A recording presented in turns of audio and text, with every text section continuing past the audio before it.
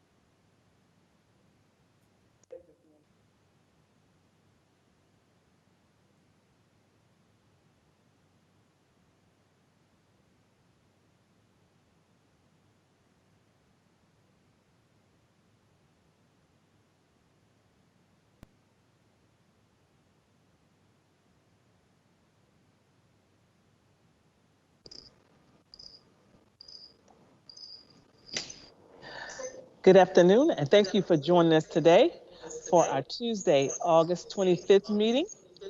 At this time, will we Echo. stand for the Pledge of Allegiance, and Mr. Cologne will lead us in the pledge.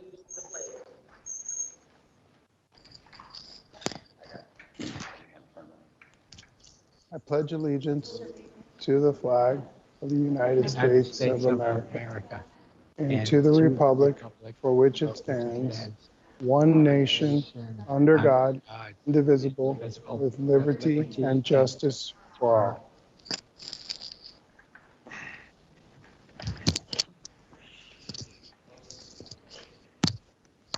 Thank you, Mr. Cologne. I'd like to introduce my colleagues at the dais. To my left, to my far left, I have Mr. Carl Persis representing District 4. Next to Mr. Persis, I have Mr. Ruben Cologne representing District 5. Next to Mr. Cologne, I have Dr. Carmen Bagabin our interim superintendent. To my far right, I have our school board attorney, Mr. Ted Doran.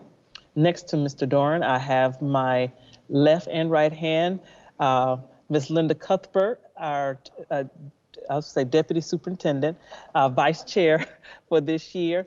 Next to her, I have Miss Jamie Haynes, representing District 1, and I'm Ida Wright, representing District 2, your chairman for this year. Items for approval on this agenda are items 1.03, items 4.02, items 15.01 through 15.09. Public participation for items on the consent agenda. 6:30 p.m. for items of general interest pertaining to public education in Volusia County. A total of 15 minutes will be provided for public comments at that time. Time will be provided for public comments on any action item before the vote cast its vote. Time will be provided at the end of the meeting for public comments of general interest.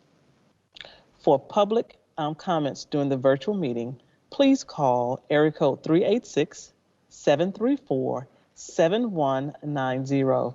Again, that number is area code 386-734-7190. Our extension is 20236. Again, extension 20236. At the beginning of each meeting, each of my colleagues have an opportunity to speak to the district vision statement. And so today, the honors, I'm gonna start with Ms. Jamie Haynes. Thank you, Mrs. Wright. So I want to first say thank you to all of our teachers and administrators, School Way Cafe staff, transportation, facilities and maintenance, district staff, everyone that has been out there working hard to prepare our schools for our students to return. But in addition to that, I'd like to take a few moments to talk about the weather that we experienced recently, and that once again, DeLand took a direct hit with tornadoes, which for those of you that have been here for a while know that previously when it came through DeLand, it hit on the south end, but this time it hit on the north end and it hit in a more populated area. And when it came through, there were a lot of our families with our own students, but also a lot of our teachers and staff that they have suffered from the tornadoes coming through DeLand. I know that I've spoken to some of them personally. Others, I've heard their stories because they've been shared with me. I know that on that day, I had a dear friend who's a teacher who had gone to take the reading endorsement test, and I had spoken to her the night before and told her, you're going to do a great job. And so I had just seen a post prior to the weather hitting that she had passed her test. And I was so excited for her that I reached out and called her to congratulate her on passing the reading endorsement. And it was at that time that she shared with me as she was driving home, because she lives in DeLand, that she had to pull off the road due to how bad the weather was, and that it was one of the scariest things that she had been through. And I saw later the damage that was done near her own home. And even George Marks Elementary was in the path. And my understanding is some of our construction workers there didn't even have time to take cover. But what I want to say is what I've seen in our community is so many people coming together. Sheriff Chitwood and his staff, a lot of our churches and members of our churches, and just a lot of people have joined together and they've gone out. And it was just amazing in such a short time how many people pitched in to help with the downed trees and the debris that was around. And so I was thankful for this, and it was a teacher that reminded me of it. On the day that that went through, had we started school originally, we would have had children walking home at that time. So it's a blessing that we didn't have kids in school yet on that day. And it's also a blessing that we didn't lose any lives.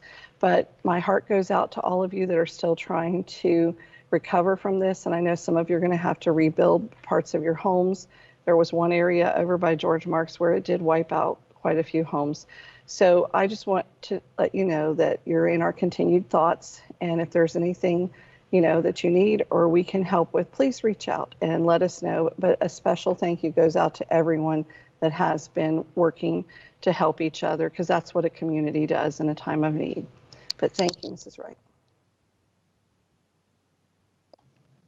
Thank you. Ms. Cuthbert?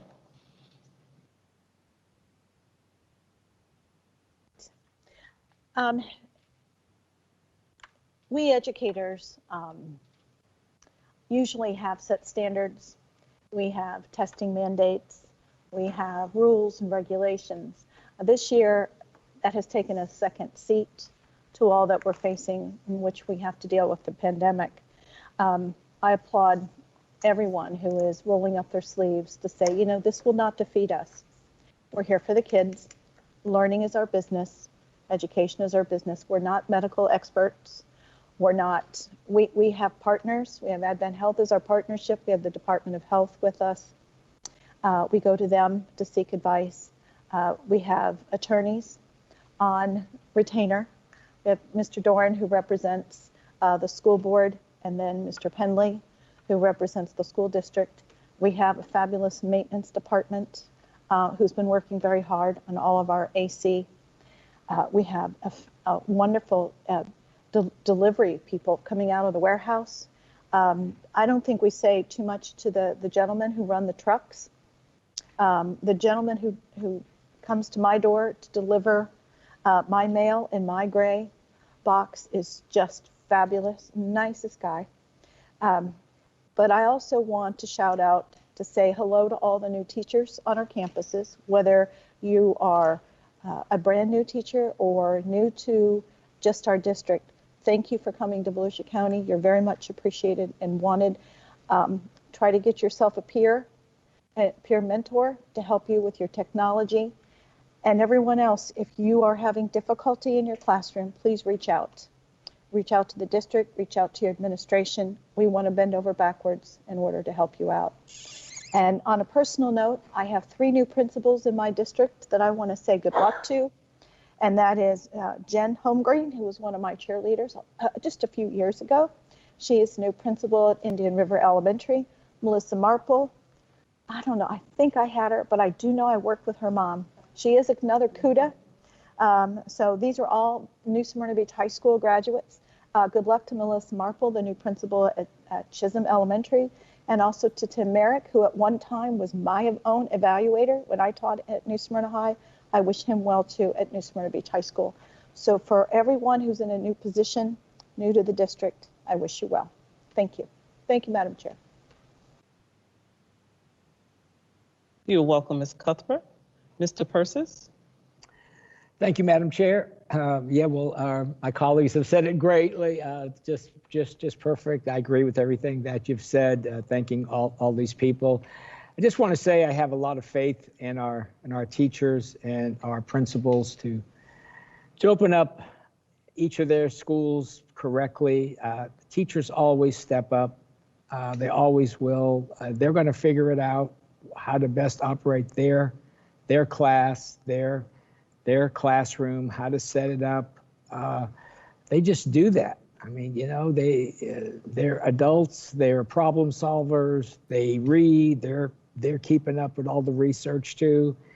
And I just want parents to know out there that you can have faith in your child's teacher. Wherever your child is going to school, whatever grade they're in, a subject, our teachers care about their students, and they always have. And this year, perhaps even more, because there's very, very few messages that I get that aren't from teachers who are just concerned about their children.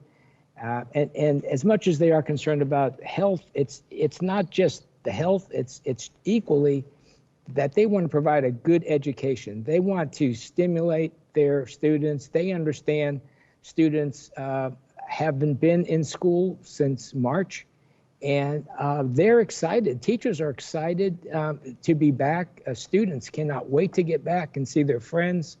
And I just really have faith in our system and all the district staff that's doing all the other behind the scenes stuff. But I know as far as parents and as far as students go, they just want to get to school and they just want to start learning again and just feel that energy and excitement. There's nothing like the first day of school, the first week of school.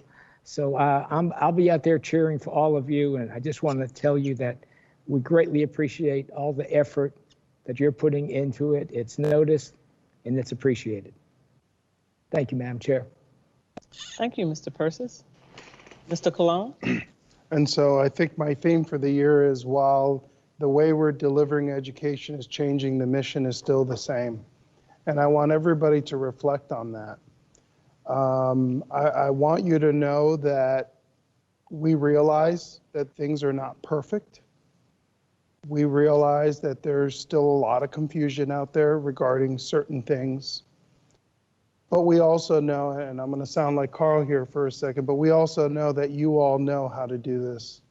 And, you know, we are working through some of our challenges. I'll call them opportunities for now. But I want you to know that we're grateful to every single person who is helping us carry out our mission in a time that is just crazy. And I use that term because educators are being made to create healthcare policies during a pandemic in the absence of guidance from the state. And so I am grateful to everyone. I beg and plead for your flexibility. I thank everyone who has reached out and say, hey, Ruben, this isn't working out quite the way you think it is. Between meetings, I was able to run to one of Ms. Haynes' schools and listen to a teacher, her challenges, and just the opportunities that we had. And so, you know, it's not perfect. We know it's not. Schools were not made for social distancing. There has not been one penny added to social distance anybody in schools. And so we are all doing our very best. But we want everyone to know that we are optimistic that we will still be able to carry out our mission despite the challenges that we will face and all of the changes that we are certainly undergoing. But I don't want anybody to think that we are underestimating the angst that is being felt right now. We are right there with you. If I tell you I've slept, I know Miss Wright was sending emails at 2 o'clock in the morning, and I started to write, hey, Miss Wright, why are you up? But then that would have probably been really weird at 2 o'clock in the morning. But we're right there with you, and we're all going to get through this together. So thank you. Thank you, Mr. Cologne. Yes, I need peace, and so that's when I work best. And you're right. If you'd have emailed me, we probably wouldn't have gotten any sleep that night. But thank you all, and I ditto the sentiments of my colleagues. Like Mrs. Cuthbert, I too have 3 new principals in District 2, Mrs. Scasia at Longstreet Elementary. Welcome back, Mr. Greg Swartz at South Daytona, and Dr. Sharon Lavelli at my middle school, Silver Sand. So we want to thank all of you. Welcome to District 2. I got a chance to see Mr. Swartz. I didn't, when I went out to the school, Dr. Lavelli was in a meeting, and I will be coming over to Longstreet shortly. But welcome, welcome, welcome. Thank you, colleagues. We will continue to move on to item 1.03, approval of the minutes for the July 15, 2020 special virtual session. Is there a motion? Move approval. The motion has been properly moved by Mr. Carl Persis, second by Mrs. Linda Cuthbert. Any discussion? Hearing none, all in favor? Yeah. Aye. Oh, I'm sorry, I got a call for, I'm sorry. I'm sorry, Miss Lieben. First, Mr. Ruben Cologne. Yay. Miss Jamie Haynes. Yay. Mr. Carl Persis. Yay. Miss Linda Cuthbert. Yay. And Ida Wright. Yay. Thank you. Moving down to agenda changes. Are there any changes to this agenda? Madam Chair, I'm sorry, and I know I usually ask for these before, but can we add an item? Oh, there's an echo. Can we add an item to discuss the judge's findings? I don't know if we could add that. I know our community is very concerned with what we are, and so I'd really like an explanation from Mr. Doran on that. So I don't know if we can add that somewhere. Well, we can. It just won't be an action item, but yes, we can add Yeah, it. not an action item, just an agenda item. Okay, and we can add it under our discussion. Is that okay with you? We'll make sure Sounds- that's a discussion item. Okay, Sounds good. Thank you. all righty. We do have one item that we need to remove from the agenda. That is item 15.01. We are pulling that and we will review that at a later date.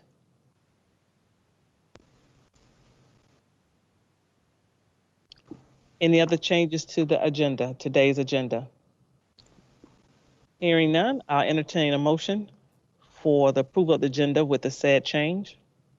Motion to approve. The motion was made by Mr. Ruben Colon, second by Mr. Carl Persis. Any other discussion? Hearing none, I'll call for the vote. Mr. Ruben Colon, Yay. Mrs. Jamie Haynes, Yay. Mr. Carl Persis, Ms. Linda Cuthbert, Yes. and Ida, yay. Thank you. And the motion has passed unanimously. At this time, it is not 6:30, so we'll come back to public participation. Do we have anybody for public participation for the consent agenda? Kelly? Yes, we do. We have two, and Miss Elizabeth Albert is up first, Okay. and she's in the meeting. Good afternoon, Mrs. Albert. If you state your name, please, and you have 3 minutes.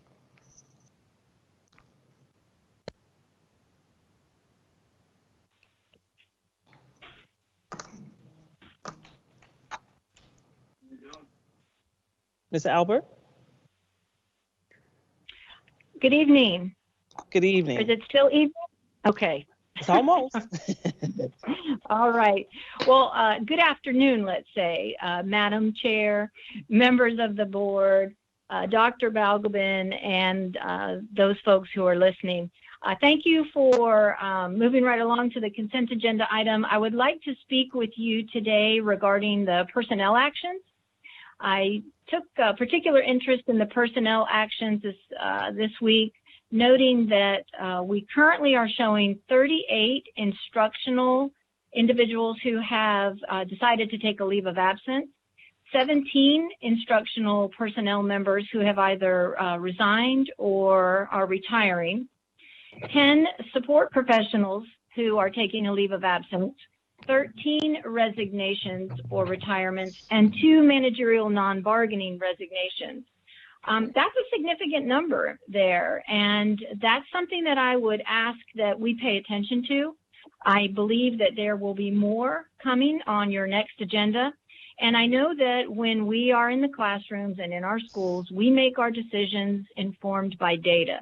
And I feel that this data is something that we really need to focus on, and we really need to think deeply and ask ourselves why this is occurring. I would say that I believe that this uptick in numbers is due to concerns about reconvening our schools, wondering if in fact they are safe and if they are appropriate to return to. I can tell you what we're hearing from the folks in schools is very much in opposition to what was shared this afternoon or earlier today in the workshop. I can tell you that we know our district has been unable to fulfill the policy of providing necessary PPE and supplies to our schools. We have a long list of items that are on back order. We know that the district has been unable to manage the CDC social distancing expectations, and in many of our schools, most of them to be exact, they are now walking those back, and desks are just mere inches apart from each other now. We know that the district is not enforcing policy 503, which is the mandatory face coverings. This is occurring not only at the district level in meetings, but in our schools as well. So we are very concerned about the expectations on Monday when the children reconvene in our schools. We know that there are inconsistencies with responses to exposures and positive COVID cases in our schools and work sites. And we were told that the district is not participating in contact tracing, nor are they even making notations on where we have positive cases so that we can identify if we have hotspots in our schools. I find that to be extremely concerning. And we know that some of our schools, although we're working very hard and there is an app now, some of our schools are still dirty. I've been contacted by a few folks that have even told me that when they use the app, they've been admonished or chastised by their administrators or even ABM personnel for actually articulating those concerns. And I know that you would never stand for that. So I hope that that will get rectified very soon. And one thing I want to point out, Mr. Persis and Mr. Cologne, you're absolutely right. Teachers always step up. But I ask you, are you willing to step up for our teachers? I know that before COVID came to town, there was a significant critical teacher shortage, not only in Volusia, but across the state of Florida. COVID didn't fix that. As a matter of fact, looking at the numbers that we have here, it's made it worse. So I'm hoping that you will stop the hemorrhaging of our educational professionals and make sure that our employees feel safe to remain teaching in our fine Volusia County Public Schools, teaching the best students in the state of Florida, because we're counting on you. We need you to help us, make us feel safe so that these lists of resignations and leave of absence will, in fact, start to shrink. So thank you very much, and I appreciate the time. Thank you. Mrs. Schultz, our next caller. Our next caller is Miss Amy Hawkins. Good afternoon, Ms. Hawkins. Ms. Hawkins? Good evening, members of the board. How are you? Fine, how are you? I'm sure that most of you are exhausted. I know that I'm exhausted. I wanted to speak briefly about the personnel actions. Mrs. Albert is obviously much more articulate than myself, so I don't feel the need to read back through the numbers that basically equate to a small elementary school of people that are leaving this district just in today's board meeting. I'm sure that we will have a similar departure again next board meeting. And Mrs. Albert did a great job of pointing out a lot of things that we know. So I want to ask you about the things that we don't know. How are we going to replace these teachers? How are we going to replace these educational support professionals who by all rights do some of the hardest work in our district? How are we going to do this in the middle of a global pandemic when we can't even provide those educational support professionals that work with some of our most vulnerable children PPE? How are we going to do this when we have students that are logging in to Volusia Live and Volusia Online Monday and they don't know how? How are we planning to do this when we have people walking away from this district because we haven't given them the information that we need to give them in order for them to do their job, and we haven't protected them in a way for them to feel safe? I know that as a parent, I'm being very patient about my children's schedules coming into school on Monday, but I work here and I don't know how my children are supposed to access their curriculum and their learning materials Monday morning. I've been an employee of this district 10 years. I feel like I'm well informed, and I don't know how my children are supposed to access school in 4 days. If I don't know, I would imagine that many of our parents who aren't as engaged as myself also don't know. I've said it before. We can sit here and listen to the district sit at the dais and tell you all the rosebuds that they want, but this district is not ready to open. We are not ready to open. We do not have the questions answered, and I will stop just short of telling you that when I listened to the workshop as I was getting my classroom ready this morning, a lot of that information was inaccurate. Now, whether it was inaccurate purposefully or accidentally, I do not know, but it was inaccurate because as a teacher, I have not heard those questions come to me. And I don't know where the disconnect is between the classroom and the district and the school board. But we are not ready to open, and our children are going to suffer. And I thank the judge in Leon County for giving you the opportunity to protect our children and our staff members, because we are not ready. We don't know what to do Monday. I don't know what to do for my children. I don't know what to do for my students. And when you ask the question, no one can give you an answer either. If you can sit at the dais and ask a question of this district and they can't tell you an answer, what are our parents supposed to do? We are not ready.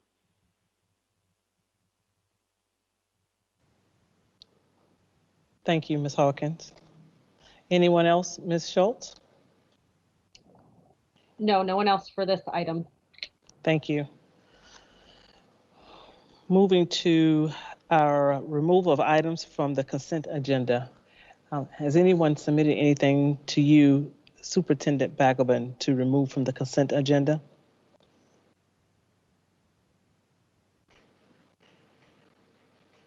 No, ma'am. No? Yes, no, ma'am. Okay. Colleagues, are there any things that we want removed and discussed from the consent? Go ahead, Ms. Haynes. I have a couple questions about 11.01 and 15.02.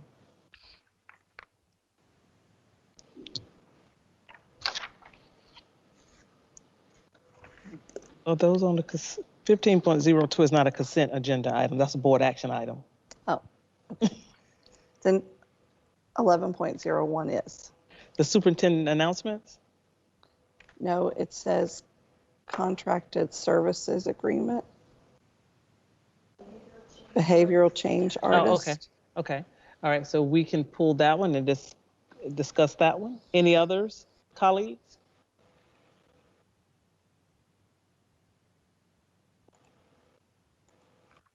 Hearing none. Okay. I'll entertain a motion to accept the consent agenda as printed with the one removal of item 11.01. So moved. Second. The motion has been properly moved by Mrs. Jamie Haynes, second by Mr. Carl Persons. Any other discussion?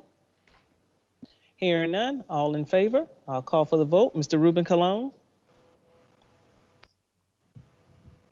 Nay. Okay, Miss Jamie Haynes? Wait. Okay, I just want to make sure that you understand you're voting against every single item on that agenda. You understand? Did you say nay? Yeah, that sounded right. When you vote against the consent agenda, you're voting no to every single item contained within the consent agenda. If you have one item that you want to vote against or have a problem with, then we should just pull it and then have a separate vote. Or did you intend to vote no on every item? And so that would be if it fails, correct? So I'm one vote. Well, that's true, but you're going to go down as having voted against every single one. I just wanted to make sure you knew that. That's fine. Nay. Okay, no problem. Ms. Jamie Haynes? Yay. Yes.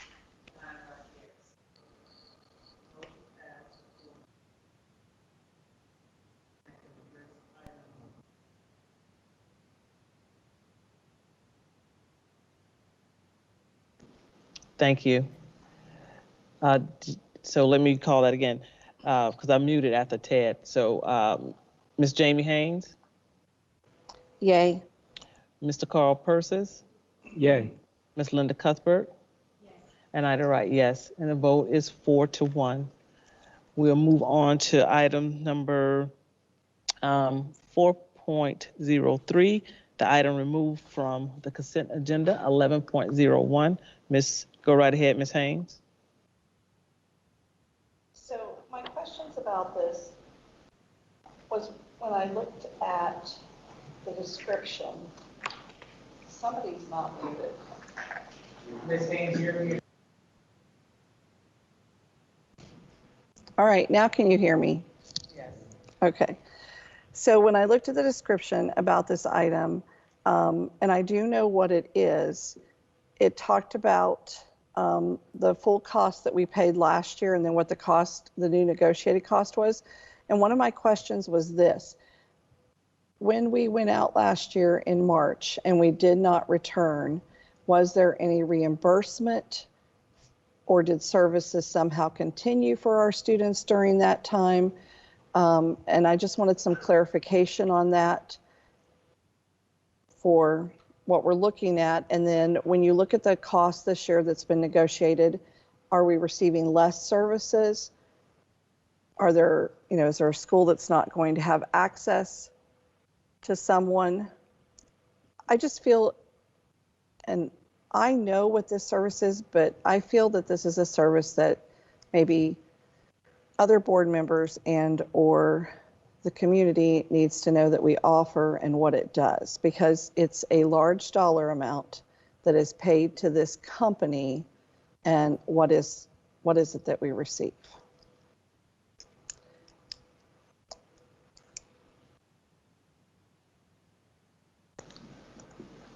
Maria Kraft did the negotiation for us, and Ms. Rose Rowland is aware of a part of that negotiation that took place.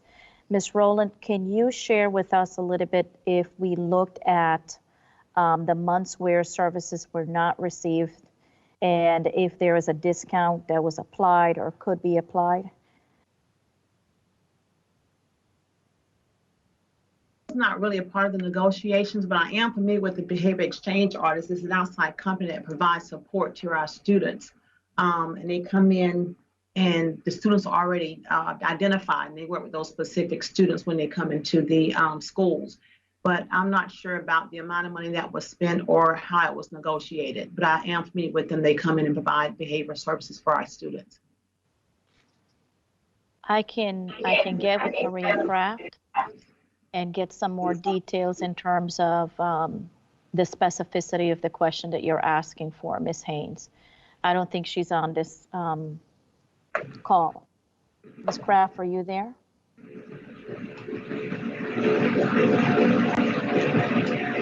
She's not there.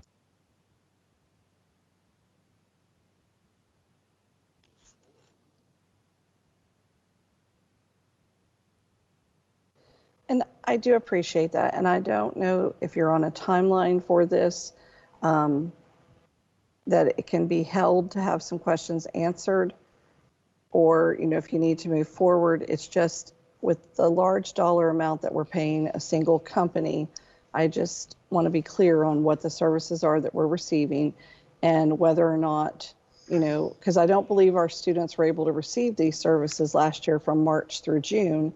And so was there some type of discount or reimbursement, or was that taken into account? When you look at, the number of people that are providing this and the hourly rate of pay that they receive, and on top of just the fact that it's a $2 million plus contract, slightly over $200,000 of it is just in administration fees.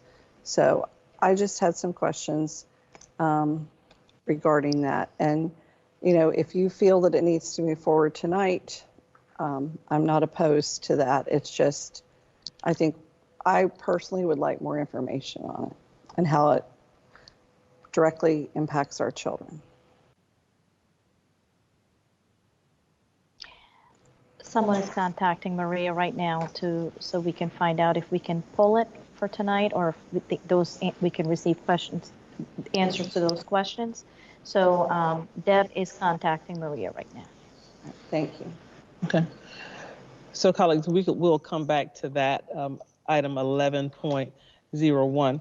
Mr. Colon, would you like to discuss what your concerns were?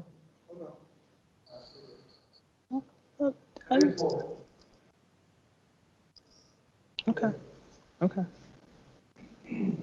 Thank you. Moving on to item 12.01, announcements. Dr. Balgobin.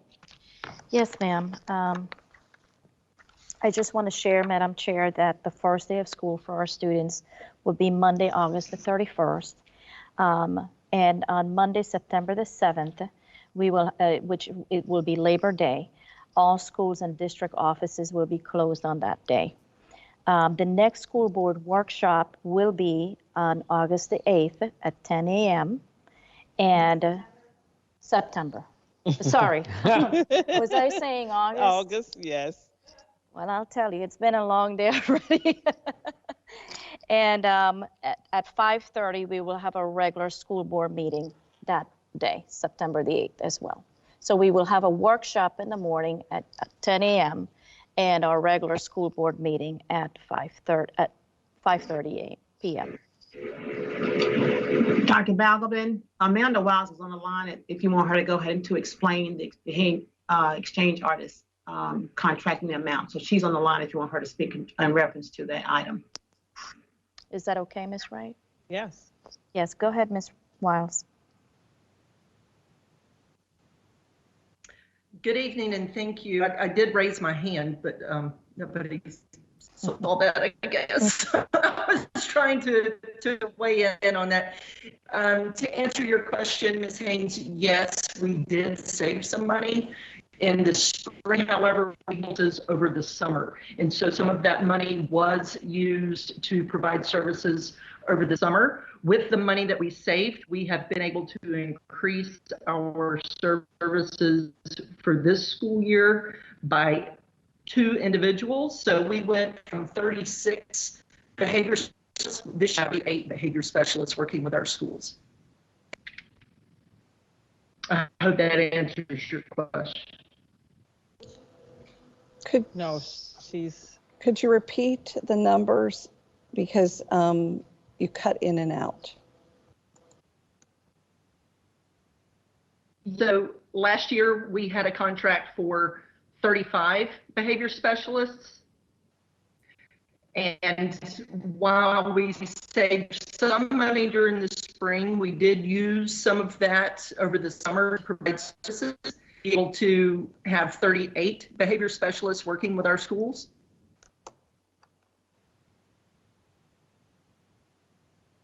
And so that part of the increase is because of the extra personnel, but some of that was absorbed by the money that we saved.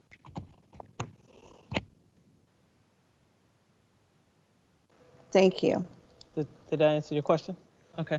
Mr. Persis, I see your hand, and then Ms. Cuthbert. Madam Chair, that was for a previous item. My hand is down. Oh, okay. Ms. Cuthbert? Dr. Balgobin, on my calendar, I have our board meeting on the 8th at 3:30. Am I incorrect? No, you're correct. We have a workshop that morning and a board meeting at 3:30. Okay. So, Erin, 3:30. Okay, 10 and 3:30. All right, thank you. Just making sure. Okay. Ms. Mueller, I see your hand.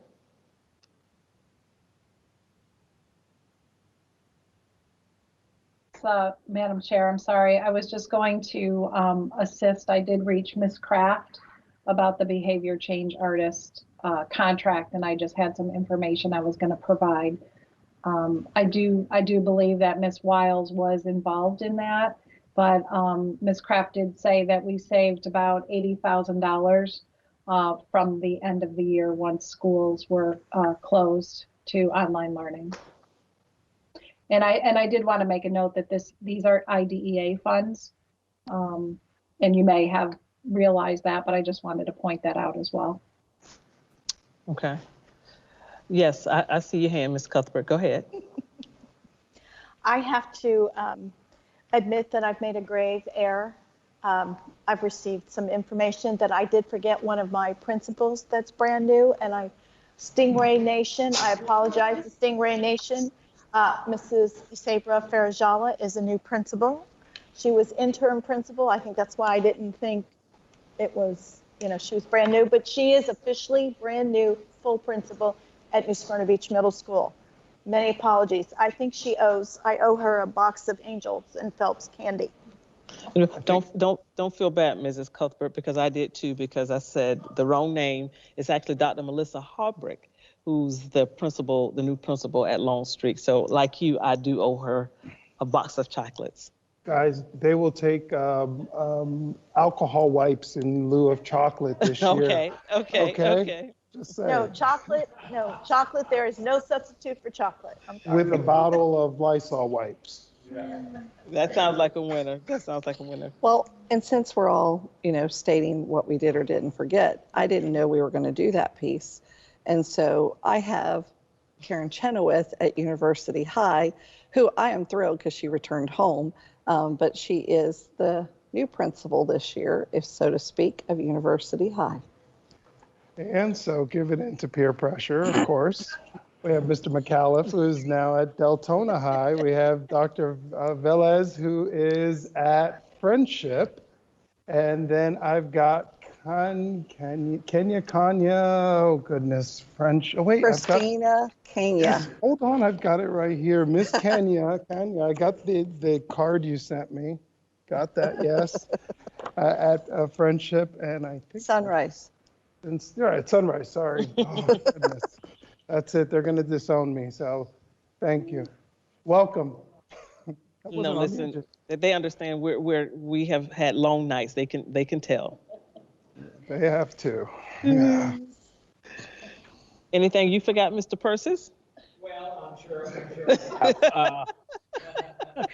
You all are killing me today. I'm scratching my little brain here trying to think. Okay, I have Holly Bailey transferred, right? And she's a new principal at Pathways Elementary. And Paul Struska at McInnes Elementary. I'm sure I left out somebody, but those are the two my little brain can capture right now, Madam Chair. But thank you for asking. You're very welcome. So charge it to the head, not the heart. We truly apologize. Okay. Anything else as it relates to the consent agenda item? We already told Mainland High. Mainland High, do you have anything else that we want to address with the consent agenda? Because we still need to vote on item 11.01.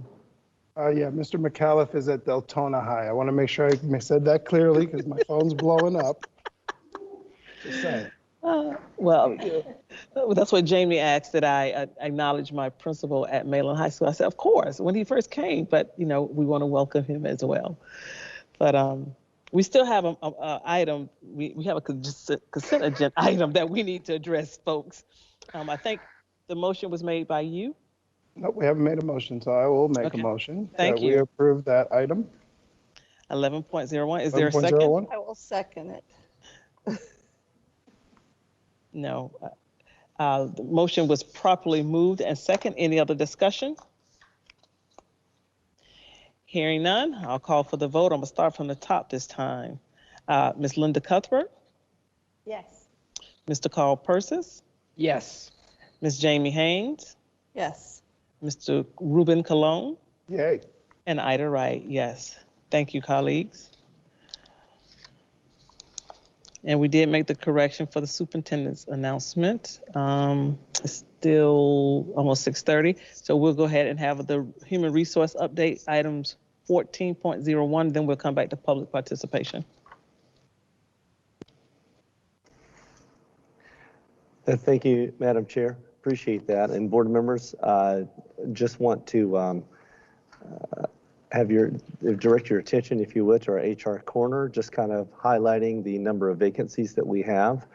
And we do have quite a few vacancies based on the addition of allocations into our Volusia, enhanced Volusia Online. We currently have 381 instructional staff. However, we're looking to hold on those until we have the number of our students that show up on that first day. And you'll notice support staff, we have 188 vacancies as well. You will notice that on the next slide, based on the number of hiring that we've done this summer, which started back in our hiring season back in April, you'll notice that we have hired 558 instructional and 170 support employees.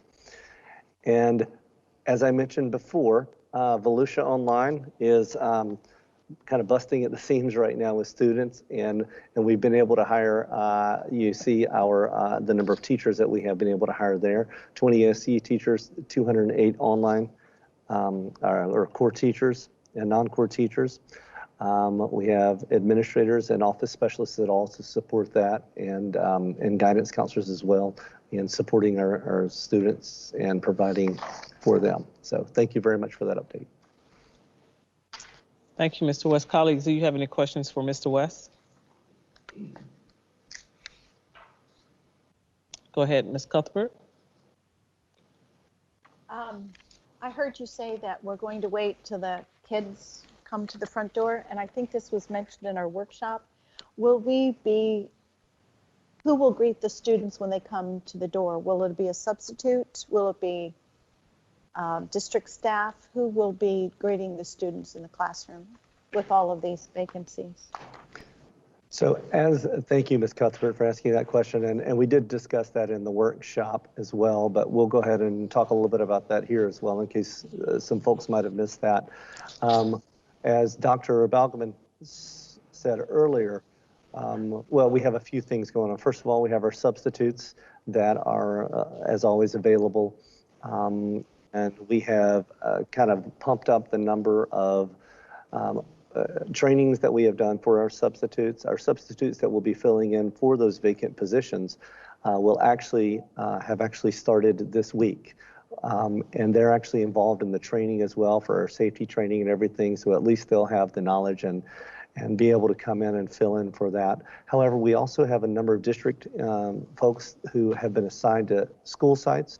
So every school site will have district folks that are there as well. And as Dr. Balgobin has mentioned earlier with that.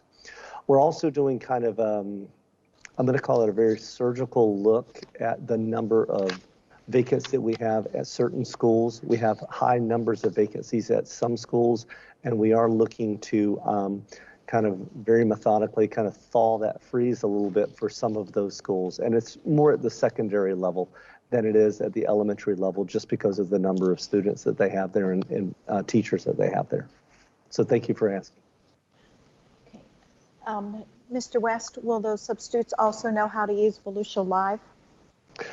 What we have advised our principals to do, well, first of all, to answer your question, that's part of the reason that we've had them come back a week early to actually be involved in that training. So they have had the opportunity to go through the same training that our teachers have for the last 3 weeks. But what we've actually advised our principals to do is, if at all possible, to assign those subs to be the brick and mortar, the face-to-face. Is there a plan to address filling these vacancies beyond the first week? I mean, what actions is Human Resources taking to seek filling all of these vacancies? Yes, ma'am. So once our students return to school, we're going to follow our normal process that is outlined in our collective bargaining agreement. We sit down with finance and budget, and we go through our allocations to look to see where our students have shown up. And we basically look at any kind of allocation adjustments that need to be done in those first 2 weeks of school. And then what we'll do is, if any shifts need to be done, we will follow our normal displacement process. Okay, now I don't know if you can answer this one. It may not be your purview, but as our schools open, no matter what time that is, and as our students return, some schools are not seeing a very large reduction of students moving online. They might have a lot of physical presence. For example, school 1,700 at a high school, maybe only 250 students stay away.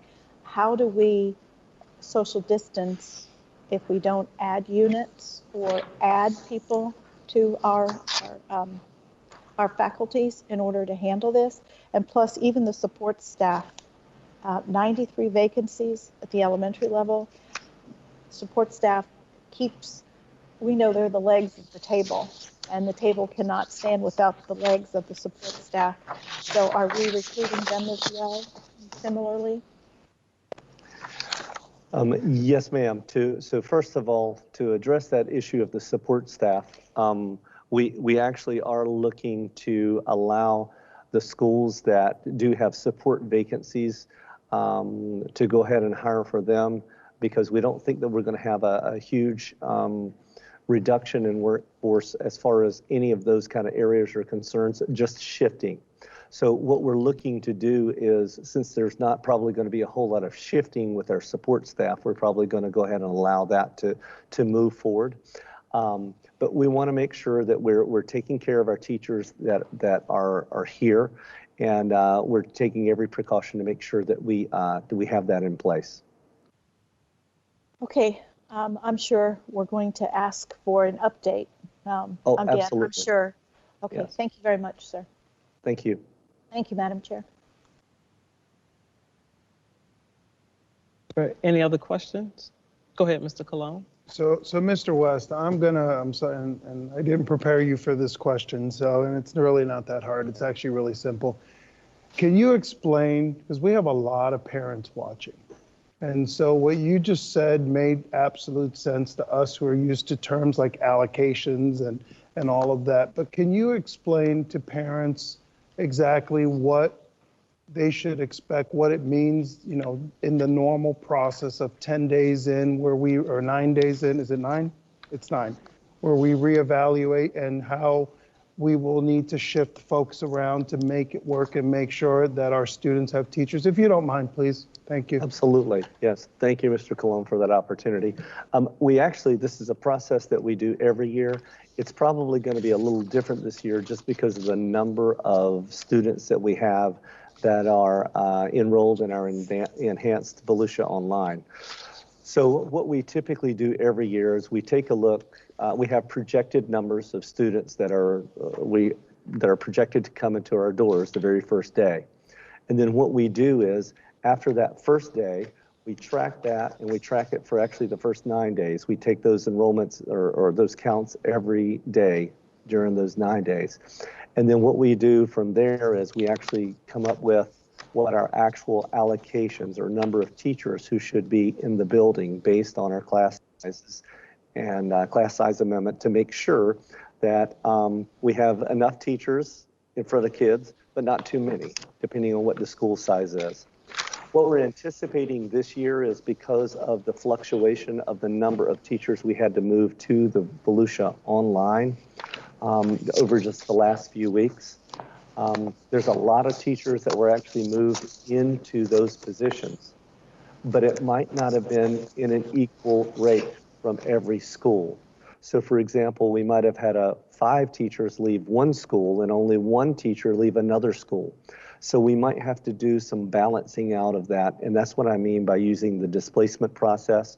We take those teachers that we might have some extra teachers at one school, and we actually allow them to move to the school that we don't have enough teachers to fill those vacancies.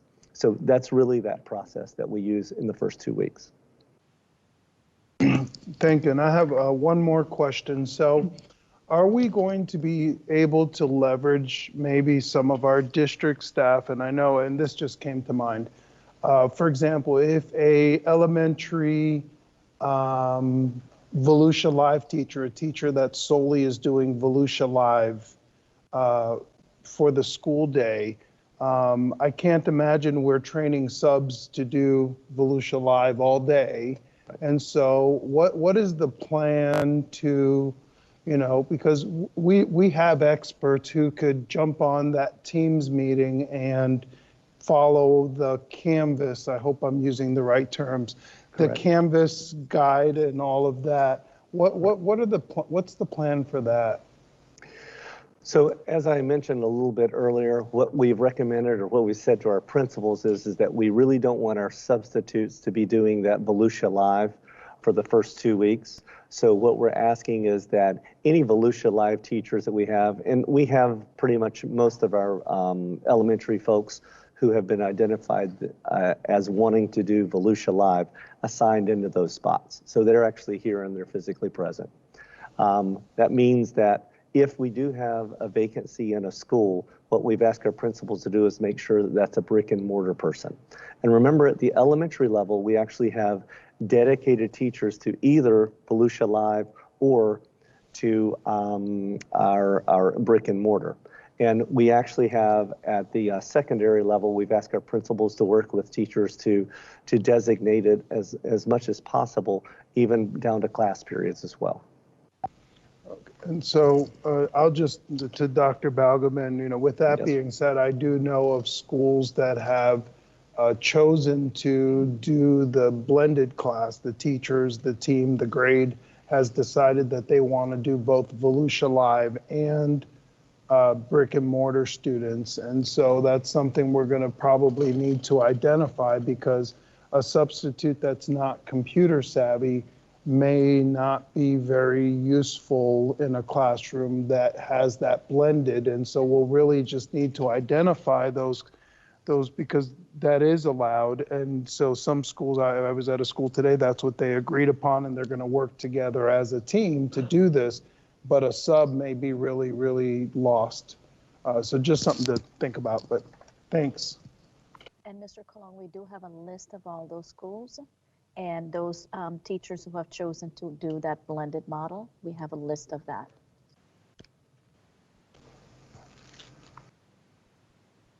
Mr. Colon? Mr. Persis? Nothing? Okay. Any other questions, colleagues, before we move on? No? Okay. Thank you, Mr. West. We'll come back now to public participation.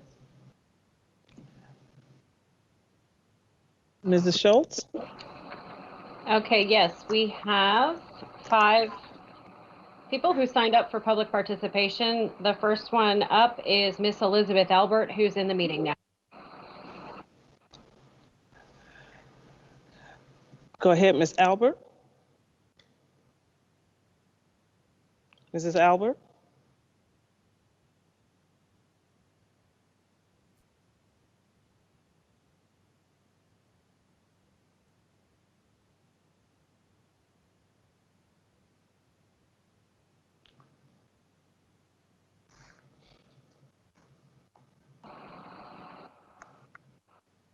Her mic is muted.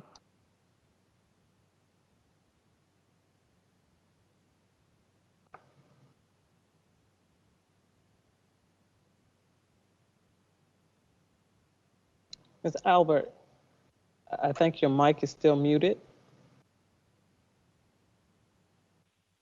How about now? I can hear you now. Perfect. All right. Well, I was saying good afternoon again.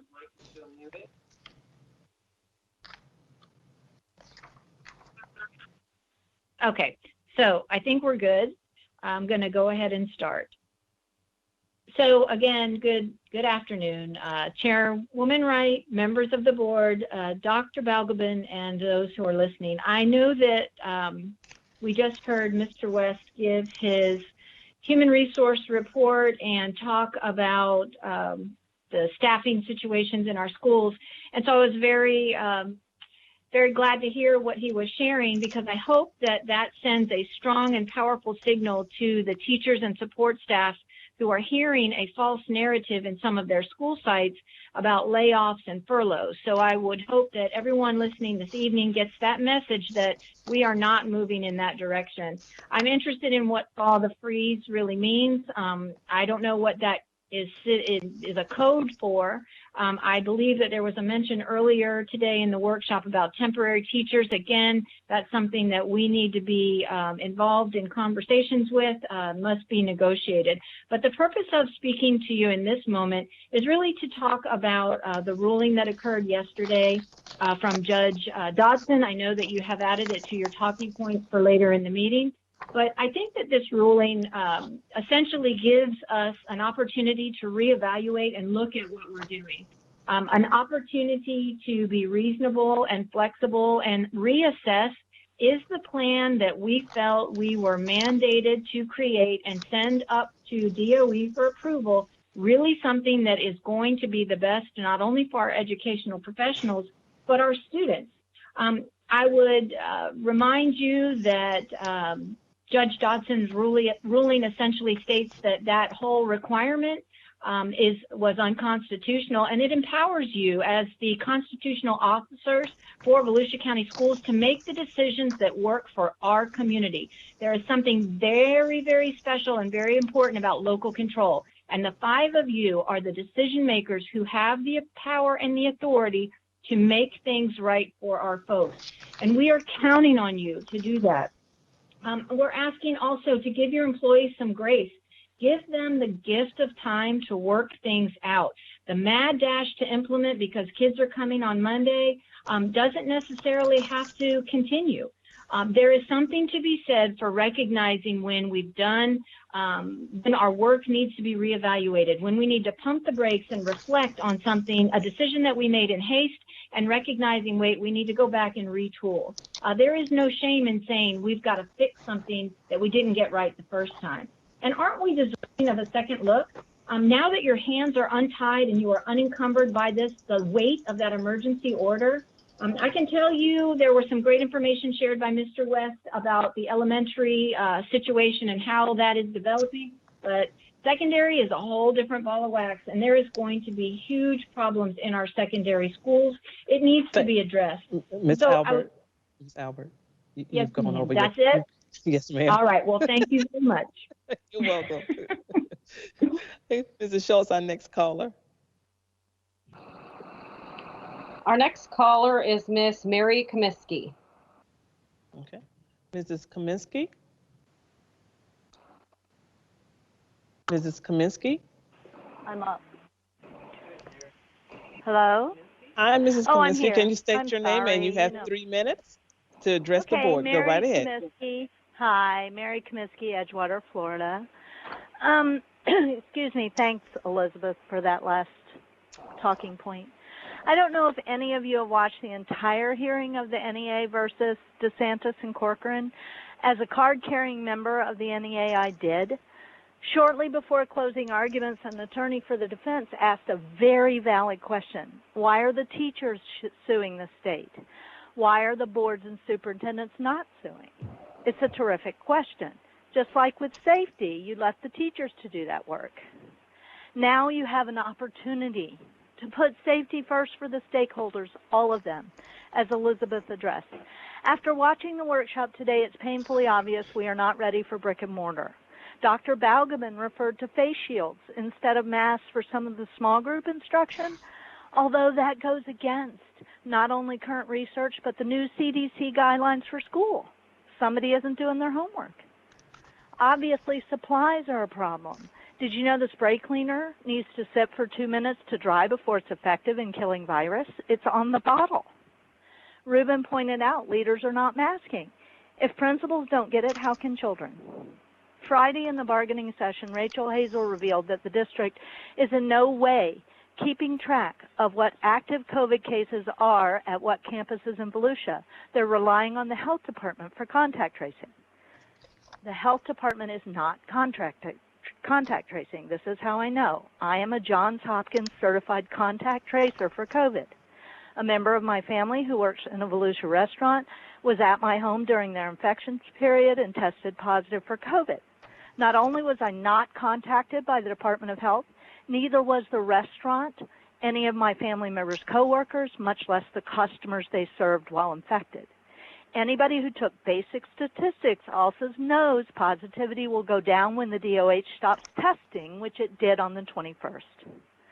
Ms. Haynes this morning chastised anyone listening who shares health information on social media as illegal. That's not true. You can share your own health information, which she said, as well as information made public, such as the fact that a school board member waited days for a COVID result last week, as revealed in bargaining. Passing along information already made public isn't illegal. If board members have a problem with social media, maybe VCS should not have a social media presence. Mr. West is a bit disingenuous about subs. My husband got 12 separate long-term sub offers yesterday before lunch. Ask for specifics by site, Linda. You are entitled to that. So are the parents. Thank you, Five, for the yeoman's work you're doing. Misty out. Thank you.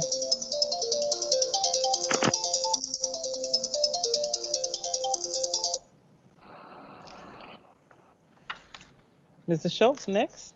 Up next, we have Miss Brenda Roy. She's in the meeting. Good afternoon, Mrs. Roy. State your name and you have 3 minutes to address the board. Can you hear me now? I can hear you. Mrs. Roy? Yes. Yes, just state your name and you have 3 minutes. Yes, ma'am. My name is Brenda Roy, and I am from Port Orange, Florida. Sorry about that. I've been teaching in Volusia County schools for 26 years. I have never been afraid to return to school. There is no substitute for the smiling, caring teacher who is in front of her students every day. However, this year is very different. After 26 years in the classroom, I have decided to teach online and have joined the VOL team. Is it my first teaching choice? No, it is not. But I have joined the other 200 plus teachers who do not feel safe in our schools and are opting for a safer way to continue to do what they love. Additionally, there are at least 33 teachers who have taken a leave of absence and 16 who have resigned, although these numbers may be even higher. These numbers serve as clear evidence that staff do not feel safe in the schools where safety should be a non-negotiable. Part of being a teacher is having compassion. I feel compassion for you, my school board. I'm in no way envious of the position that you find yourself. I would not want the lives of 62,000 students and 7,300 employees hanging on my decision in this tragic scenario we find ourselves. The fact is that Florida has some of the most significant numbers in the nation for positive COVID cases.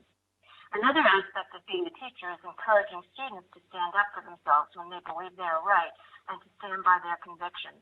This is exactly why the lawsuit was filed by FEA and backed by the National Teacher Union. The fact that Judge Dodson struck down the state's emergency order as unconstitutional reiterates the lack of safety in our schools. Judge Dodson has paved the way for local decision makers like yourselves to base your decision about reopening schools on the advice of medical experts and the data about COVID cases and positivity rates in our communities. Those current rates are not at the level recommended by these experts. Besides the issue of safety, the issue of focused instruction in the classroom is also questionable. My friends who are still in the classroom have made me aware of the haphazard way that Volusia Live option is being rolled out. The demonstration videos they have been given are just about worthless. How is a secondary teacher supposed to cater to students online as well as face-to-face? As I've seen in my VOL trainings, these are two jobs, not one. One person to supervise face-to-face and one person to man the computer and issues that come up in the chat. Additionally, the amount of time teachers and students are being asked to spend in sanitizing desks and computers that must be shut down and unplugged before they can be sanitized while incoming students wait out in the hallway. How could this be considered effective instruction? This is not what parents signed up for, nor is it what teachers or students expect in a classroom environment. What is the solution? Just like our phased reopening of our state, there needs to be a phased reopening of our schools. We need to be ready, just like our military is trained and ready to go into combat. Our children will not thrive in an environment that is not clean or where the air is contaminated due to old, outdated filtration systems. Thank you. Hello. Thank you. Have a good evening. Your 3 minutes are up. Thank you. Mrs. Schultz, our next caller. Up next, we have Miss Ashley French. She's in the meeting. Good evening, Ms. French. Can you state your name and you have 3 minutes. Mrs. French? This is Ashley French. Good evening, board members. Have you heard of the hot new accessory trending on Etsy and Instagram in the early 2020s?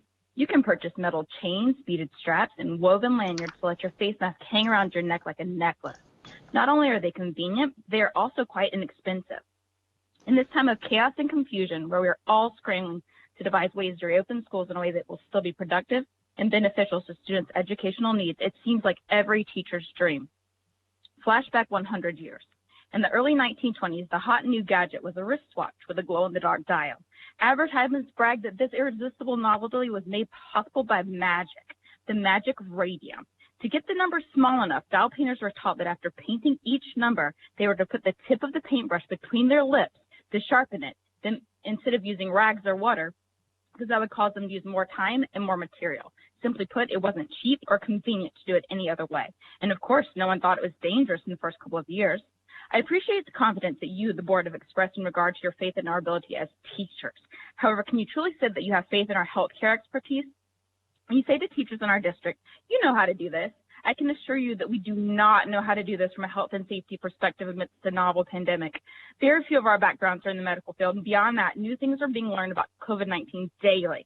So unfortunately, advice from Pinterest is not going to work this time. Now is the time that we turn to the expertise that is beyond our own. Last week, I emailed the Florida Department of Health, humbly seeking their guidance on how students should store masks during the school day when not being worn. Their prompt response was, according to the CDC, face masks should be carefully folded so that the outer surface is held inward against itself to reduce contact with the outer surface during storage. The folded mask can be stored between uses in a clean, sealable paper bag or breathable container. We recommend you contacting your local school board on the protocols they have in place for this. Having heard from countless schools across the district that lanyards have already been purchased for all students, I emailed again asking more directly about mask lanyards, and the response was, the Florida Department of Health would recommend following the CDC's guidelines. The response from the Volusia County Department of Health was much the same. It is my request that if we and our children are being forced to return to face-to-face conditions before it is safe, that you, the board, insist all CDC guidelines be strictly followed and enforced in all of our schools, whether convenient or not. Decisions about the health and safety of our students, teachers, and community should not be based on convenience, but rather the guidance of medical experts, which the majority of us are not. Simply put, we are out of our league here. So the least we can do is listen to the things we do know should be done to safely reopen schools. It isn't enough to just do the best we can do. Just as dial painters were unwitting subjects in an unwitting experiment, we cannot let our students be the guinea pigs for discovery. Oops is never a good health policy. Thank you for your time.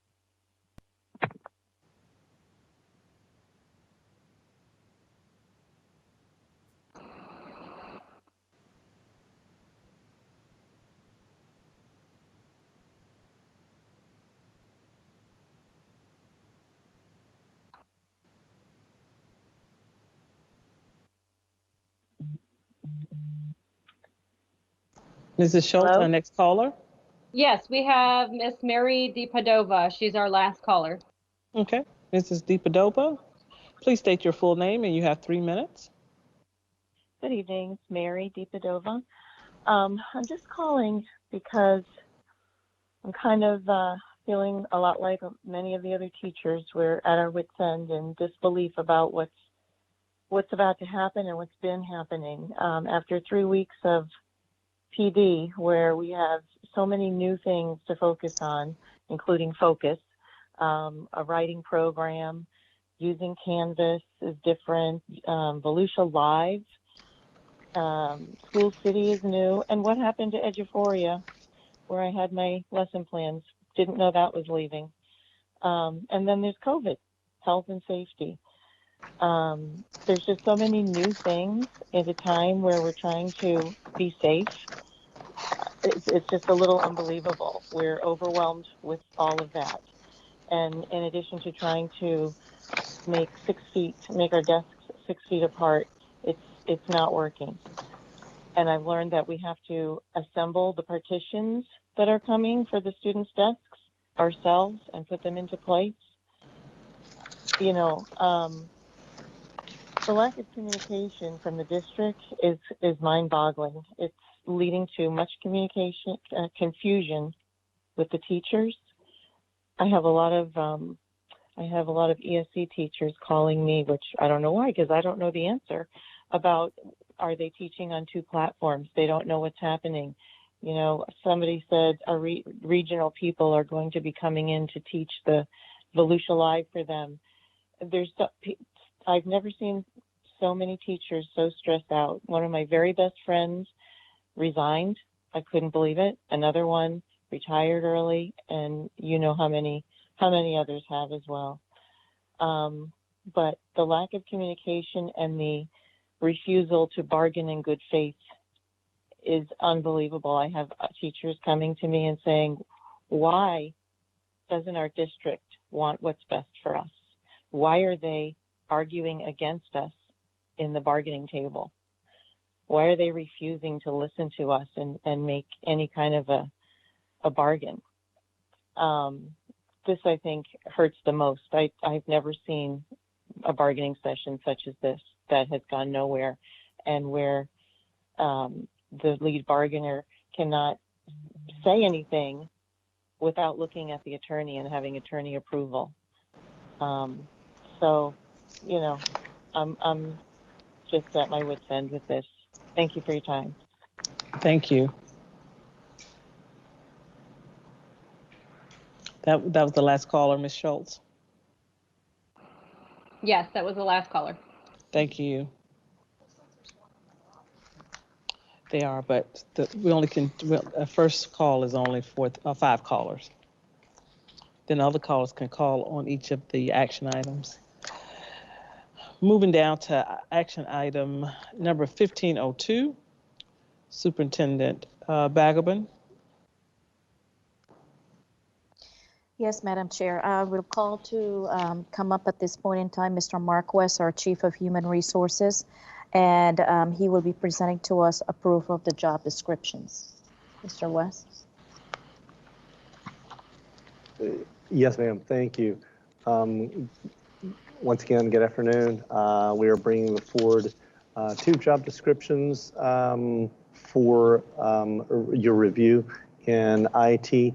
And we're actually looking at a project analyst, and and in addition to that, we're also looking at, and I'm going to refer to Mr. Griffin because I think there's a correction that we need to make on one of those job descriptions. So I think there's a question about that, Mr. Griffin. Yeah, thank you, Mr. West. So something got uploaded wrong, I think, to board docs, because there's 2 job descriptions that are identical with 2 separate titles. So the project analyst job description is not valid. So I don't know how we handle it, but that is not one that I want to even put up for the board's approval, because that's not the job description of what it should look like. Okay. So I don't know how we handle it, but I think that one is a TBD for another time once we can get that corrected. We'll speak on the ITS Business Operations Analyst position, because I believe that one does look correct.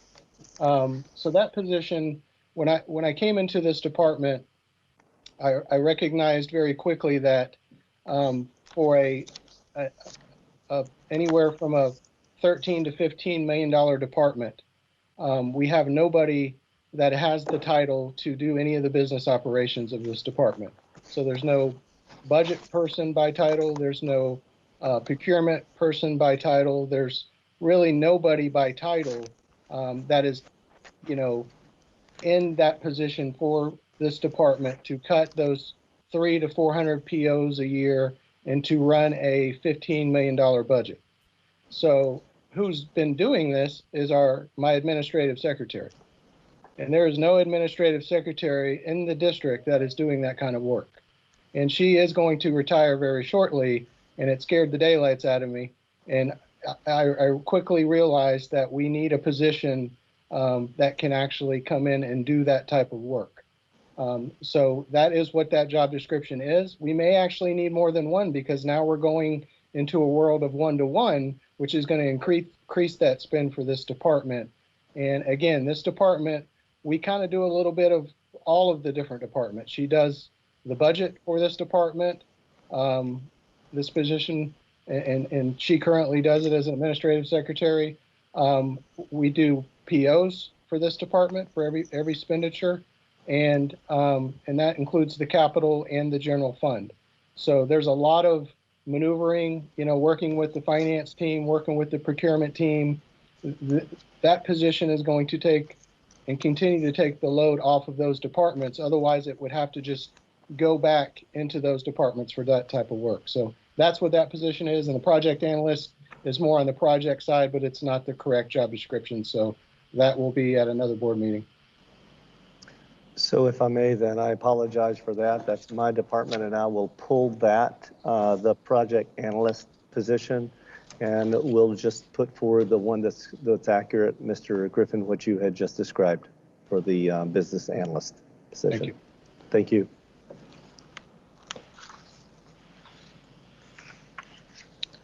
It's just the one item, Mr. West? Yes, ma'am, that is correct. Just the one job description. Okay. Ms. Schultz, do we have anybody on the line for action item 1502? We do not. Okay. Colleagues, entertain a motion. I have a question. Go ahead.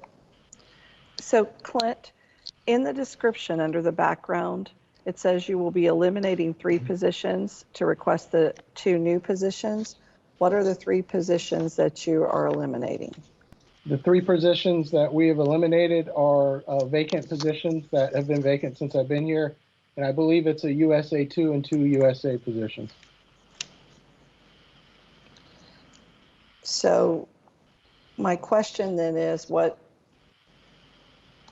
the additional cost for these 2 positions? Because a USA 2 and 2 USA 1 positions won't give you enough funding to cover this. Actually, it does. And there is a level that we do have to keep that we hire in at. And we did talk to finance about that. They kind of asked that same question. If we hired them both in at the midpoint, we would not have enough money. But for the vacancies that were budgeted, the number that were budgeted for those 3, we do have enough for these 2 positions if we stay within a certain level when we hire, and I plan to do that. And it will actually come back and save the district money with what I plan to do with the levels at the hiring level. Okay, those are my questions. Thank you. Go ahead, Ms. Cuthbert. Piggybacking on what Mrs. Haynes said, then if there are 3 USAs, how are we doing with our USAs? Because I'm sure they're in there trying to help people set up their monitors, their computers, when it comes time to do Volusia Live or just anything, just to set up a normal classroom. How stressed are our USAs in our schools? Because some of them have several schools to cover. Do we still need USAs? Yeah, absolutely. But I think for the short term, we are in a hiring freeze to where we are probably, in a position to where I'm not sure where we can move forward with hiring any USAs at this point. But I'm trying to put this department in a position to be able to facilitate the need currently, and that need has to have priorities. And I think right now we have to have a skill set to be able to spend the money to be able to get to all of these programs to support this new pandemic. And it's a decision I struggled with because I think we need both, really, to be transparent with you. But I can't go into the budget and cost the district money right now with where we are as a district financially in the immediate future. And I had to use the existing allocation for staff to be able to create these positions. And I do plan on giving money back. So if we do hire these 2 positions, it will be less than what was budgeted for those 3 positions. And I think that was the hard decision. If we ever get back to a position where we can hire externally and we are financially more fiscally healthy, then maybe we can look to add back those USAs. But I think right now I have to use what the money we have and kind of try to save the district money and also check a need off that checkbox. Okay, I understand what you're saying, and I understand your need because you do need someone to analyze the budget to make sure you do have money to spend, as well as to handle, let's see, what was the other thing that's supposed to be doing? Yeah, they do POs, they POs the budget. Your purchase orders as well. But also we need to support the tech level at the school level, especially as we are using more and more technology in our classrooms. And as long as I've been on the board, almost 6 years, we've always been short of USAs. They've always had to travel entirely too much, do too much. And so I think this is a long overdue need that we have. And I understand perfectly what you need. And I do agree you do need that as well. But we have to find money somehow, some way, and get some more USAs. Absolutely, and I am in total agreement with that. And it's actually a part of the 3-year plan to have 1 USA per middle and high. And actually probably 1 to 2 or 3 elementaries. And I absolutely agree. In the long vision, we need those kind of numbers. The short vision, I think, is this, having to make a tough choice. But I absolutely agree, Ms. Cuthbert. We are way short on that avenue of support. And it will be, hopefully, we are in a better position here 6 months, 12 months down the road to have those discussions to become, we call it a one-to-one, they call them USAs here, but a one-to-one tech support for school district to support that one-to-one, initiative that we're rolling out. Or, we have one of two conversations, then maybe we're not in a financial position to do that and we stay the course. But I am total in agreement with what you're saying. Okay, I think it needs to be a priority. We need to find it because I've heard down the road we will do this quite a few times. And it's nothing to do with your position since you've been here, maybe 6, 7 months. I understand that, but we are asking a lot of our teachers to do extraordinary new technology in the classrooms, and they need tech support. Do all of our teachers know where to call to get tech support? Do they know if they're getting their if they're Volusia Live and they're getting their monitors, who is going to install those monitors for them? And where do they call if something goes wrong or if something is not connecting? I can see Monday or months from now, there's going to be problems, and who do they call? And I've been asking for this, some kind of pamphlet. Is it a school-based decision? Because a lot of times it gets lost when it is a school-based decision. There has to be a district-wide. If you have trouble with your tech, any kind of technology, there should be one phone number, one person answering the phone to say, I know who to connect you with. And a lot of times when orders are written, pink slips or whatever they're called, when an order is written for tech support, a lot of times it gets lost in the queue, it gets lost in the stack, but we need support right away.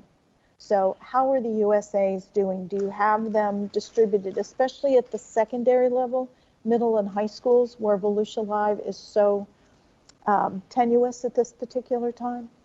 Absolutely. So I have a meeting with my entire department management staff for 2 hours tomorrow to discuss just that. The current support model that we've had is not going to work start Monday. So I've made that very clear Friday, and I've had my team schedule this meeting because we will not be able to have Volusia Live go down for a teacher that may have 5 to 10 students on that program that are now not in an educational environment waiting on a ticket for 2 or 3 days to be responded to. That is not acceptable to any of us, to any of you on the board, to this district, or my shop under my watch. So we are going to come up with a triage and a mobilized support structure that is going to help those 15. It's going to include Monday and Tuesday, all of the USAs and most of my engineers visiting schools. They're probably each going to have 3 or 4 schools a day, and they will visit those schools and give me feedback for the beginning of that week on what the problems are, what the consistent problems are, and what do we do to fix it. So that is definitely on my radar, and in the next 2 or 3 days, it will be resolved and we will have a plan. We do have a hotline. We're setting up a chat that will go live Monday that is going to be tested right now. So it's a text chat that will go directly to my help desk, so they don't even have to call and wait in a queue. They can start a chat. It's going to be at the top of our website, and they can go right on the chat and start chatting, problems. It can be teachers, families, parents, students, and we will have that. That's a brand new product that we're going to roll out. So we have the hotline that goes straight to the help desk that we will be supporting Volusia Live, Volusia Online, if that's the way they want to do it, and triaging those calls by need to the right departments to get the support. So although we have 15 USAs for this Volusia Live, we are going to have an army behind them, because I got a huge department, and I've told them all that we are working a little bit out of our normalcy, because if the teachers got to do a little bit different, we're going to do a little bit different to support them. And I know that first 2 weeks is critical as they get acclimated to that new environment. Okay, are you going out as well? I am definitely going out as well. I've been to some schools already and talked to teachers and principals, and we've already made an adjustment. And the monitor purchase is one of the adjustments that we actually did. last week, is we listened to teachers, we listened to principals, and we started to hear that, yes, this is probably a valuable add if we have an external monitor for these teachers that are doing Volusia Live. And I just got an update. By the end of this week, we'll have 1,300 of them in stock. So we're gonna start dispersing those to the secondary teachers first and get those deployed, and we'll hope to have a good chunk of those deployed next week and the week after. Okay, now those monitors are going to have to sit on something, correct? Do Absolutely. we have a secure pedestal or table, or because they're not going to be able to sit on a desk? Anybody can knock them over. Yeah, I think that's a case by case, depending on the classroom and the teacher's preference. I think we're going to work with each teacher and try to help them figure that out and how or where they want that. They may want it facing the different areas depending on where they're going to be, and they may want the laptop facing a different area because the camera view. I think we're going to treat those case by case and assist the teachers in those setups. Okay, thank you very much, Mr. Griffin. I appreciate your honesty and your fortitude. But anything I can do to advocate for your department to get some more USAs, just call me. We will. Thank you. Thank you. Thank you. Thank you, Madam Chair.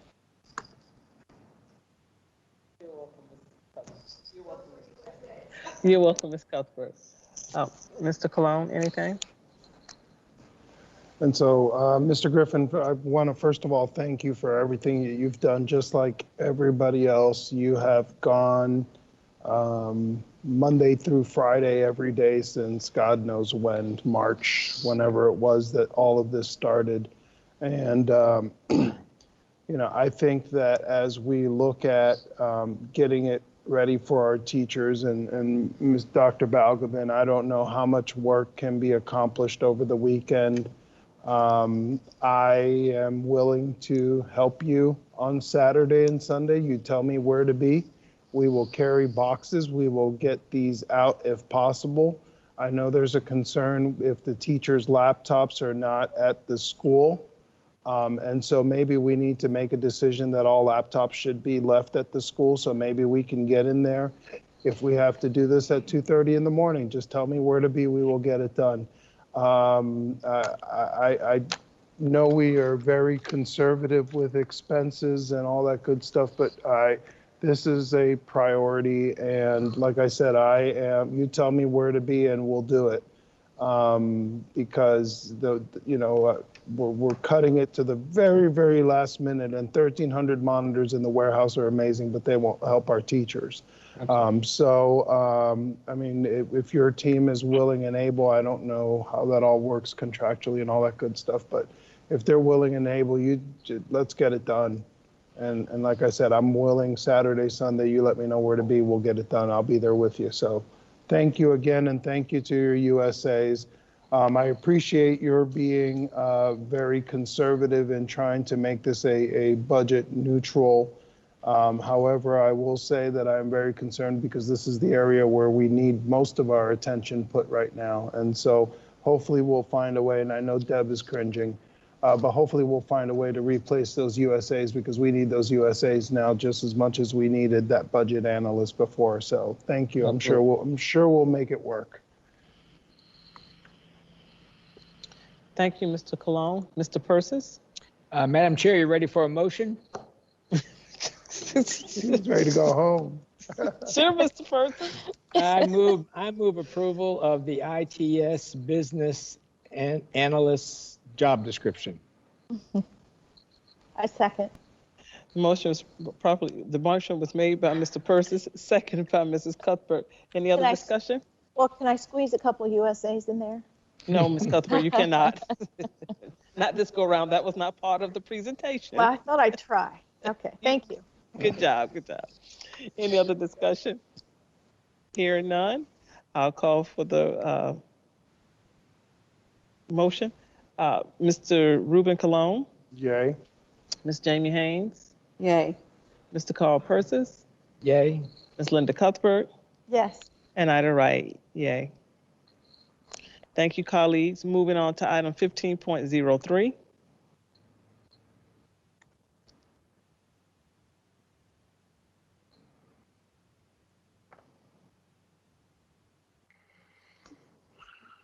Dr. Bagler? Yeah. Okay. Madam Chair, board members, I'm asking at this point in time for Mr. Kevin Pendley to join us, who is our general counsel, Mr. Mark West, our chief of human resources, and we're going to be looking at the authorization to adopt our proposed amendments to School Board Policy 401, which is application for employment.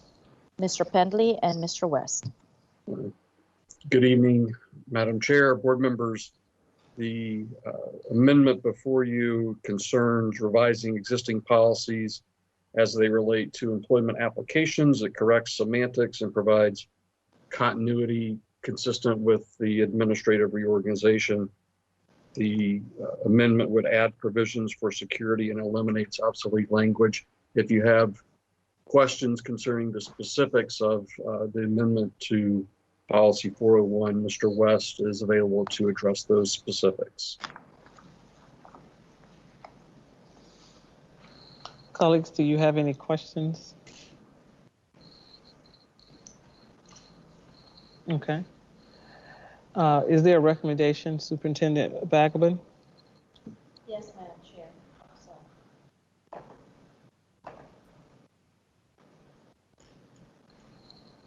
Can you hear me? Yeah. Yes. Yes, Madam Chair. I'm recommending to adopt the proposed amendments to School Board Policy 401, application for employment. Thank you. And Mrs. Schultz, I am correct. You said we didn't have anyone in the waiting room for this item. We do not. Okay. Colleagues, I entertain a motion. So moved. Second. The motion was made by Mr. Cologne, second by Mr. Persis. Any other discussion? Hearing none, I'll call for the vote.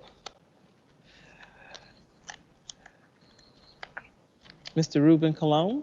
Yay. Mr. Carl Persis? Yay. Ms. Jamie Haynes? Yay. Ms. Linda Cuthbert? Yes. And Ida Wright, yes. Thank you, colleagues. Moving down to item 15.0504. Superintendent Bagabin. Yes, Madam Chair, thank you. Authorization to adopt proposed amendment to School Board Policy 402, certification and academic degree levels of instructional personnel. Again, the man of the hour, Mr. Pendley, our general counsel, and Mr. West, our chief human resource officer. Thank you, Dr. Balgobin. Again, Madam Chair, members of the board, the amendment proposed corrects semantics and for consistency as to existing policy 402 concerning the non-degree and technical requirements for personnel. Again, if you have any specific questions concerning how those changes are being made consistent with the Florida Association of District School Superintendent study, Mr. West could address those specifics for you. Thank you.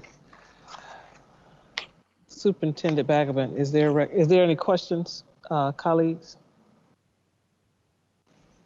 Okay. Superintendent Bagabin, is there a recommendation? Yes, Madam Chair, I recommend approval to adopt proposed amendment to School Board Policy 402, certification and academic degree levels of instructional personnel. Thank you. Thank you. Colleagues, is there a motion? I move approval.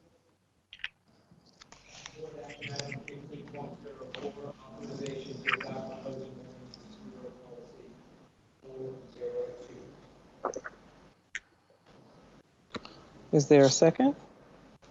Second. The motion was made by Mr. Carl Persis, second by Mr. Ruben Cologne. Any other discussion? Hearing none, I'll call for the vote. Ms. Linda Cuthbert?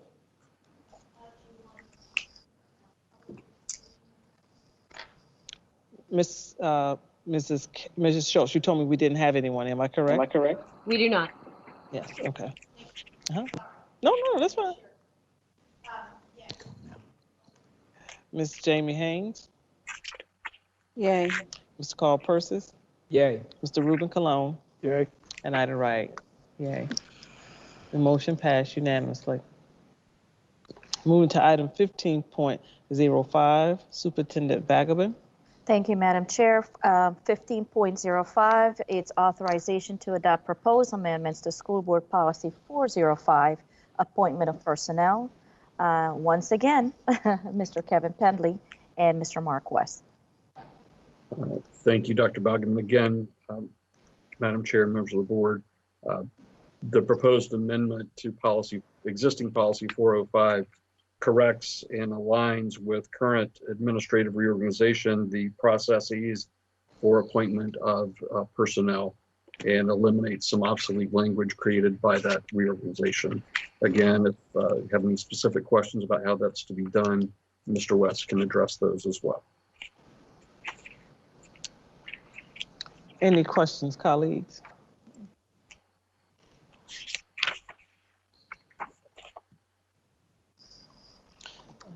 Mr. West, I have one question. So for this policy, because these are referencing appointed positions, everything will be clear before a candidate is brought forward for appointment. Am I correct?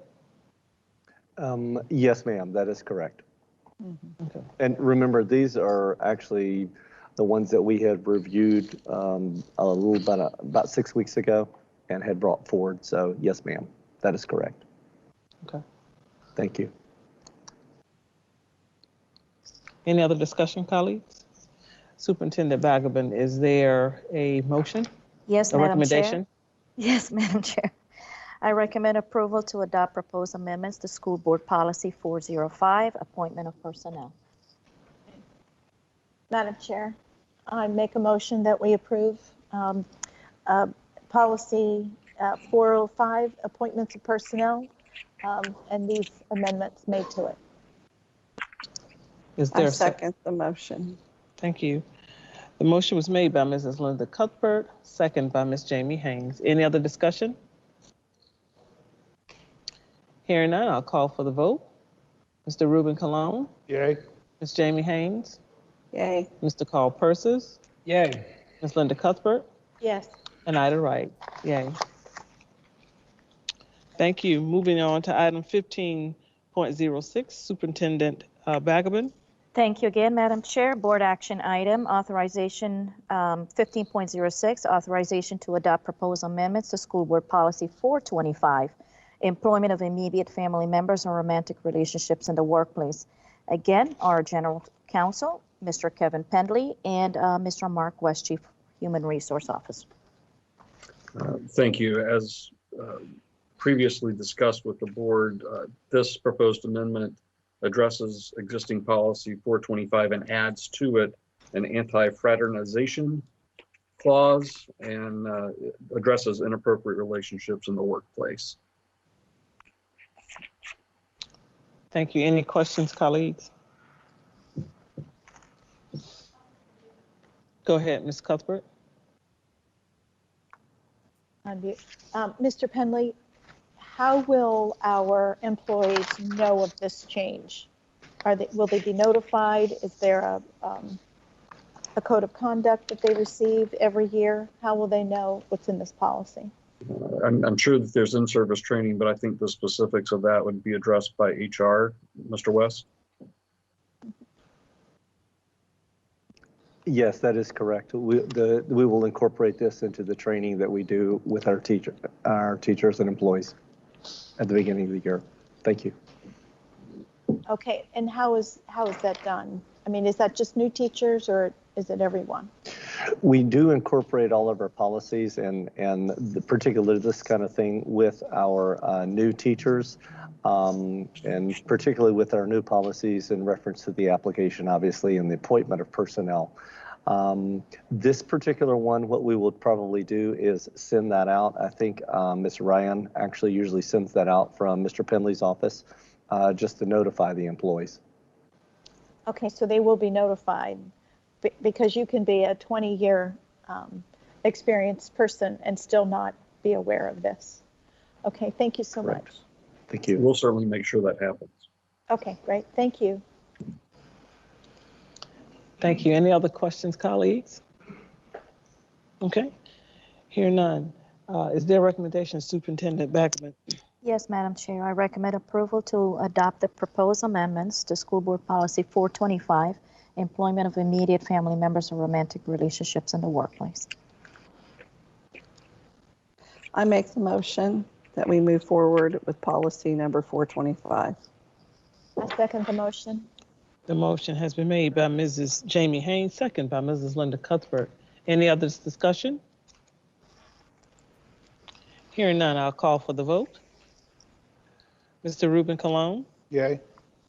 Ms. Jamie Haynes, Yay. Mr. Carl Persis, Yay. Ms. Linda Cuthbert, Yes. and Ida Wright, yay. Thank you, colleagues. Moving down to item 15.08, Superintendent Bagabin. Thank you, Madam Chair. Skip one. 15.07. Yeah, I said we skipped one, 15.07, thank you. No problem. Action item 15.07 is the authorization to adopt proposed amendment to School Board Policy 517, and that is tobacco and nicotine use on school property or in district vehicles. Again, the very popular gentleman of the hour, Mr. Kevin Pendley and Mr. Mark West. I wish they were all this easy, Dr. Balgobin. Madam Chair, members of the board, the proposed amendment to existing policy 517 adds definition to the tobacco policy to include novel delivery products such as e-cigarettes and so forth. If there are any questions about how we're going to implement that, I'm sure Mr. West has some in-service training, and my office will be glad to distribute any notices required. Thank you. Any questions, colleagues? Actually, I do.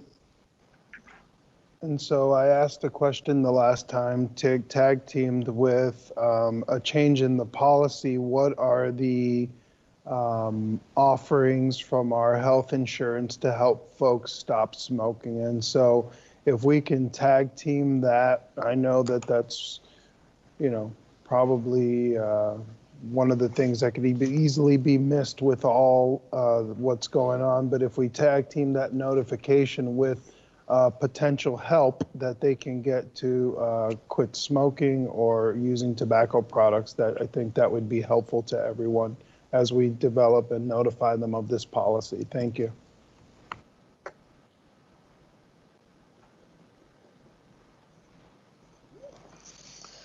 So are you asking a question or are you just making a recommendation? No, just a comment, a recommendation as we have to, because like Ms. Cuthbert said, these are all policies that are shared last week. And so as we're implementing changes to these policies, they're going to have to be notified out with intention. Not to say that the other policies are not with intention, but this is with intention. Okay, thank you. Yes, go ahead. My question doesn't have to do with this particular policy, but can Mr. Pendley stay after we vote on this? Because I have a question for him about maybe a future policy. No, it's very quick. It's just something, just very quick. Okay. I am at your disposal, Ms. Cuthbert, and I will be.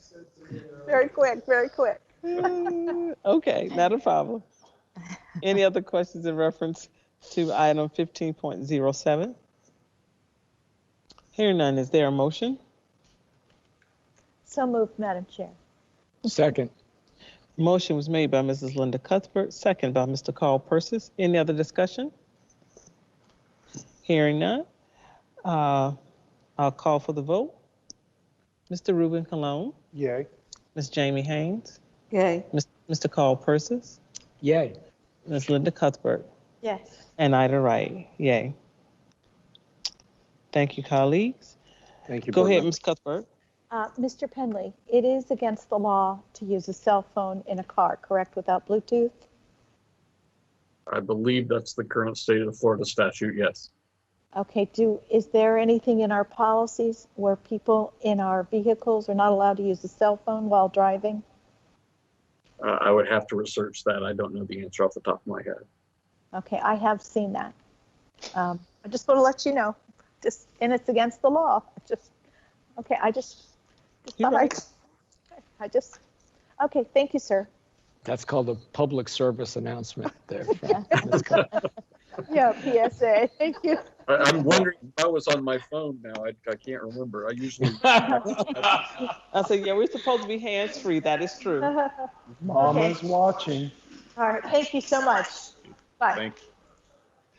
Okay, we'll move on to item number 15.08, Superintendent Bagabin. Madam Chair, I need to change it up a little bit in terms of the presenters this time. But we have a board action item, authorization to adopt the proposed amendments to School Board Policy 701, Finance. So I'm going to ask our General Counsel, Mr. Kevin Pendley, along with Mrs. Muller, our Chief Financial Officer. Thank you, Dr. Balgam. The proposed amendment to existing policy 701 merely adds language and provision for an internal auditor as required by state statute, and Ms. Muller can address any specifics that you have as it concerns how that will be adopted. Thank you and good evening. Yes, we have hired, as you know, an internal auditor. We did a request for proposals, and we have continued to move forward with those audits, as well as formed an audit committee that was for members that were recommended by each of the board members. And so that this policy is just affirming all of those requirements in statute. Okay, any questions, colleagues? Hearing none, go ahead, Ms. Haynes. My question is actually not about the policy, but since we have Ms. Muller here, do we know if they have completed the 2 internal audits that we requested? I believe that they have completed the audit, and they have sent the reports, the draft reports, to the individuals for review. And then they I think they may have had some comments back and forth, and we anticipate that exit conferences will be held within the next couple of weeks with those individuals, and then it will go to the superintendent for the exit conferences.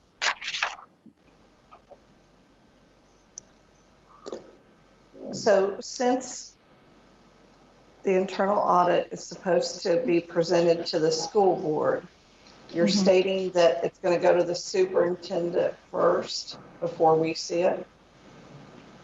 Well, yeah, that is the normal procedure when we have these types of audits. Is there is an exit interview with the personnel that are involved in the audit, as well as the exit audit with the superintendent, and there will be information set up.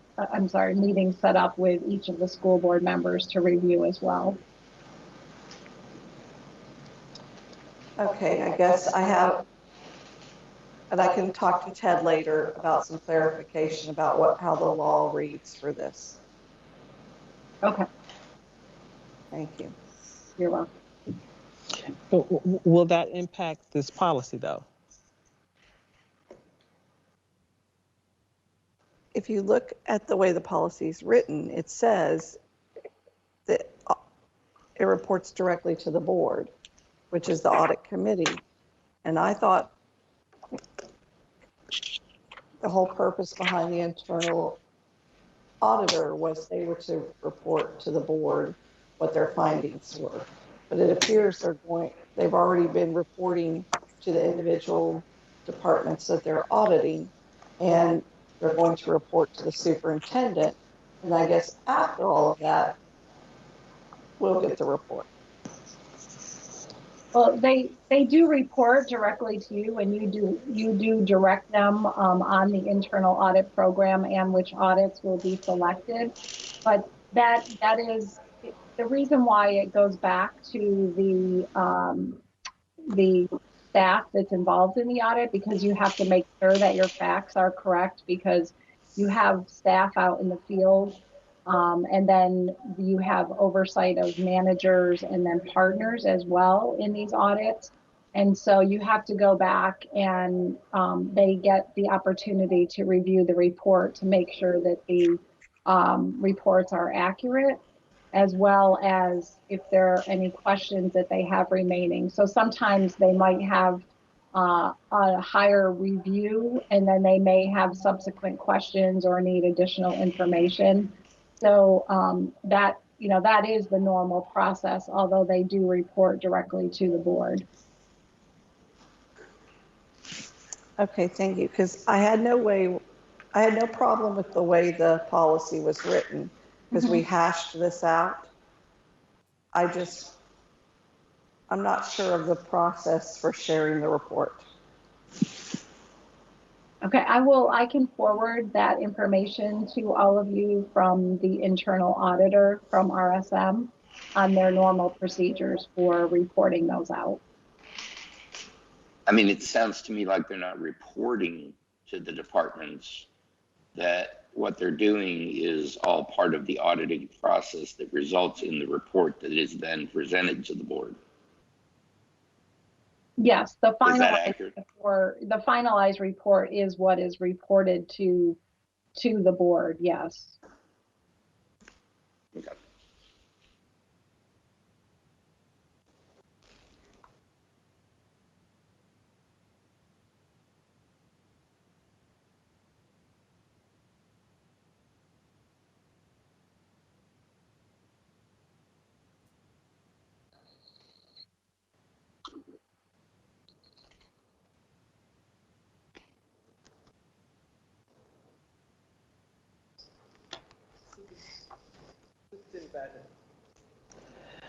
Is there a recommendation?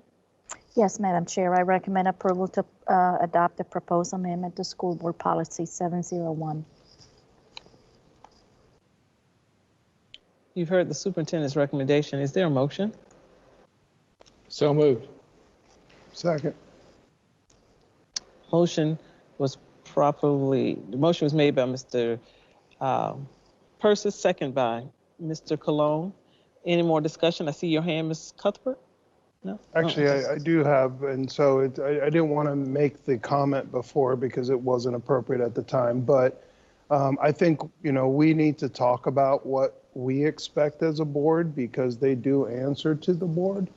And this is new in legislation. This is something, and so the intent was for it to be a pure audit. And so my experience with audits is typically the audit is done, it is turned in, and then each department is able to respond with an action plan or a way of, and so the thought that this may be being filtered through and then delivered to us, I don't think is the intent of the legislation as I remember it. And so I think it's something we'll just have to talk about later. I think that the language on the policy is okay. It's statutory in nature. However, I think we need to set that expectation so we're not asking questions. You know, we've never done this before. And so folks may, this is maybe the way we've done it before. And so just something we may have to put on a different date so that we can be clear about what our expectations are. So thank you. Madam Chair, Go ahead.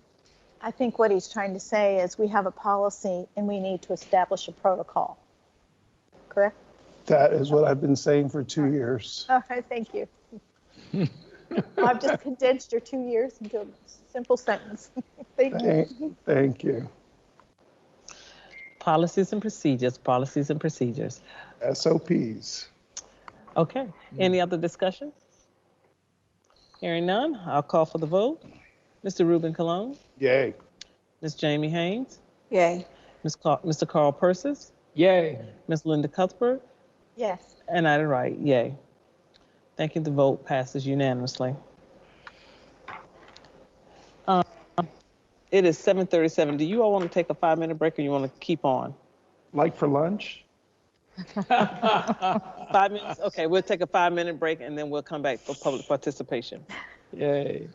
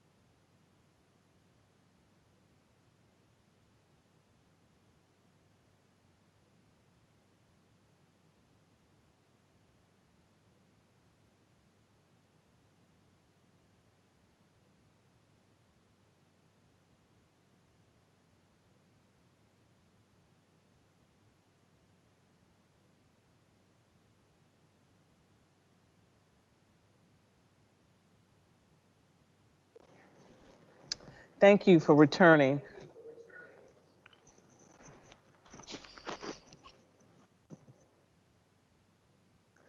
Moving on, we have one action item that I overlooked. I do apologize. Action item 15.09, Superintendent Bagabin.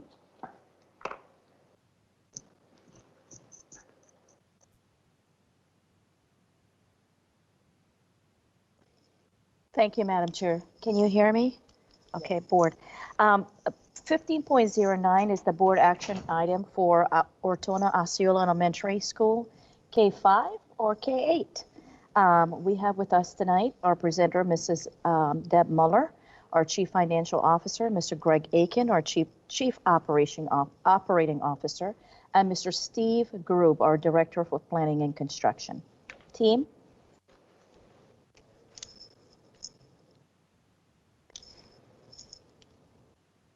Ms. Muller? I'm sorry, I was waiting for my my unmuting to take place. I know mine took a little bit too. Good evening again. Yeah, so we don't have a formal presentation as we did make that presentation earlier at the workshop, but we are happy to have further discussion with you. I do think that Mr. Grube may have had some further information that he did want to discuss earlier regarding some of the conversation. So, but I will turn it back over to you for the next steps you would like to take. Mr.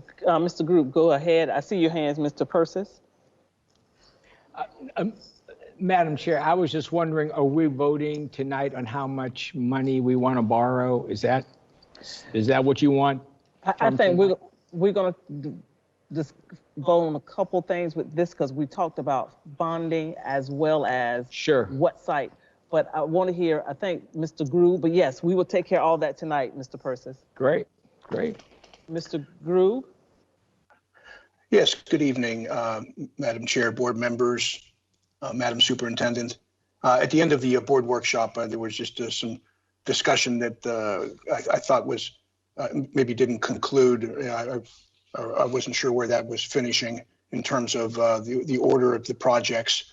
Mr. Persis had brought up another project on the list at Tomoka, and I know that was kind of intertwined with the Ortona Osceola discussion. So at this point, I think that if you want to just continue the discussion, maybe that will become evident as to what the priorities are, if anything has changed. So what we're going to do is actually decide first if we want to move forward with Ortona Osceola. If so, if we want a K8 or K5. From there, then we can talk about, I know you're correct, Mr. Persis bought for Tomoka, and so we talked about that. And and again, you may have to give us some insight. It didn't matter to me which school was built first. And what we were going to do, how we were going to do it, but you'll probably have to take some lead in that, and then the bonding. So we got a couple issues within this one that we need to address. Thank you, Madam Chair. Go ahead, Mr. Persis. No, go ahead. Thank you. Well, first of all, I just want to thank all the members of the board. I want to thank the Project Oversight Committee too for understanding my point earlier at the workshop. And with all the COVID stress and pressure out there right now, I just don't think it's the right time to add any more stress and pressure and conflict or controversy to the Osceola or Ortona communities. My preference right now, Madam Chair, is to kind of tackle the list the way it was with Tomoka being a school that should move to the top of the line, parallel to Terry T. Small, followed very quickly by Woodward Avenue, and then all the other renovation projects and so forth that we go on, which is why I am in favor also of borrowing a lot of money, I'll say, so that we can get these projects going. My hope would be, and we can ask Mr. Group if it'd be possible, but my hope would be that we could have a new Terry T. Small ready for students in 2 years, so August of 23, yeah, 22, and then Tomoka Elementary along that same path. I think that we could do that, and I think we can readdress Osceola, Ortona when the COVID crisis is behind us, when we can really engage Miss Wright, all of those families personally, and so they have an opportunity to weigh in on the matter in a way, and not to do it and not create any kind of angst for them right now on 3 days before school is about to start. That's my feeling, Madam Chair. Thank you, Mr. Persis. Ms. Linda Cuthbert, Ms. Jamie Haynes, then Mr. Ruben Colon. Thank you, Madam Chair. I represent the board on the selection committee. Pardon? I'm good. Okay, I represent. You hear me? Because I'm not muted. No.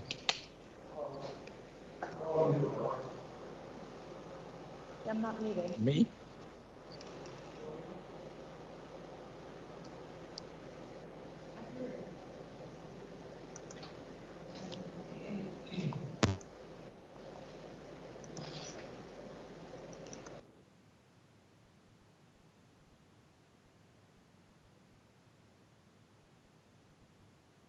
Wait a minute, do I have a, look.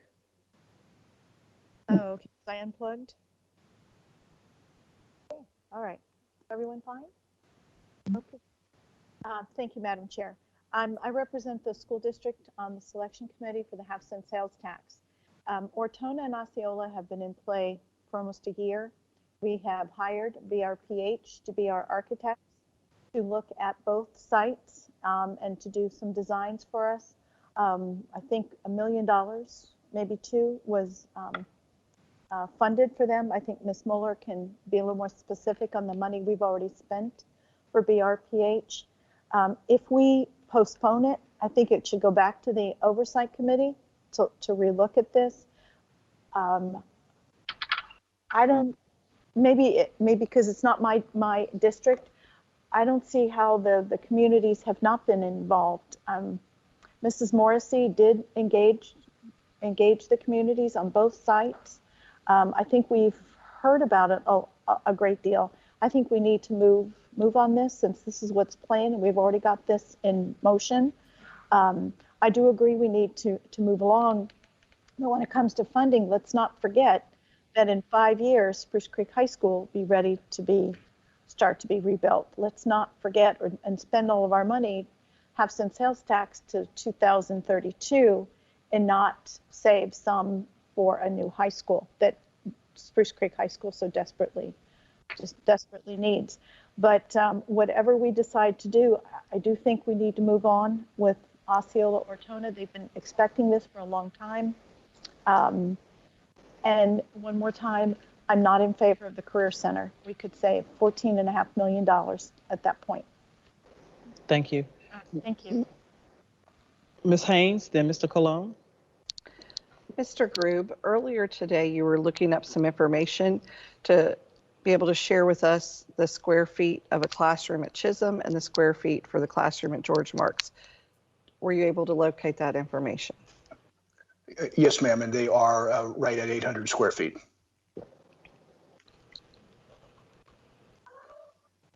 Thank you. I'm prepared to make a motion and move on. Okay, can we hear from Mr. Colon though, please? Yes. Thank you. Mr. Colon. So Carl, you know, I won't forget what I said when we were looking at Osceola or Ortona, and I said we don't have enough information tonight to make that decision. And With what we've been given to compare the two schools, I don't know right now what it would cost to replace Tomoka. We don't have that information right now. And so I can't make a decision because Tomoka is, from my understanding, it's very complicated in that I'm not even sure where those students would even go because they can't be on the same campus while they are. And so I don't think that we have enough information for that to support that right now because it was unfortunately, and I say unfortunately, it was pulled and never spoken about again. And so for the last few months, we've really focused on Osceola or Tona. And so again, not having that information, I can't support changing course on that because we don't even know what that would cost. I think Mr. Grube has an estimate on it. Well, again, it hasn't been presented to us, and I appreciate hearing it from you, and I'm glad that you brought it back up because there's no doubt that it's unfortunate that it may have been overlooked, even though there was a reason, which was the hurricane damage and all of that. But I don't think we'll have enough information today without putting everything on hold to make that decision. So that's my.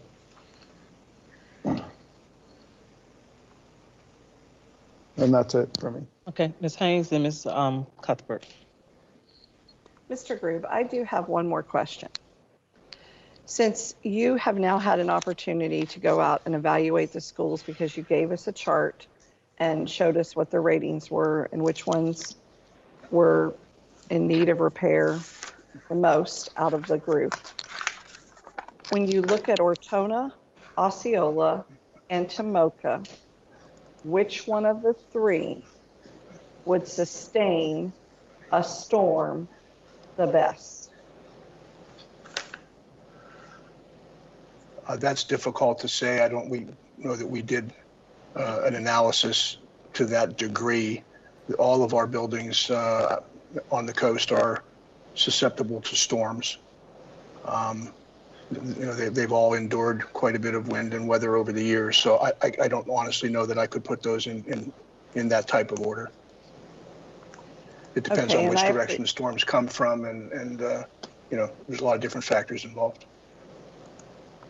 Okay, and I understand you may not know where the three of them are sitting, even though you've been there, because one of them is a little bit more inland than the other two.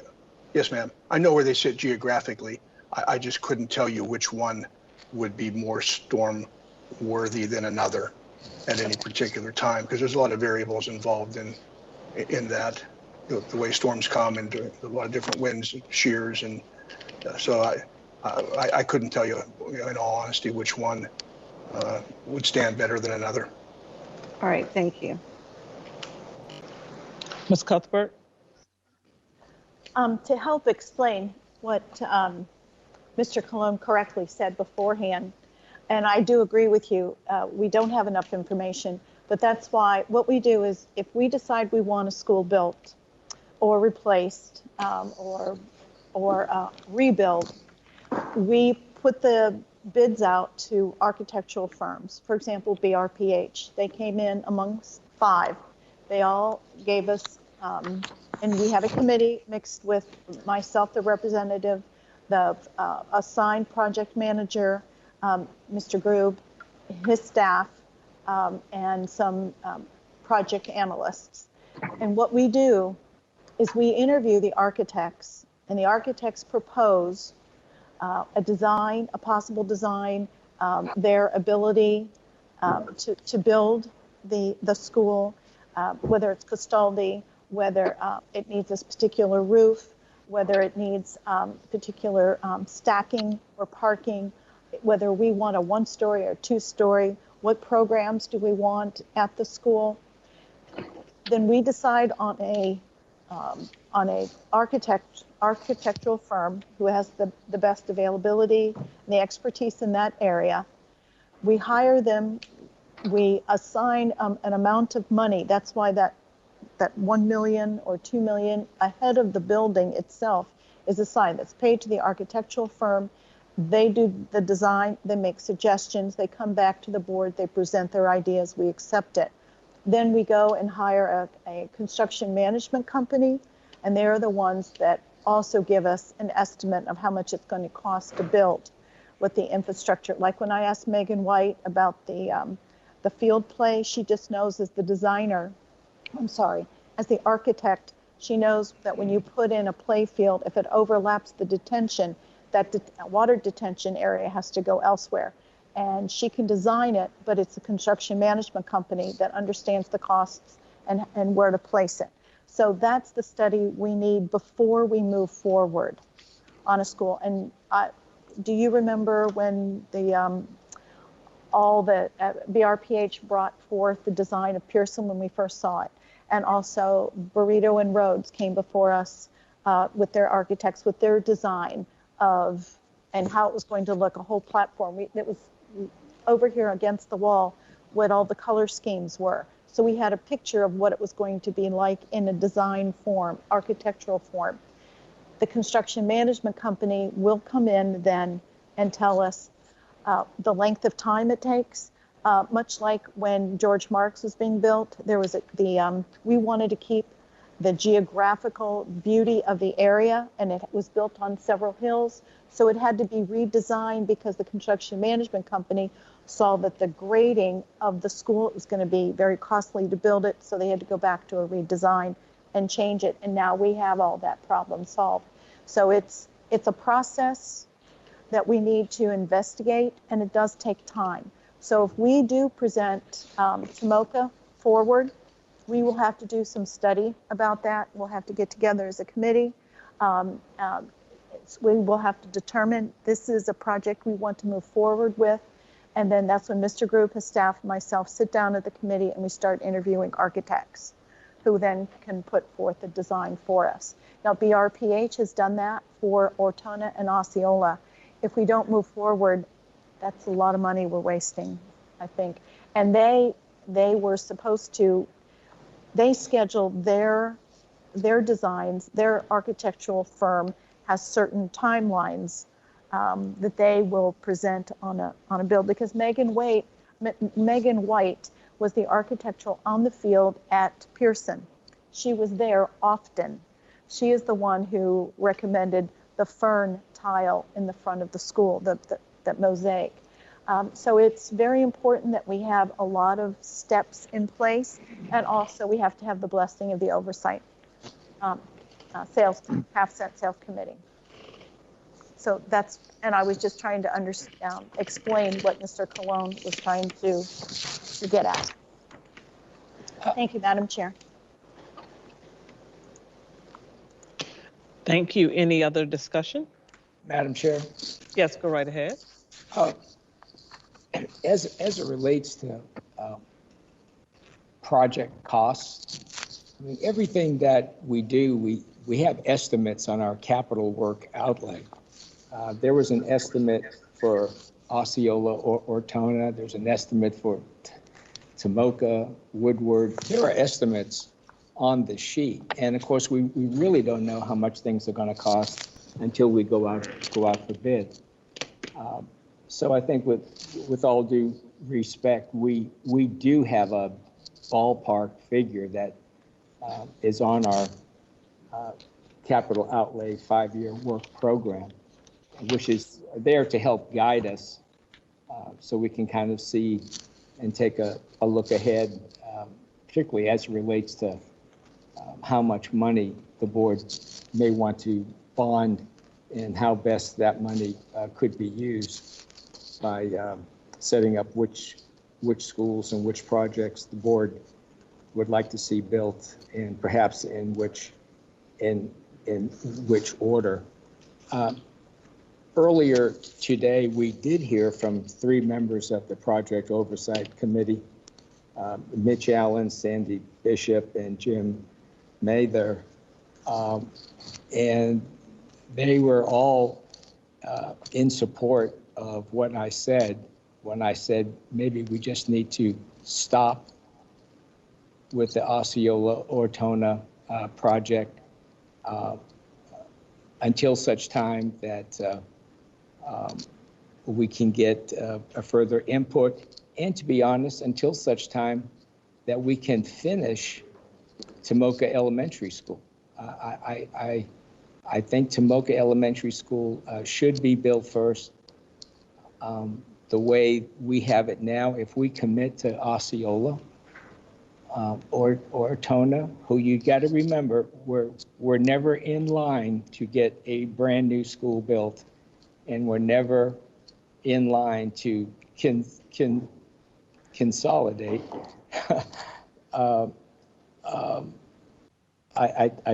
just think there's something wrong in that, and if we move forward on either way of those, Ortona being built at Ortona or being built at Osceola, we're going to be disappointing either 350 families or 200 families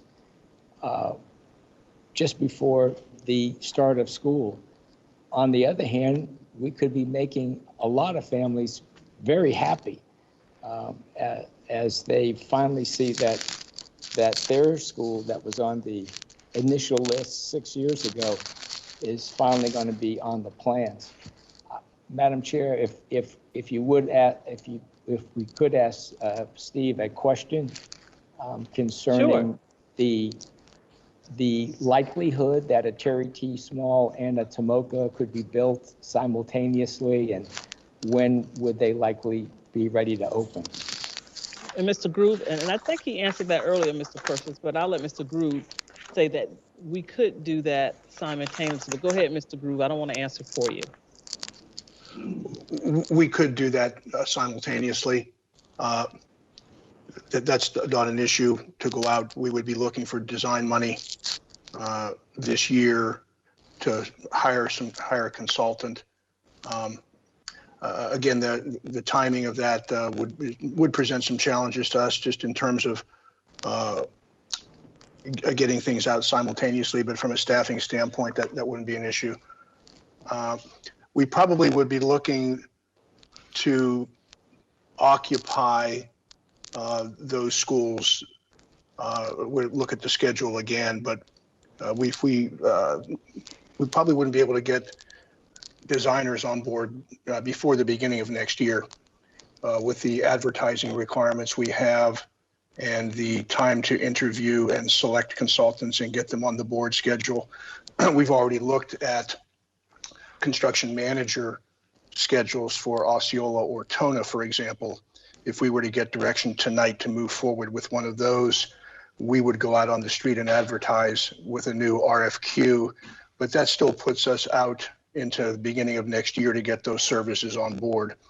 So if you're looking at, same would be for design services, the time constraints that we have to do all of this, then we would start into design. We would have to hire a construction manager. Realistically, we're probably looking at the 2023 school year to open a new Tomoka, for example. And that's just because of the requirements we have in order to get consultants on board. We can look to see if we can fast track that. We haven't done that yet because we haven't really been given any direction. And Ms. Cuthbert was correct in that since we have a consultant on board with BRPH for a school on the beach, we're already beyond that process of selecting the design consultant, and so that time would not be needed to repeat. Does that answer the question? Yes, and could you do you have any new information about Tomoka as far as the cost? I see what's on the sheet here. But well, we would probably. Go ahead. The other challenge with Tomoka would be finding temporary housing for 750 students. We would have to clear that site and build a new school there. We've already had some discussions about the site constraints, not being able to do phased construction there. So we would have to find temporary homes, either on probably more than one location, to relocate the students temporarily while we raise that campus and build a new one. There would be additional costs incurred there also that currently are not captured in the Tomoka project. We had a little bit of money in there. You'll see that there's $26 million forecasted for construction. Some of that was earmarked for some temporary campus on at the beach. Should we go that route and decide to swing the Tomoka students to an already portable campus at either Ortona or Osceola. If we move Tomoka up, we would have to look at probably some different locations. I would say west of the beach. And we've already given some preliminary look at that, but we haven't really been able to finalize how many portables we would need and where they would go. So we would definitely need more dollars in the construction budget for Tomoka, and primarily to accommodate additional portable campuses. And that could be in the neighborhood of plus or minus $2.5 million. Right, and that's because of the size of Tomoka, and of course that's going to happen whenever it happens, whether it's next month or 3 years from now. We're going to have to build a. Going to have to find a. Yes, sir. That's right. Sure, I understand. But thank you, Madam Chair. Okay. Any other discussion? Hearing none. So right now, 15.09.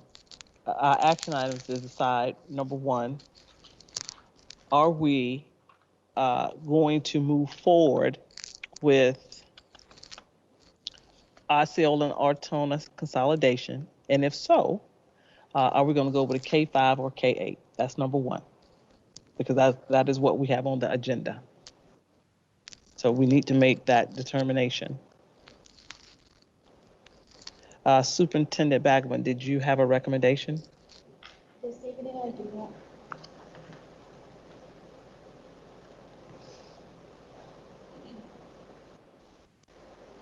Can you hear me, Madam Chair?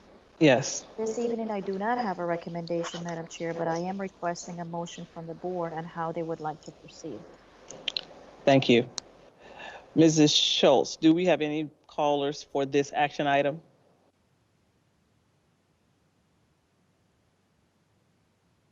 Ms. Schultz? Sorry, I was having a hard time unmuting. No, we do not. Okay. Colleagues, is there a motion? I'd like to make a motion. Go ahead, Ms. Haynes. I'd like to make a motion that we move forward with the consolidation of Osceola and Ortona Elementary based on the Oversight Committee's recommendation that we build a K5 at Ortona Elementary. You've heard the recommendation from Mrs. Haynes. Is there a second? Madam Chair, I second. The motion was made by Mrs. Haynes. Jamie Haynes, second by Ms. Linda Cuthbert. Is there any other discussion? Mr. Persis, I see your hand, and I see your hand, Mr. Cologne. I think what Kelly Schultz just said, nobody feels.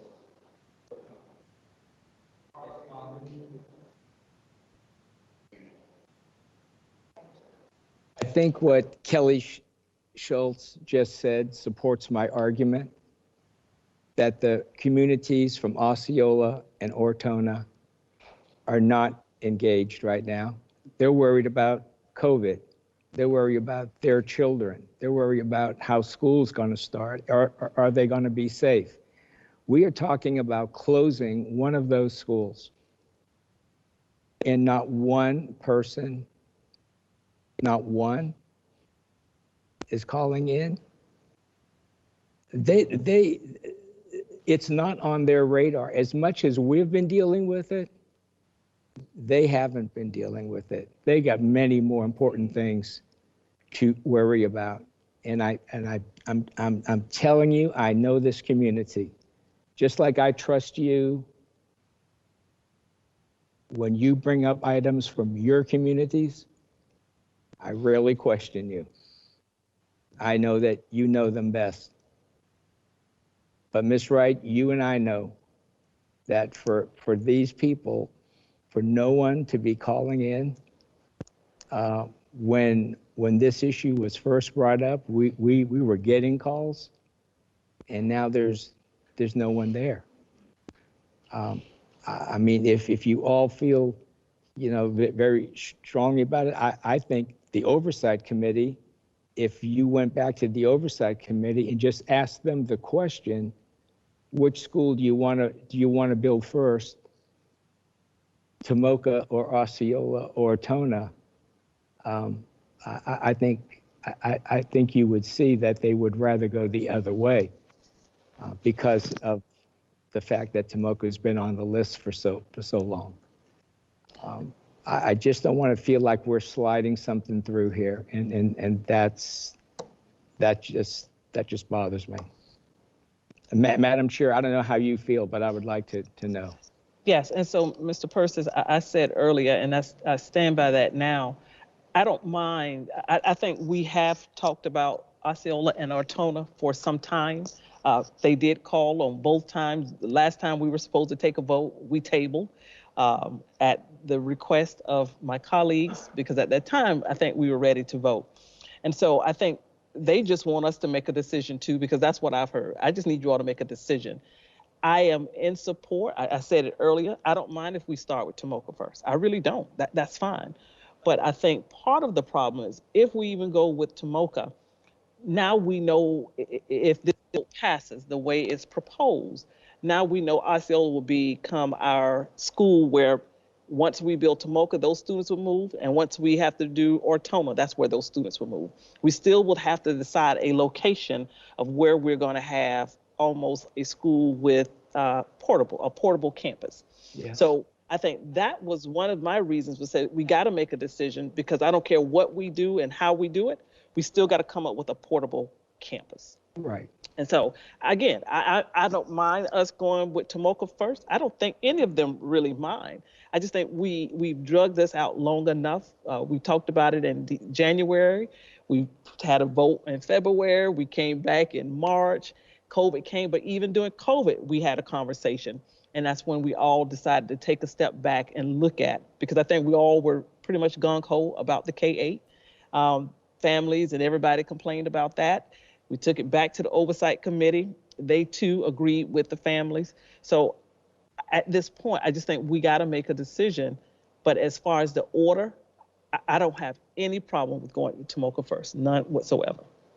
Thank you, Madam Chair. I think it's that issue you just brought up has been the problem the whole time, is where to put the Tomoka students. Exactly. And then when we started to talk about Osceola Ortona, that was almost like one of the solutions. Right. It was, staff came up.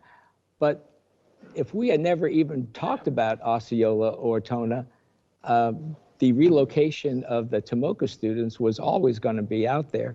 And we had talked about splitting Tomoka, put some at Pathways, put some at Pine Trail.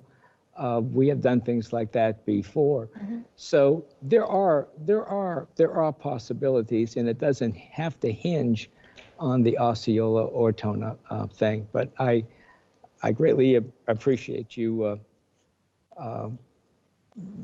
not minding, let's say, that Tomoka, if Tomoka was built first, and instead of Osceola or Ortona. That's all I'm saying. Yeah, I looked at the original. I agree with you, because that's how we even got to the Tour T issue. Tour T was supposed to be built in the first half cent, but then it was decided before any of us got on the board that they were going to combine it, maybe a K-8. Then they talked about doing a couple other things with it. So I do, and I understand how communities feel when a school is continually overlooked. But I think what was clear, Sarah Lee and Greg, when they bought forward after our last hurricane last year, and I'm trying to think, was that started with an I? Sam? Ivan? I don't know. No, Ivan was a while back. No, that was a long time ago. That's ago. Hey, no, at least we don't have Laura, so that's good, you know. That particular school received a lot of storm damage to the point of repairing it. And we had $15 million just to repair. it was highly recommended by our staff to really we either need to tear it down or totally rebuild. And that's how we got into the conversation. And that was during their presentation last summer, major concern, or maybe last summer, 2 summers ago, of why they was concerned when you all first got on the board about Osceola. And that's how we got to the Osceola and Ortona. Yes. So I don't have a problem with that at all, Mr. Persis. Thank you, Madam Chair. Go ahead, Mr. Colon. So, Carl, you're killing me, bro. Because help me here, Mr. Colon. This is the first time in a whole entire year you have brought up Tomoka.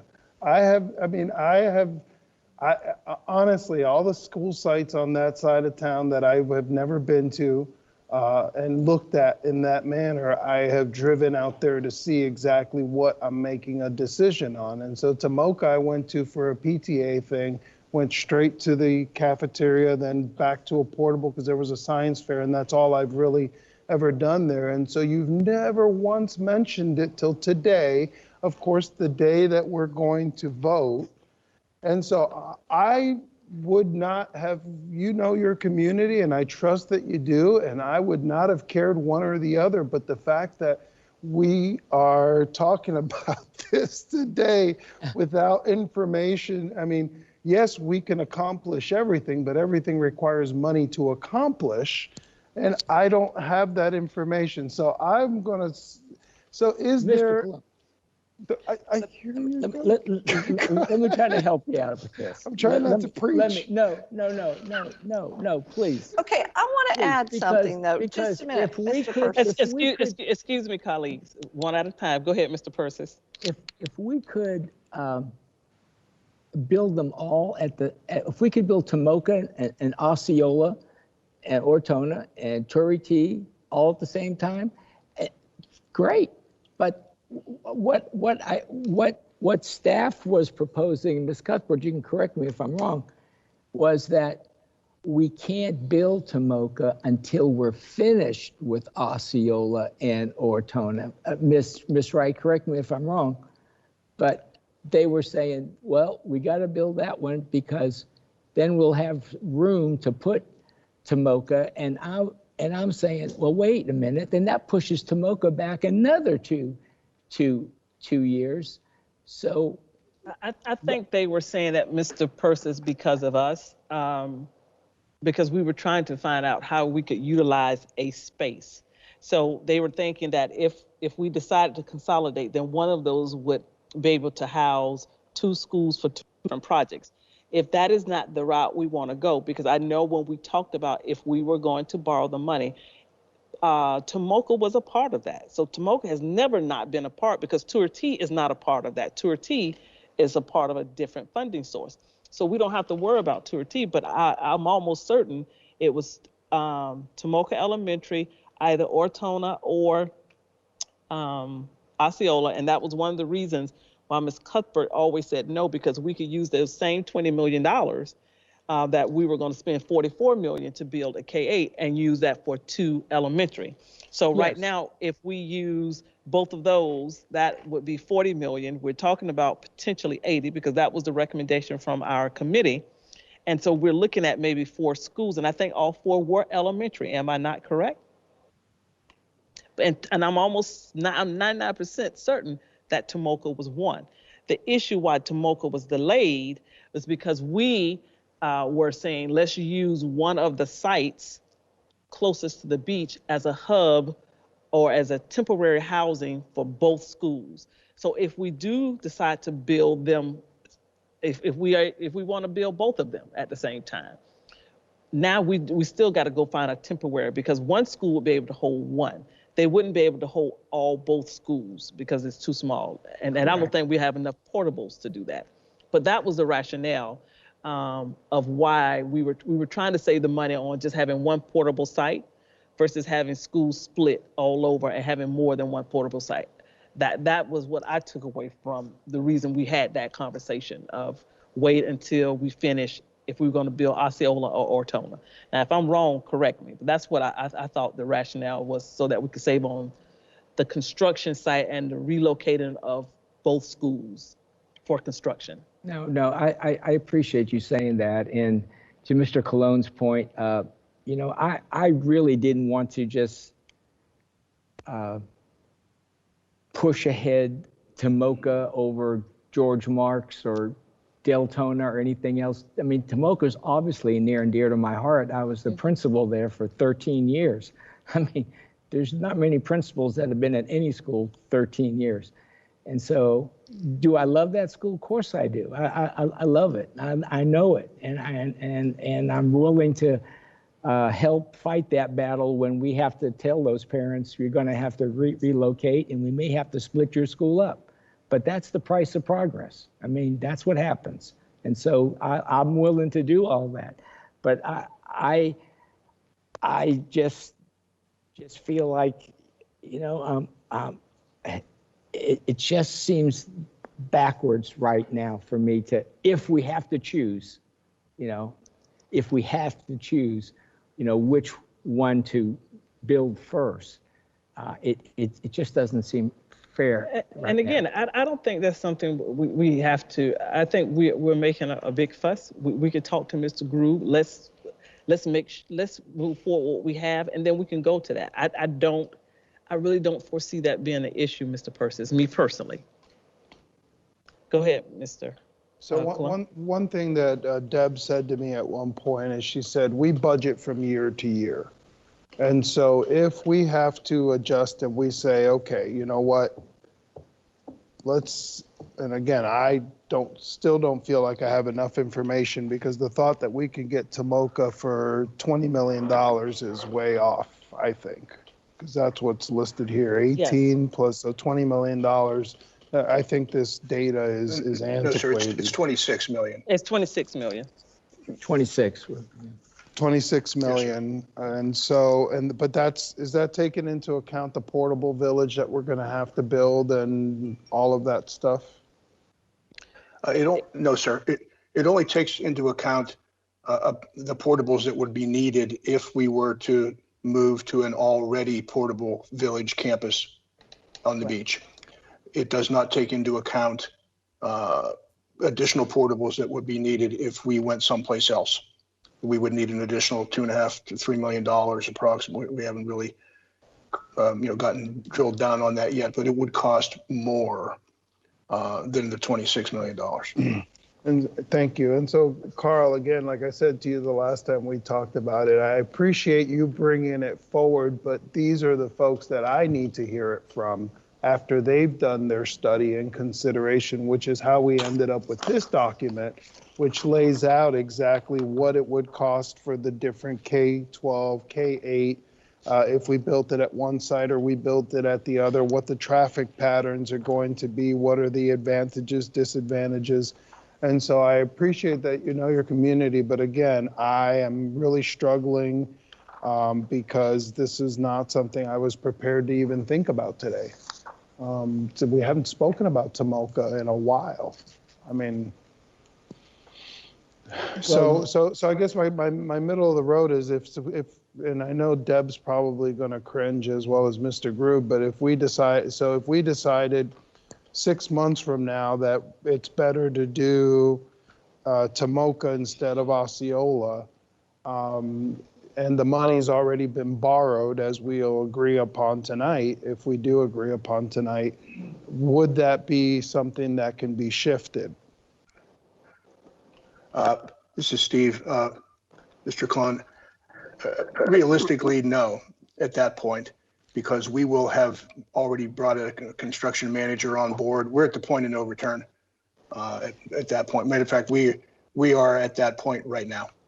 We really need that decision from you. In order for us to maintain a schedule and to keep this program vibrant, we couldn't do that. Thank you. Appreciate that feedback. Ms. Haynes? Okay, so what I was going to say is all this work has gone into planning for either Ortona or Osceola. There's plans.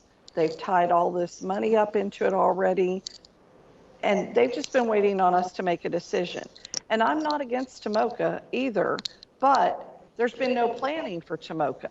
So if we decide to set Ortona and Osceola to the side and we say we're going to do Tomoka, we're taking all these people that have already sat here for 6 to 8 months waiting on us to make a decision, and we're telling them table that and now start over from scratch, and it's going to take 6 more months or so before they can get that together. So I don't know why we just can't move forward.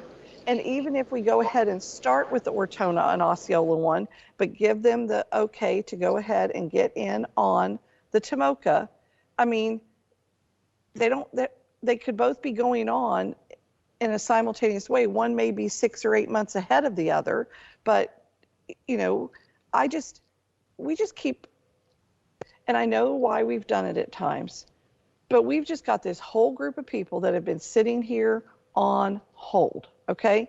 And to ask them to go back on hold again right now, and we don't make a decision on that piece, but we jump over to Tomoka, and I thought I heard Mr. Grube even say, you know, it would be January before they could have, like, who's gonna build it, what's the plans looking like, test all the land and everything. And you know, they've done everything we asked them to do. I mean, when they put this document together, the scorecard document for us, I mean, it was very thorough. I mean, if you read it, they've gone down each of the areas, and they even rated that if we were going to do the K5, which site rates the best for that. And my thought is, we hired them to do a job. We should trust them to do the job. And as I said, I'm ready to make a decision, and I'm not against Tomoka, because look, I've got schools that were on the list that got bumped off the list, never to be seen or heard from again, okay? And so, and that's what happened to Turie T. Huh? No, from previous sales tax that never made it like Turie T. to the second sales tax piece. So, you know, I just think, are we using the best use of our staff's time, having them continue to chase their tail because we keep asking them to do things, and then they finally think we're going to make a decision, and we pull the rug out from under them and go, nope, we're not going to make a decision on this project you've done all this work on. We now want you to start working on another project, and we don't know when we'll come back to this one. My thought is, you know, even if you look down here on the dollar amounts, and if you take Ortona and Osceola together, and you take where we were going to do renovations and site improvements and all that, and you add all that up, that equaled a brand new school. And Carl, you were the person that brought this up in the first place. None of us sitting here brought up the combining of them. And I'll be honest with you, I see some great benefits of combining them, because I see where they can offer more opportunities for those kids, because it's really hard, like when you're the size of Ortona and you can only have 1 or 2 teachers per grade level, and you may not be able to offer as many clubs or all kinds of things like that. But, you know, I'm not against Tomoka, all right? But there's no plan yet for Tomoka. Like, nobody's even picked a, you know, an architect firm. Nobody's done the soil and water things, looked at what's it going to take to build on that property. You know, we don't have a plan. And so to stop the plan that we've spent, asked all of our staff and the outside people to spend a lot of time on, and go, we're just going to table that, I don't think we're being fair to them. So I still stand by the motion that I made, and I'm not opposed to making a motion that we go ahead and borrow the funding so that we can, as soon as we can move forward and the oversight committee, you know, meets, and they can do all of their work that they do by interviewing architects and everything like that, that, you know, 6 to 8 months behind the start of this one, we could be starting the other one. But to like put this one on hold while we spend the next 6 to 8 months to get ready for Tomoka, it's not fair to any of our communities. But that's my stance on it. And I don't know if Kelly realizes, but there are some people, Mrs. Wright, that are trying to call in, and it's hanging up on them. Okay, I got him back.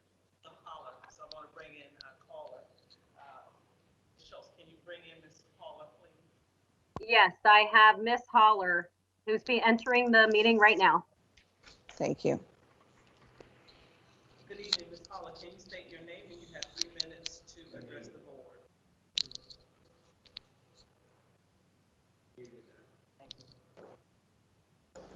Good evening, Mrs. Holler. Please state your full name, and you have 3 minutes to address the board. Hi, can you hear me? Yes, I can hear you. Okay, hi, this is Melissa Heller. I reside in Norman Beach. Go right ahead, Ms. Holler. Okay, my name is Melissa Heller. I reside in Norman Beach. And I have to be honest with you, normally when I call in to speak to you guys, I have a letter written because I normally don't speak from the heart unless I have it all planned out. Tonight, I'm just calling nonchalant because I'm pretty upset right now. The reason why the Osceola teachers and faculty and staff and students and parents are not calling in is, one, we had no idea that Carl Persis was going to turn on us again. We had no idea that Osceola and Ortona was going to be put back to the bottom, and now all of a sudden Tomoka is first. It is not fair. We have been waiting for a decision for a very long time, and while none of us want it at Ortona, we love our Osceola. We are tired of being hung out to dry and waiting for decisions to be made, just like what Jamie said.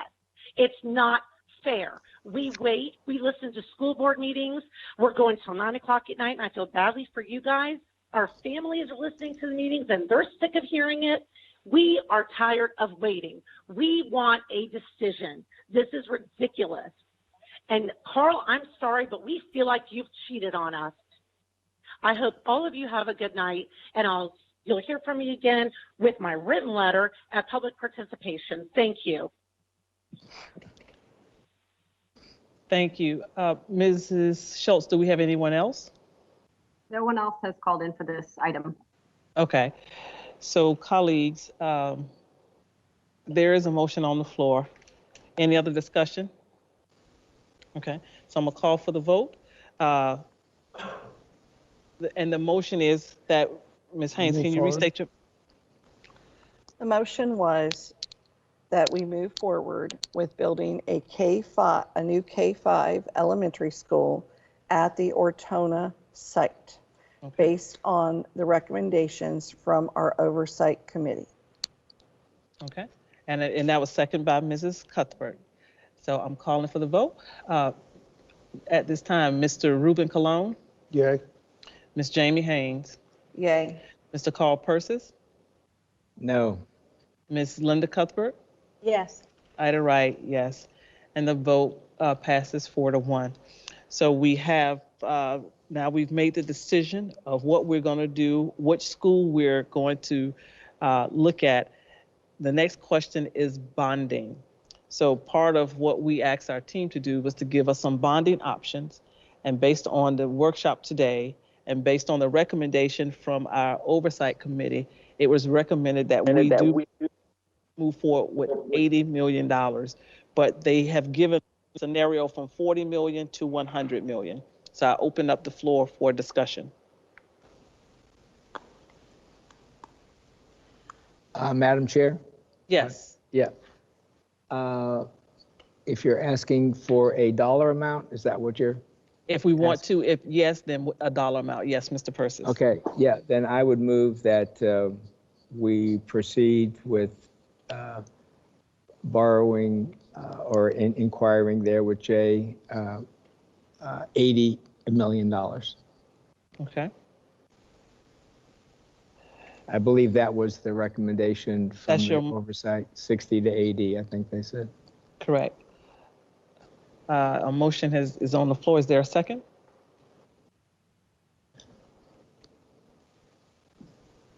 Second. The motion has been properly moved and second. Is there any discussion? Ms. Cuthbert, go right ahead. Thank you, Madam Chair. We're in the middle of a pandemic. We're not really sure about our sales tax revenue. I think the state itself is down 30-some%.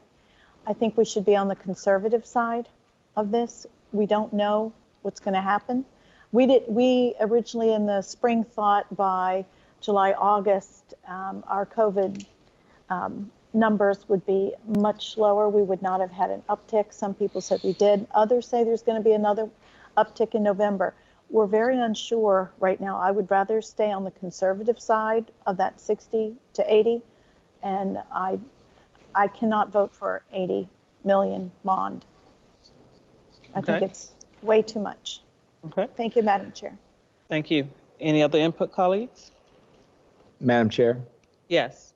I think that the same group of people, Ms. Cuthbert, who you rely on for the Osceola or Ortona, that same group of people recommended 60 to 80. In fact, they probably would have recommended more. There was a banker on that committee. You had Mr. Glover tell us that money will never be cheaper. In fact, it's almost like free money, because the money that we invest is we're getting 3% and you're borrowing at less than 2%. So it's to me, it would be short-sighted not to borrow more now and lock in on this unbelievably low rate, so that we could leverage that money and build at today's rates, when construction prices 2 years, 3 years, 4 years, 5 years from now, as we all know, are going to go up. And Ms. Wright, I think you know that best with your husband being in the business, which is why we borrowed the $100 million. I think the argument about COVID, COVID is not going to affect our economy forever. And in fact, the effects on our sales tax has been far less than what the original projections were. And if we could ever get the state legislature to put a sales tax on Amazon, would be more money than we ever did, probably. But that's another topic. I think now is the time to take advantage of this extremely low interest rate, borrow the money, and get as many projects going as we can at today's construction prices, and not wait for inflation, and then our money is going to go far less than our money could go now. Thank you, Madam Chair. Thank you, Mr. Persis. Any other comments? Go ahead, Ms. Haynes. Okay, so remember, I'm the conservative person when it comes to finances. That's right. Okay, so when I look at the $60 million, because they did say like a $60 to $80 million range. When I look at the $60 million bond versus the $75 million bond, it's a difference of $1.5 million in net interest. But when I go from the $60 million to the $80 million, it's a difference of $3.2 million in net interest. I can go 75 versus 80, because for the additional $5 million it's a double.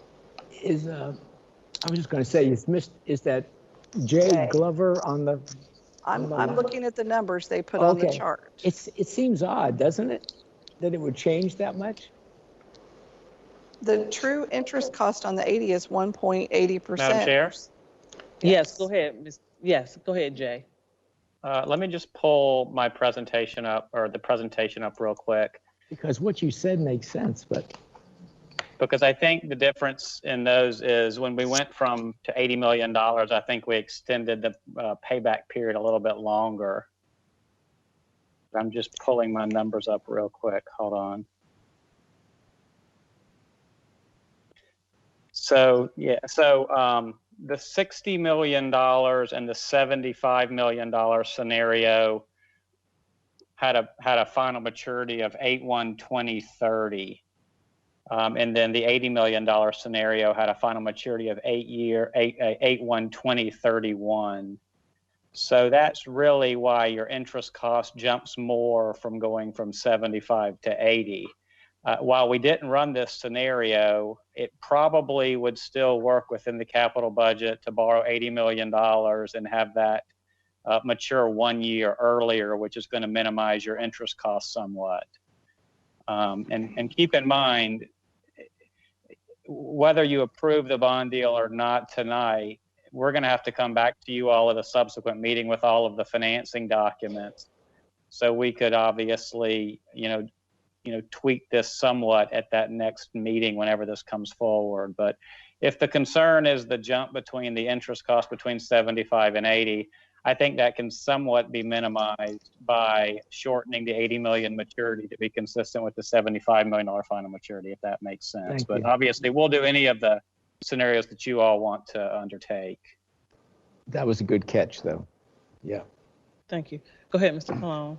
And so I did actually catch that earlier. And so my question is, so we have taken into account what is being expected for the decrease in tax revenue, correct? That's been taken into account, Mr. Glover? Yes, I think the whole capital budget is built around what's a pessimistic collection of sales tax revenues. And I think the actual collections for the last 2 months have come in ahead of what those projections were. But given the fact that we're not sure what might come, if there's another lockdown or something, we were not ready to increase those projections quite yet. I think that's right. I want Ms. Muller to confirm that. Yes, this is Deb. That is correct.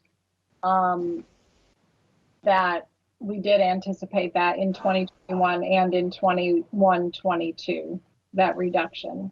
And that does, just as you're having this conversation, that does bring up what I had mentioned earlier in the afternoon about the fund balance for 2021. So if you've already voted to build the K5 in Ortona, and if you intend to build it this year, then we may need to look at possibly borrowing this year, or we would need to maybe postpone the new Smyrna Beach HVAC to 21-22. And that would be something I would rather that Mr. Grube weigh in on. I mean, because we've got to, have some type of fund balance in the event there are some type of emergencies. I just wanted to bring that back up to your attention. Okay, and so the charts that we have seen that have the bar graph that shows how much space we have between the amount that is going to be owed and how much we're anticipating we're going to collect. Do you feel that if we borrow $80 million with a maturity of 2030, which is what we've latest proposal from Ms. Haynes catch, will we still be responsible in borrowing that much money based on the income we are projecting we are going to be making? Well, what I would say is, first, conservative, I would rather move that project out 1 year, only because I'm thinking about the number of projects that you can accomplish, and if you borrow this year, then we have to spend that money within the 3 years. So is that too aggressive? And also maybe Jay could weigh in here, because the other option I know would be to borrow some money now and then some money later. Again, like Jay said, we would bring this back before we're ready to borrow. If you remember, there's several steps and it takes about 3 for us to do this. Okay, so that's fair. I'm good. Thank you. Anyone else? Go ahead, Ms. Cuthbert. In our capital projects, are we talking about money for this year and next year? Because are you figuring in the cost of the Career Center? Are you talking to us? I'm talking to Ms. Muller. The Career Center. Sorry. No, that's okay. The Career Center on the K5 scenario, I believe on both scenarios, there's money in 22, 23. to do the initial work on it, and it actually wouldn't be scheduled to be built until 23, 24 on what we've mapped out. But that's something we still have to vote on, correct? Yes, I mean, that's just a placeholder in the budget, and out several years as well in the plan. So yeah, I mean, that's just very preliminary. I don't know, if, I mean, that's up to your direction, whether you want us to even keep that in there at this point. Oh, because personally, I don't think we should. I think it'd be better spent elsewhere for other projects that we have, and we don't have to borrow that much more money. I just hate to see, before we borrowed the 100 million thinking our economy was very good, it looked like a sure thing, and then all of a sudden we were thrown for a loop. So we would be borrowing money that we don't have, that we're betting on a brighter future. But much what this COVID has taught us, which has smacked us right in the face, that we've had to alter our lives drastically in every single thing we do. And it's going to have ramifications for another year or two. So to borrow that much money and then put it out almost to the end, isn't it 2032, the end, or is it 35 when our thing is up? Or is it 32? 2032 is when our 15 years is up? We're looking at 31, I believe. Right. Well, that's our 31 half-cent sales tax per year, but it ends in December of 2031. Okay. Right. So that extends us fully all the way to the end. And if we need additional money to build other schools, like Spruce Creek High School, where's that going to come from? But have you looked at the amount of money we'll be saving? I mean, we still I have a understand. considerable bit of cash on hand. So Yes, but we never know what we're going to have. So exactly. I agree. I agree. Yeah. Madam Chair, this is Jay Glover again. If I might just add one piece of information, because I did run the numbers quickly on that $80 million scenario with a 2030 final maturity. Thank you, Jay. The net interest would be reduced from the 9.3 million shown in the table in your presentation to about $8.2 million. So you can see going from 75 to $80 million with the same final maturity adds roughly, $500,000 of additional interest costs. So the bulk of that jump from 7.7 to 9.3 is really that extended 1 year final maturity. So I just wanted you to have that piece of information. Okay, thank you. Can you repeat that for Ms. Haynes?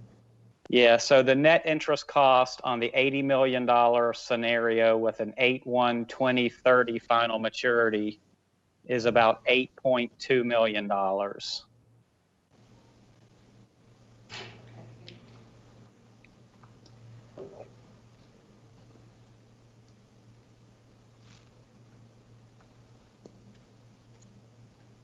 Okay. Any other questions?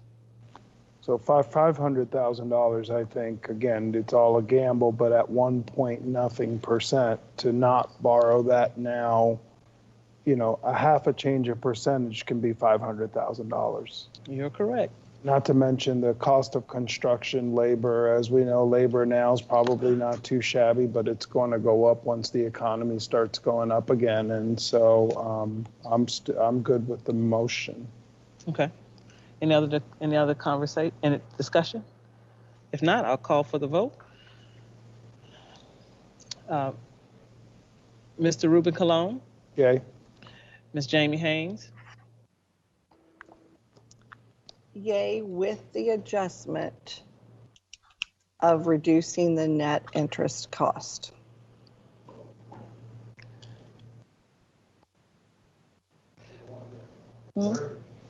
Yes. So you're saying with the original maturity, correct? I'm sorry, was that not the 30 motion? to 31. Moving He it didn't from, say maturity. I didn't say any maturity date on mine, so this is fine. Which we'll have to get the information back from Deb and family later. Right, because But they I, got to yes. back. I want the, I We're want going to the, squeeze it into the 75 period date. I want the smaller 30, the interest. 30, correct. Yeah. Agreed, yes. Yay. Yeah. And so, yay. And just so you all understand, what we're voting is that they move forward to look at this, because they still got to bring it back to us for us to vote on again to say yes or no. Okay. We all understand that, right? Okay. Yes. Yay. Okay. All right. To call Persis. Yes, as long as we can get Tomoka started tomorrow. Ms. Linda Cuthbert. Yes, I do vote to look at it. Yes, ma'am. And I did right. Yes. The vote is unanimous. And this, so this is Jay Glover one more time, and I hate to prolong this, but just okay. just so we're aware, we do have to bring this back to you all for a final approval via a bond resolution and a leasing corp resolution. But there's a lot of work that goes into obviously getting those documents prepared. So, you know, I just wanted to make that clear. So you'll have another bite of the apple, but it's not just there's a lot of documentation, as I think you all know from signing those documents, that'll have to be prepared. So I appreciate y'all's consideration. Thanks. Yes, thank you. And I think that concludes everything with 15.09. So we want to recap. So Mr. Grube, you have been given the directive to move forward with the Ortona Osceola. In the interim, we know that we are looking for additional funding. So can you start looking, and I'm sure Ms. Cuthbert will be sitting on that committee for Tomoka and Turkey Small as we start moving to the next phase of both of those programs. Yes, ma'am. Thank you very much. Go ahead, Mr. Persis, I see your hand. Yeah, and I just wanted, as it relates to Tomoka, to not have to wait until Osceola and Ortona is finished. Let's look at some alternative locations to put those students. That's all. That's all I'm asking.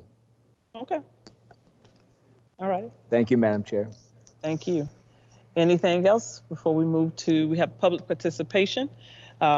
Ms. Kelly, you could bring in our first speaker. Okay, yes, our first person is, let me make sure they get in there. 4625, Miss Melissa Heller. Okay. Mrs. Heller.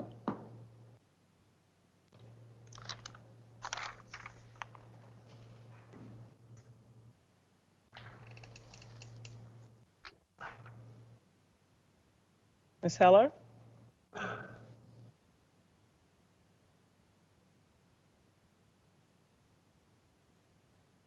She's in the meeting. Mrs. Heller, just state your full name and you have 3 minutes to address the board. You may be on mute. *6.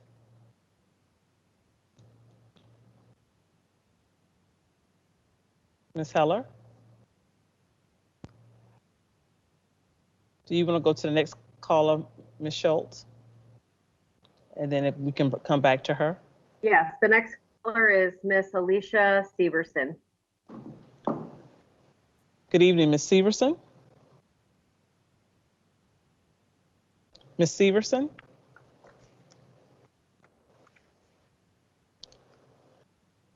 Good evening, Ms. Severson. Can you push *6 so that you can unmute?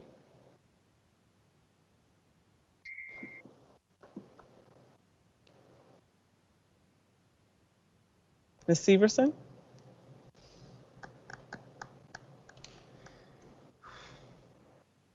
It says she's in the meeting and she's unmuted. Ms. Severson?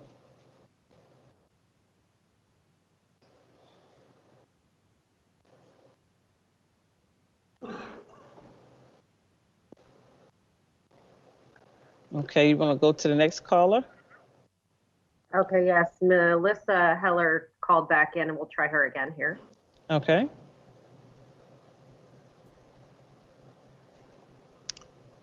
Good evening. A little slow tonight, sorry. Hang on. Okay. No, she should be in now.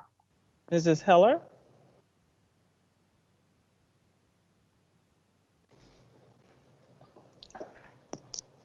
No, she Can you hear me now? Yes, if you state your full name, and you have 3 minutes. Okay. My name is Melissa Heller. I reside in Ormond Beach. Good evening. Can you hear me now? Good evening, Madam Chair, board members, Dr. Vagabond, and others. I wish I could have been in my classroom yesterday and today, but I couldn't be. Instead, I was quarantined in a room because my stepson, college son, and husband now have COVID.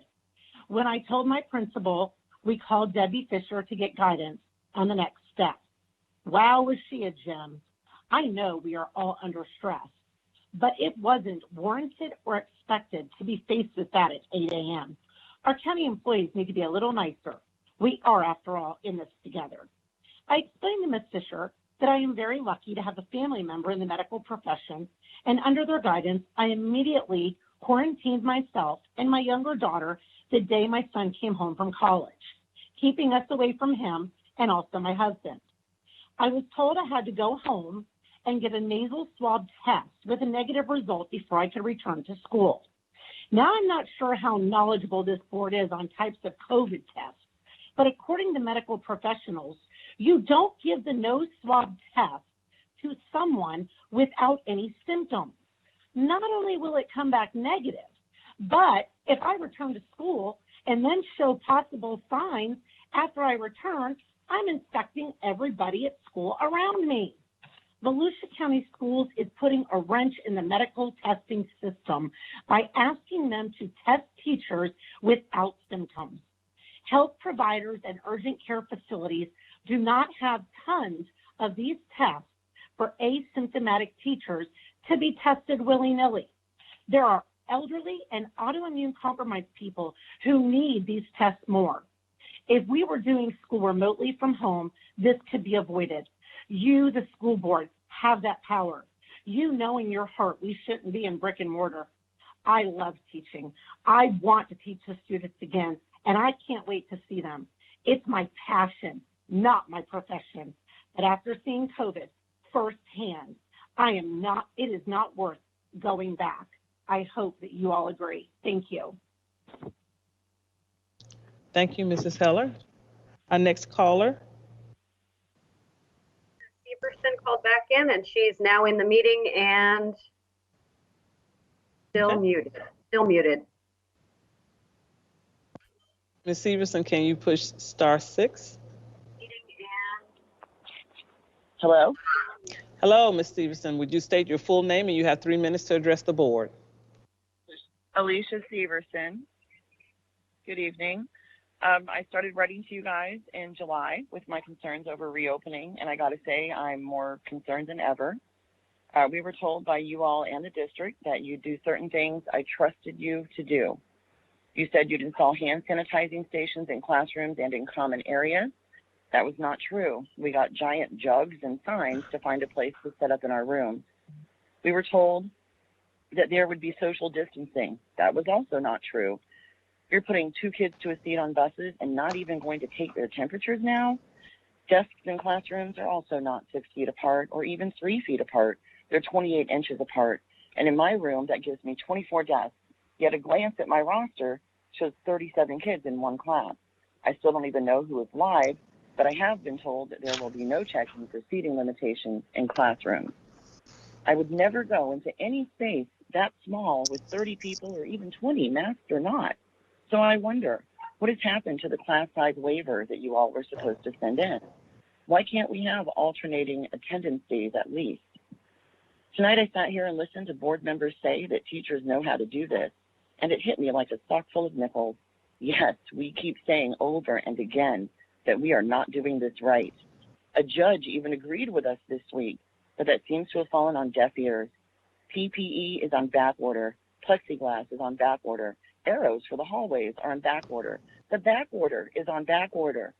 Tonight we're hearing that future computers might be whisked in Saturday night so we can use them Monday morning. It's ridiculous. Last week, between that and hearing yet again that the tracing that you've promised is not even going to be done, I was just floored. Really, I feel like that was the lie that broke my back. The district had sent out advertisements for positions on Volusia Online. I applied. I was told I could have the job. Then I was called back and told that no more teachers from my school can be taken because they've taken too many. And there are other schools like mine. There's a list apparently. So now we're stuck where we are, even if we feel afraid and unsafe. Everyone should be online. The positivity rate for people under 18 of age is 15% right now. And I see nothing from the district telling us to go get our kids tested even. Face-to-face when safe. Please rethink this decision. Thank you. Thank you. Next caller, Ms. Schultz. Next caller is Mr. Cameron Wing. Okay. And good he's in evening, the- Mr. Okay. Good evening, Mr. Wing. Mr. Wing.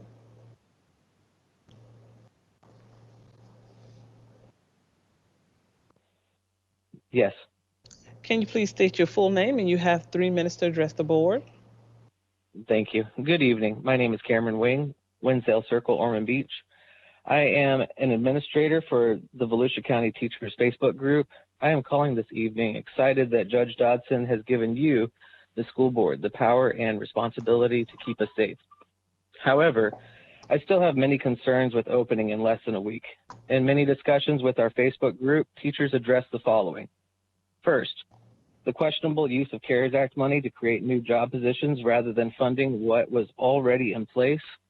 Second, it has become apparent during bargaining that the district does not appear to respect or value teachers. Third, there is a lack of consistency in the overall message being given to our principals and how it varies between schools. For example, social distancing, masks, PPE, and who gets plexiglass. Fourth, teachers are afraid to say something if they learn that someone has COVID-19, and it is being swept under the rug by admin and the district.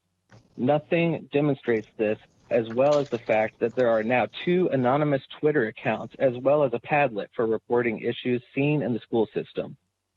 Fifth, the bureaucratic process of getting direction and information from the district is slow. Specifically, school-based administrators cannot do or say much without the district's approval, based on the observations I and others have made. Sixth, with regards to job security, principals are collapsing units as more parents, students, and teachers are leaving to do Volusia online, per the district's instructions. We teachers are also being asked to change grade level and or curriculum at the last minute. Between these changes and the implementation of Volusia Live, there is concern among teachers about how students will be reabsorbed when more return to brick and mortar.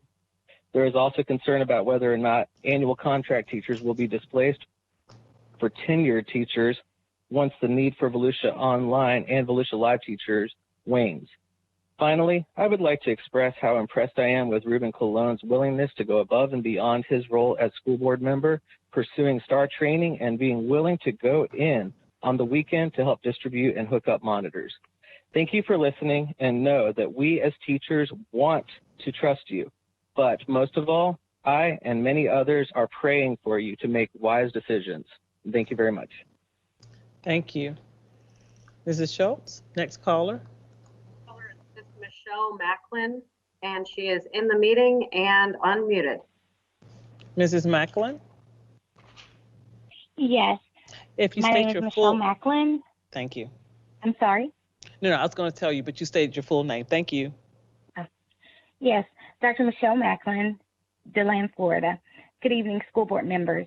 As an employee of BCS, I'm saddened that my peers and I have spent the past 2 weeks on campuses worried for our health and safety and that of students by returning due to insufficient cleaning, lack of adequate PPE, fluctuating social distancing protocol, and now a declared impasse with bargaining.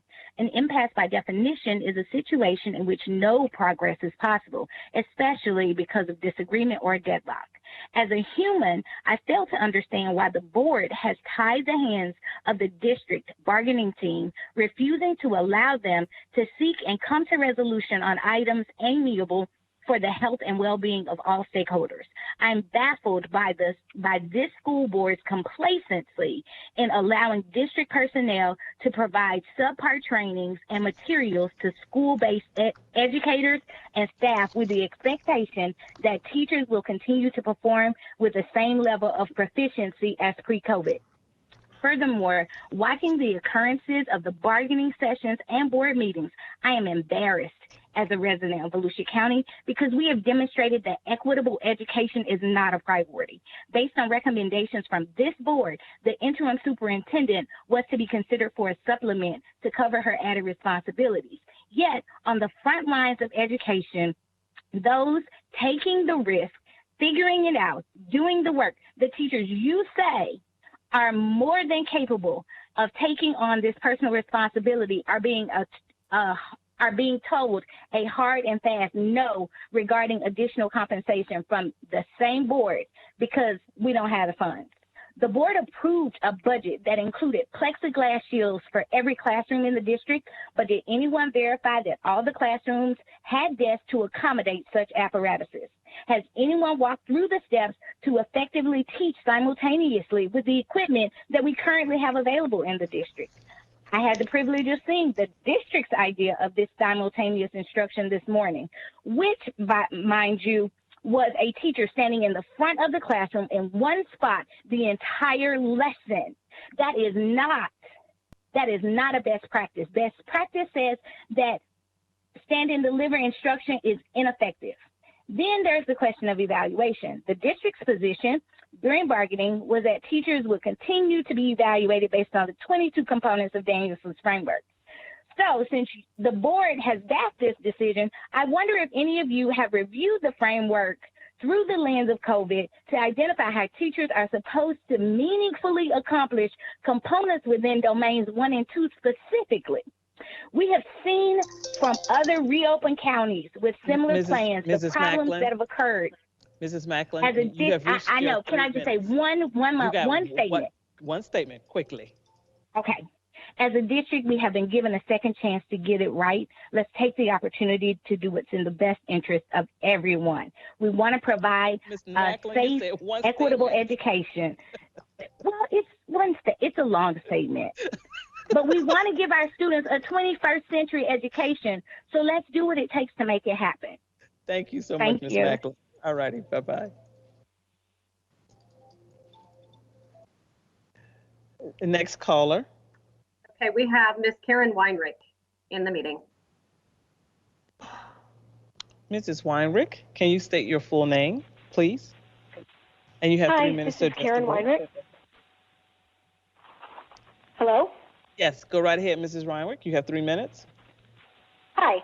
I'm calling today. First, I want to do a big shout out to Spruce Creek Elementary and our administrators and office staff there because they have been working tirelessly this entire 2.5 weeks that we've been back and have done everything they possibly could to give us a safe environment. However, there have been a lot of obstacles thrown in their way, and I wanted to tell you about some of them today. First of all, we still don't have consistent air conditioning in our school. Some buildings have been out. They come out and fix it. They are here daily trying to fix it. We have rooms that are at 76 degrees and higher, and this is not going to be a safe environment for our children. One of my colleagues was noticing her room was very hot today, so we called, they came out, and we discovered that her air had never been turned on that day, and that was happening at the district level. She also has a moldy spot in her carpet because of issues this summer that has still not been cleaned. Again, not safe.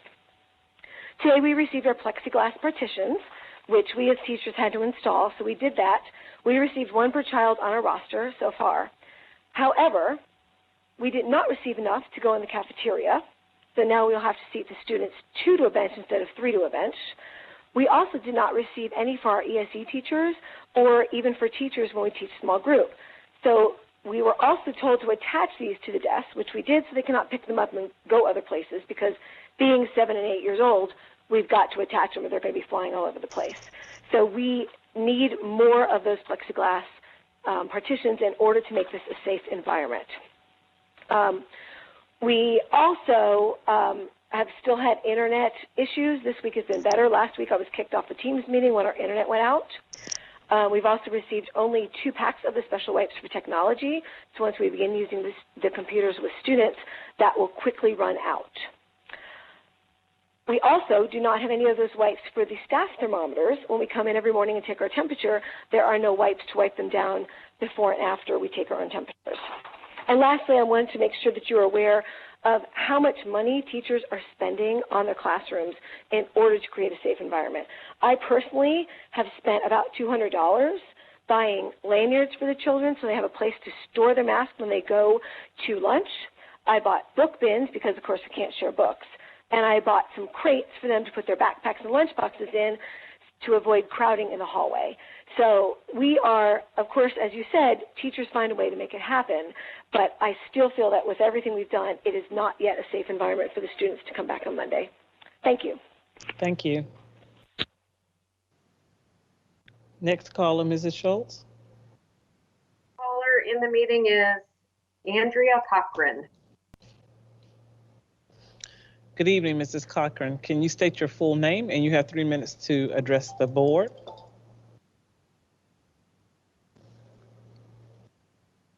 Ms. Cochran?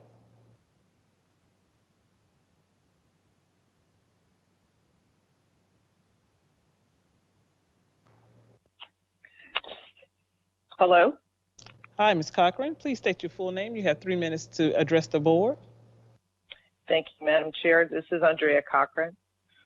Let me just jump right in.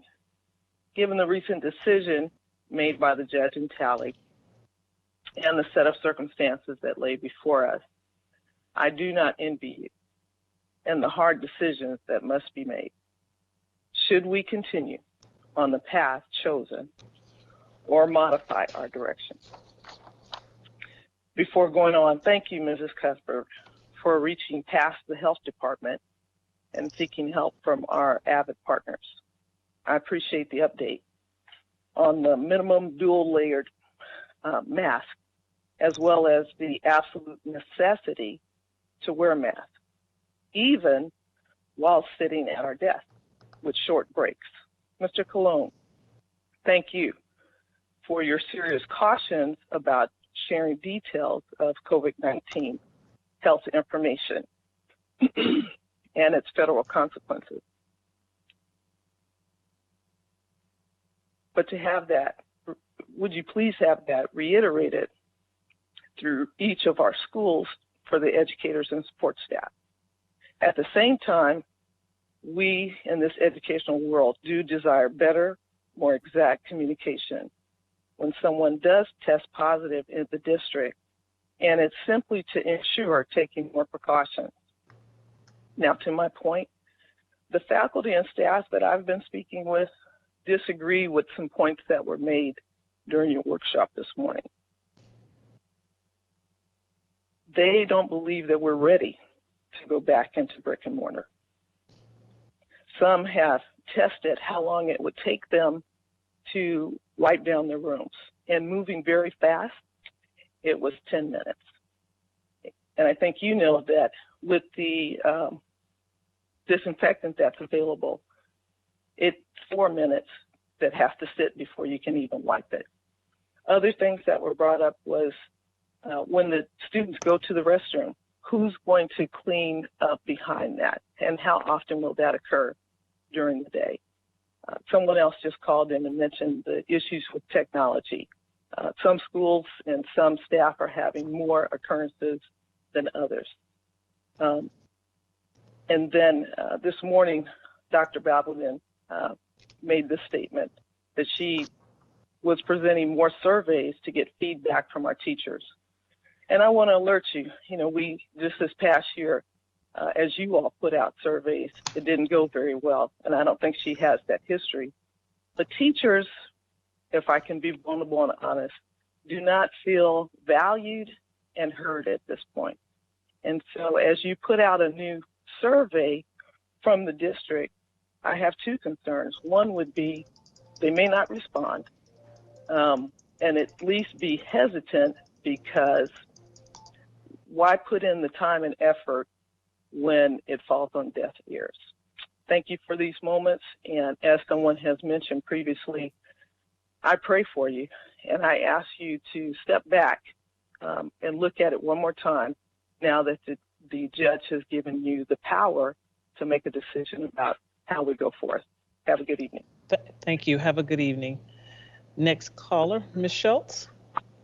Caller is Mr. Andrew Chapman. He's in the meeting and he is unmuted. Good evening, Mr. Chapman. Please state your full name, and you have 3 minutes to address the board. Andrew Chapman. I was speaking with my father recently, and he told me something that was really enlightening. He said the best way to avoid getting hit by a train is to stay off the tracks. I was recently told by a board member that there is no 100% effective way to keep people safe, not even in hospitals. Schools cannot be measured anywhere close to the controlled environments of hospitals. But even to this statement, I have to disagree. There is a way to keep students and staff safe from spreading or contracting COVID-19 in schools. That is to keep the schools closed. As of today, there are 632 positive cases of children under the age of 18, and the state of Florida has a positivity rate of 13.8%. Just yesterday, the financial penalty of keeping schools closed was deemed unconstitutional, and all decisions were given back to the school board. I have to go a little off script now because of something discussed earlier today about tobacco usage. We as a population know that not everybody who comes into contact with cigarettes or cigarette smoke will be adversely affected. However, the board takes every precaution to keep tobacco use off campus, simply for the safety of the greater good.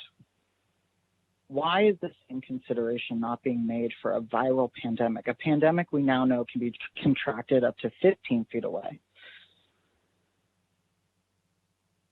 Much less the 3 to 6 feet recommended by a video released by Volusia County Schools yesterday. Also in that video, a child stated that if you are able to social distance in a classroom, you don't necessarily have to wear your mask. Why is that information being spread? Additionally, I was told by the board that you're putting your trust into the professionals that you hire to enter the school buildings. I want to quote a front desk secretary from a high school in Volusia County. Quote, "I will not wear my mask.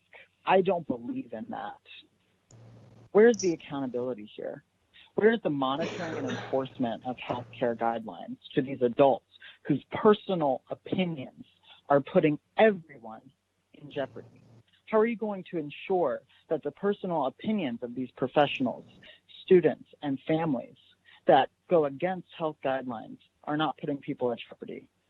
Other than that, many more questions remain infrastructurally. Have all ventilation systems been upgraded, tested?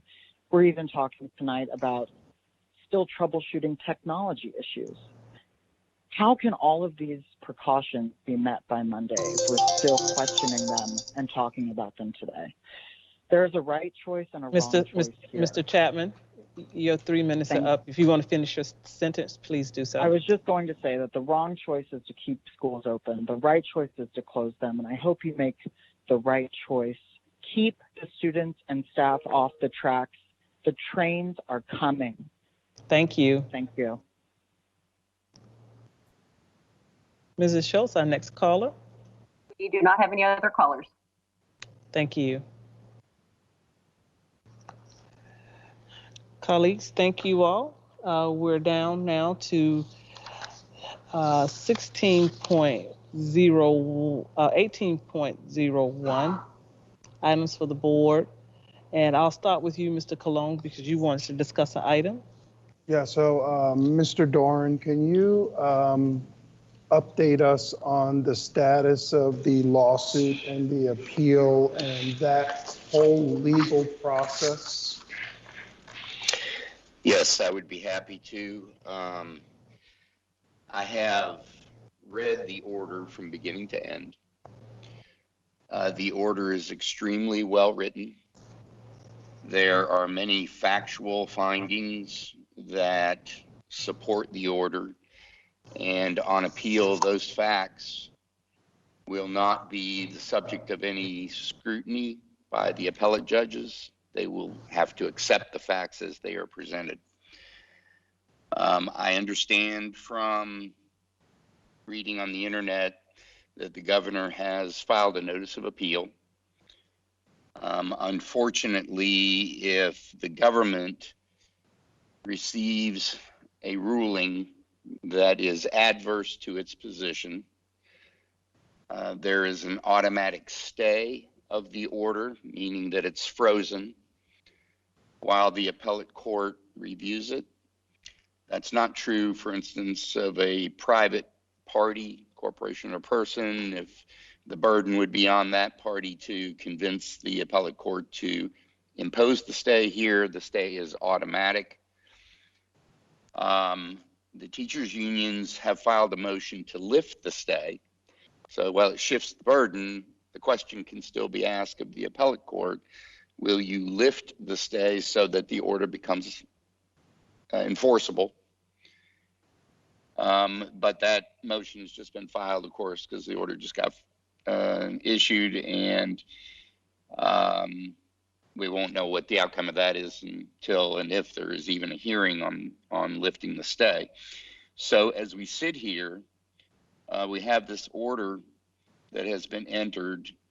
It is a huge victory for the teachers' unions, but interestingly, the outcome really doesn't benefit them, even in a small way, compared to how it benefits school districts.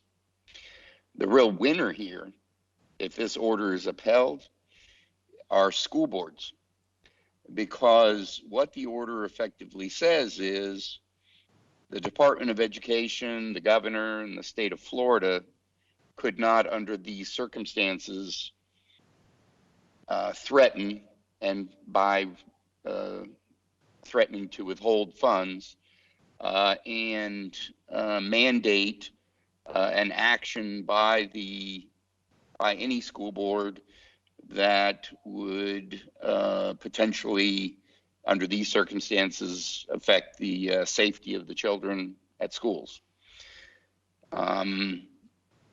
While it removes all of those threats, and it doesn't even mention, I think I mentioned this once before when we were discussing this, I had a Seminole County school board member call me because she was very concerned. She wanted to vote to keep schools closed, and the governor's office, she said, was threatening to remove her from office, an elected official.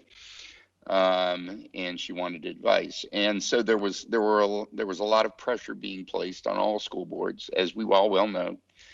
It maps out in detail what we kind of ferreted out with the health departments, making findings of fact that in fact health departments were being gagged and muzzled. That's my words, not his, but that's what it says. And so that while there was a condition under which a school board could decide to keep a district closed, that being on the advice of healthcare officials, at the same time, the healthcare officials were being directed to not provide the advice, which is what we kind of observed here. The order was found to be unconstitutional. Pursuant to Section 9 or Article 9, Section 1, which you may recall in a previous conversation, I said, look over Ruben's head, it's right up on the wall. And that is just one of two bases for the ruling, which declared it unconstitutional. The other one is a violation of due process. So, I anticipate the appellate court on the merits will uphold this order. But as we sit here, as I said, it's in a position, what they call a legal term, the order has been stayed, meaning that the order cannot be enforced. If we were to move forward inconsistently with the order, we would be fine so long as the appellate court upheld it, which we can't predict with certainty. So from that standpoint, it's very unfortunate, but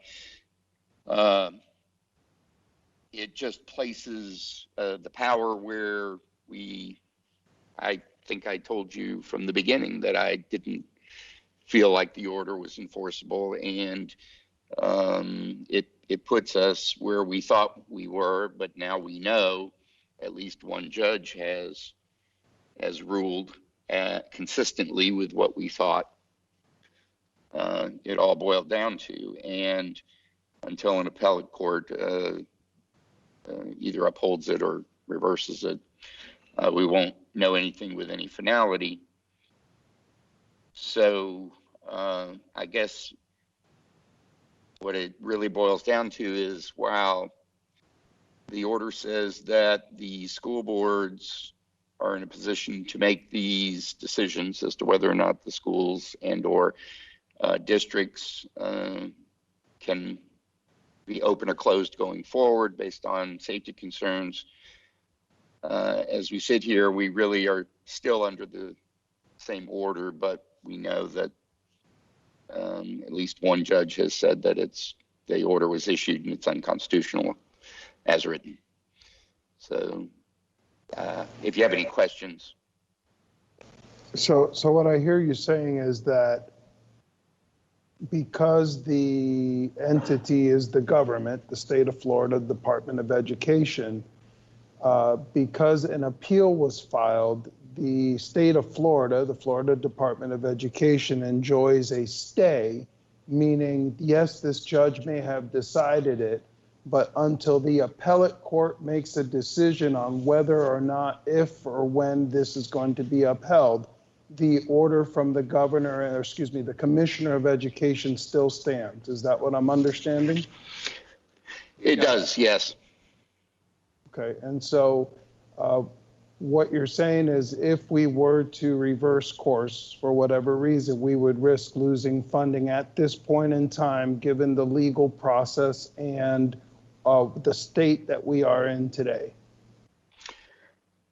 Yes, it would be, in my opinion, you would not ultimately be risking anything because I think it will be upheld. I think that the order, and I've said this from the beginning, is unconstitutional, just as the judge found, but nobody can say that with certainty because the ruling, my assumption is that the ruling will be reviewed on the merits by the appellate court, and anytime you start talking about, governors and the like, there are a lot of factors that could potentially weigh. We sued the Senate and the House on the DCD, and it was clear that we were supposed to win, but we didn't. So,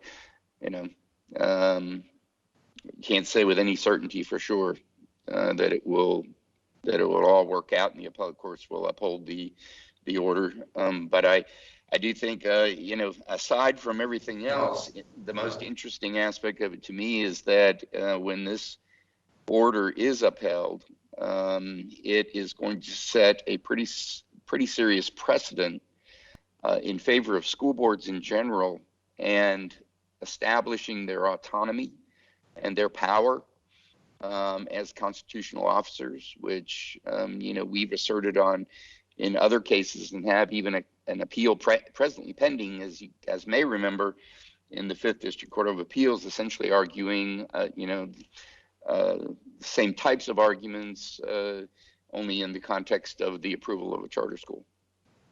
So if, at best, what do you think would be the timeline at best that this can possibly be, I'll use the word resolved or cured or heard before next Monday?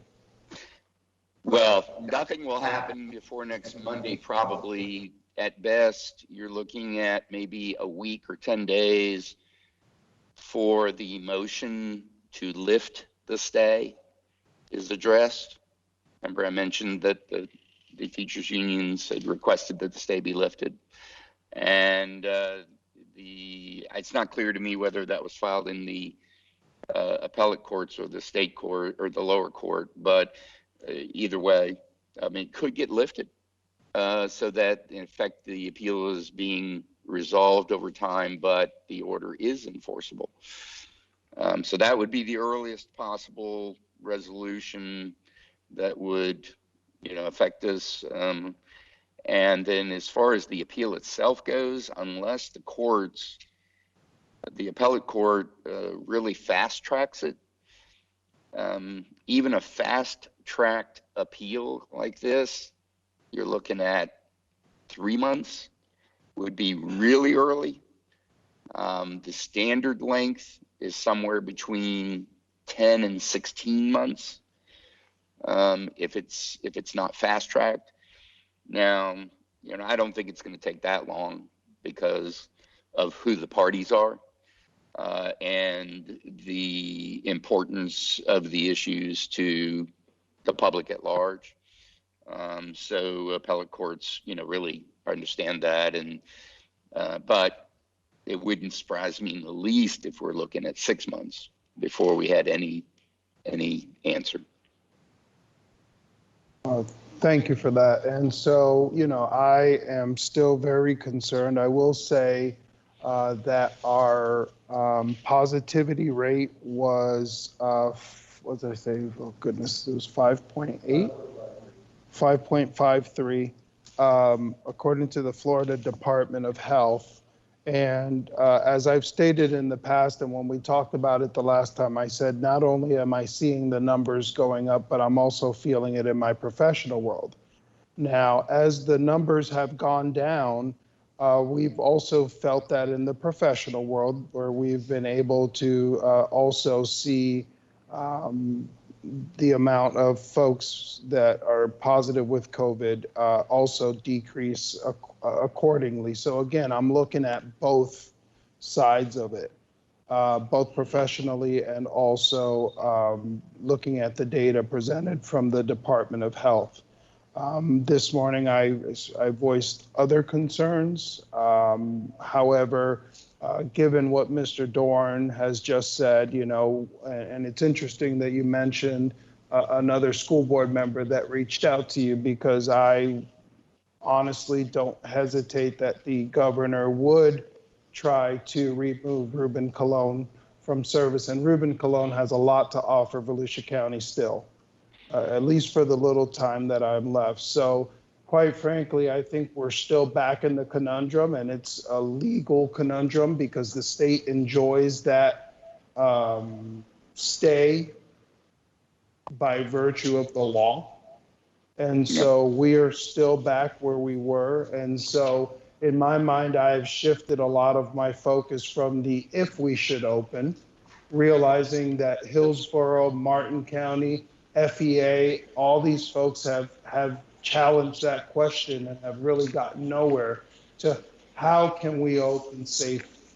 And so that's what Ruben has done to work with Dr. Balgobin and try to eliminate as many barriers as possible in order to ensure that we have the safest opening possible. At this point, legally, I do not believe that we have the ability to stop school from opening right now, personally. And so I will say that out loud for everyone to hear. As I'll be honest, I thought we were going to be the district that was going to challenge FDOE. And it ended up being Hillsborough 4 days ahead of what I would have proposed.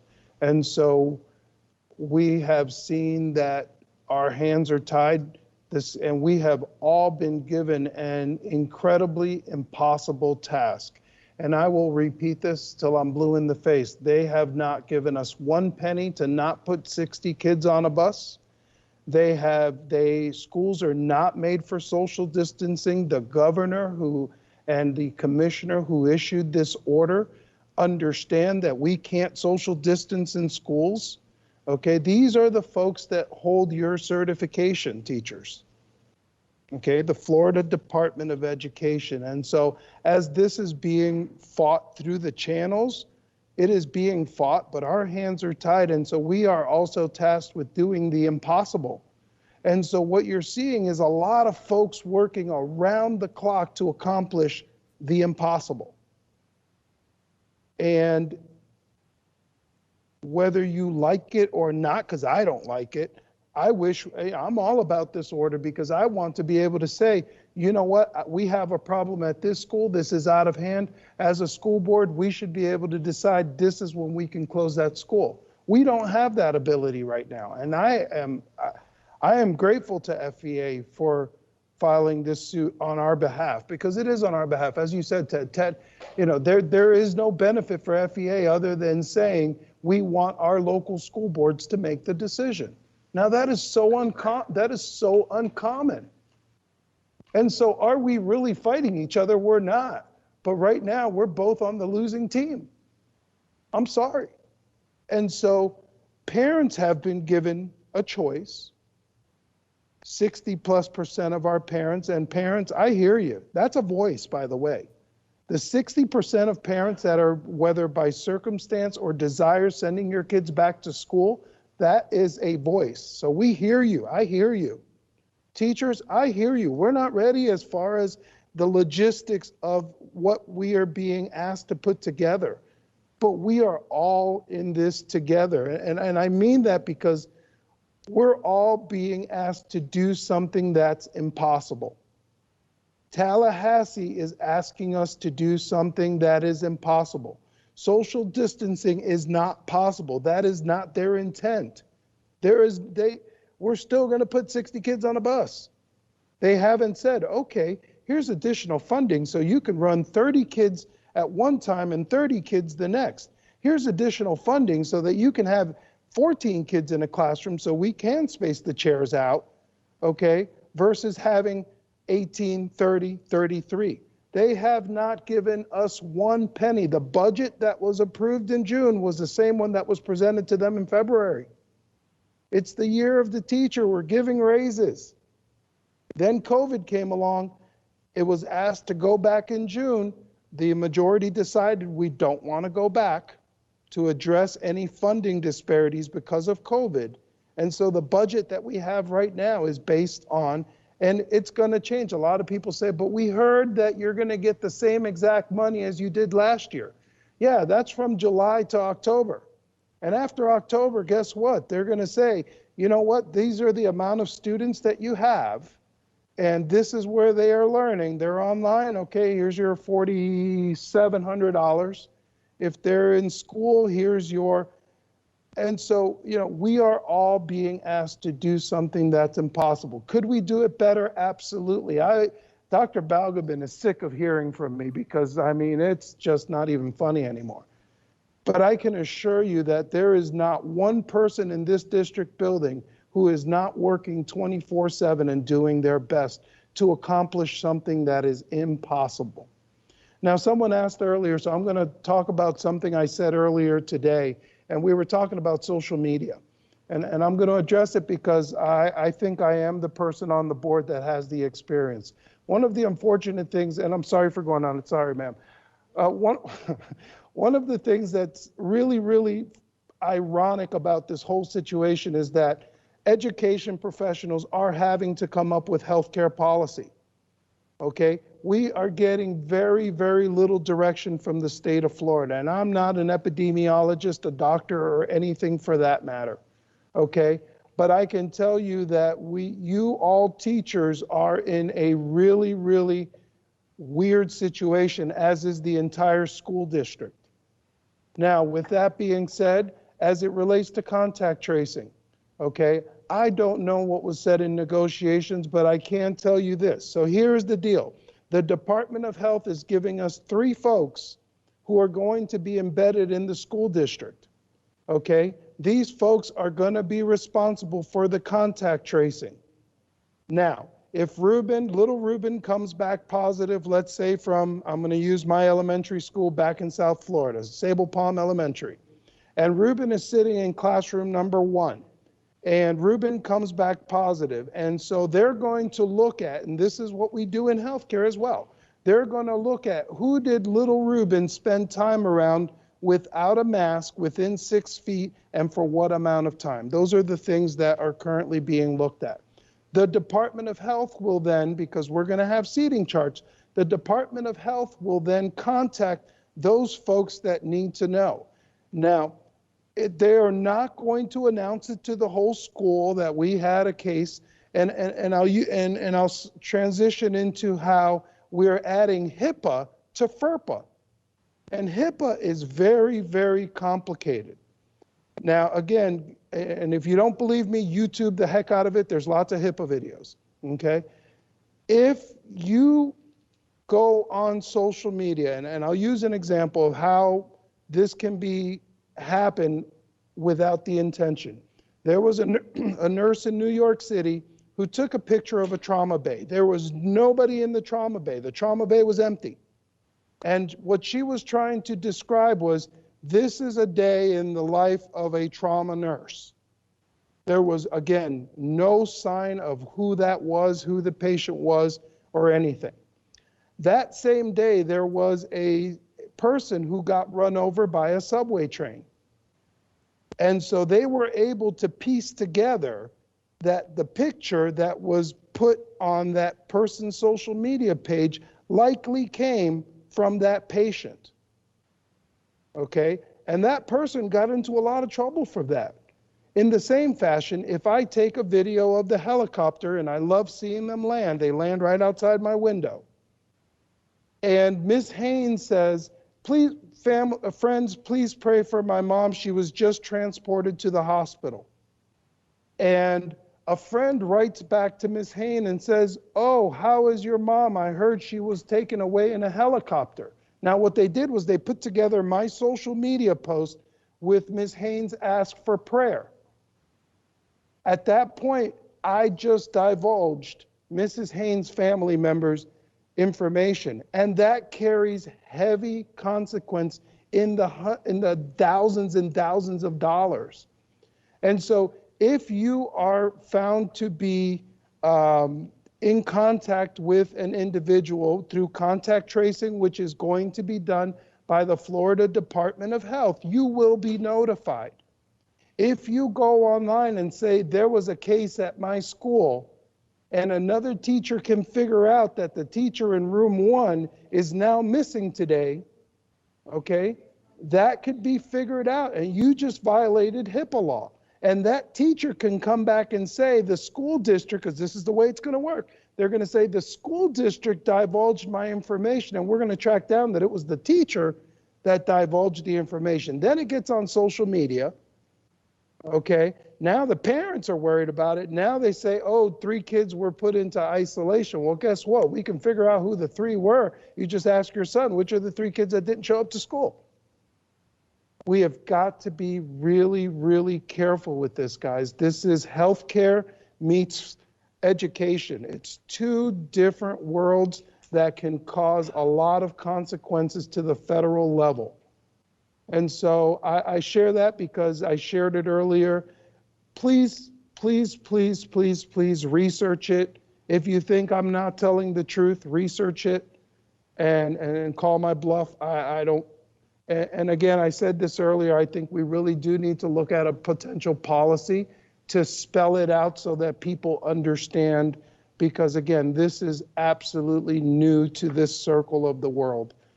Thank you, and I'm done. Sorry for the preaching, guys. I'm just looking out for you guys because you know what? This is crazy times. Thank you. Thank you, Mr. Colon. Mr. Persis?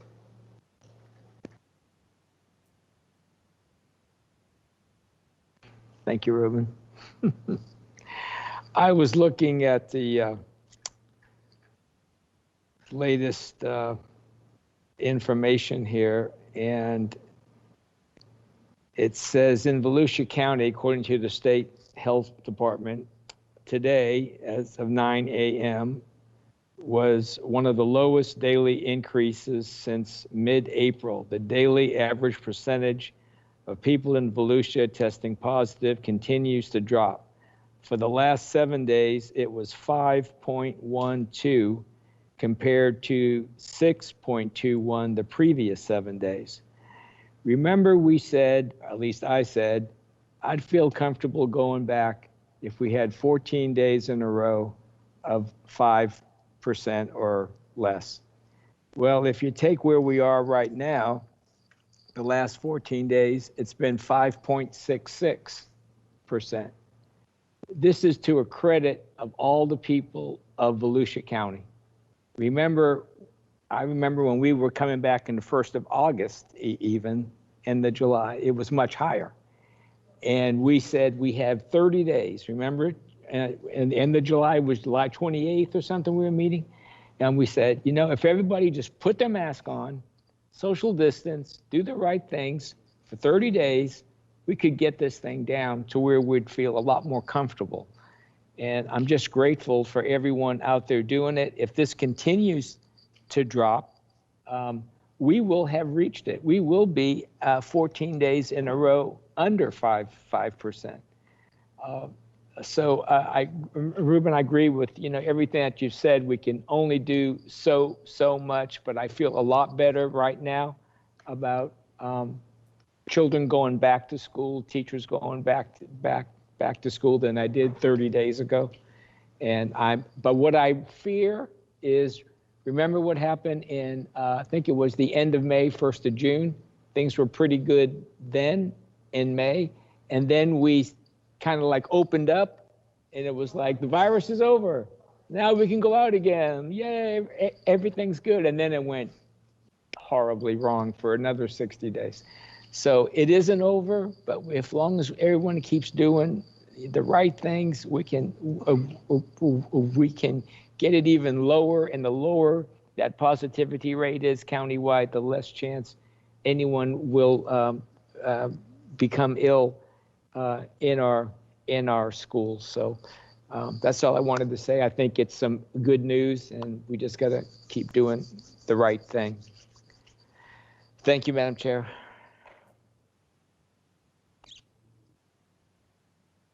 Thank you, Mr. Persis. Ms. Cuthbert?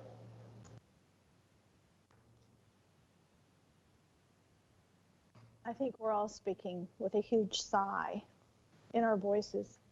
Nobody wants to send somebody into harm's way. During any world war, we didn't want to send our soldiers, male, female, young and old, into harm's way, but we had to do it. This is not easy. It's tearing all of us apart. Truly it is. And we have been accused of sitting on our sofas, not caring. Just because we're not in the classroom, we don't truly know what's going on. But we are reading all of our emails. We are visiting. We're listening to people. We believe what you're telling us. We believe it. We don't know, just like I was saying about the bonding and the revenue, we don't know what's going to happen tomorrow. We can only do what we try to do. And Mr. Persis did say July 28th, we did talk about, are we going to postpone, opening? And we did. We've given, I think most other districts only gave their teachers 2 weeks to get ready. We extended it another week. We're the last district to go back. I don't think we would ever truly be ready. Even if we postponed it to October, December, we still would not be ready, because we are battling an invisible invader who doesn't discriminate, doesn't recognize age, doesn't recognize vocation, does not recognize anything. But what we have to look at, what do we have in control? How can we control? For first of all, what do we do not have in our control? Everybody in this country is asking for plexiglass shields. Everyone is asking for PPE. Everyone is asking for additional laptops. We can only wait in line. We ordered, 33,000 laptops a couple of months ago. And we ordered, I think 2,000, back in May, just to see if we could get those. We've lent out iPads and laptops in March. We've only gotten, I think, maybe 85% of those returned. We need our equipment in order to give it back out again. We can control what's in our warehouse. We have excellent drivers and distribution systems and transportation. We have an excellent bus system with very reputable, caring bus drivers who will make sure our kids stay put. Hopefully there will be an aid, I think, on some of the buses. I see Mrs. Sawyer left. We have an excellent security system. I think we will have our guardians at the doors to help enforce. We have to depend on our parents. That's not in our control, what goes on in the home. We cannot control political opinions. We cannot control what a front desk clerk says unless somebody hears it and reports it to a principal so we can address it. We need to know what we can control. What we can control is our own education delivery. I can't tell you how many, I remember in the 90s when Tech Prep came in and we had to start addressing careers in the classroom.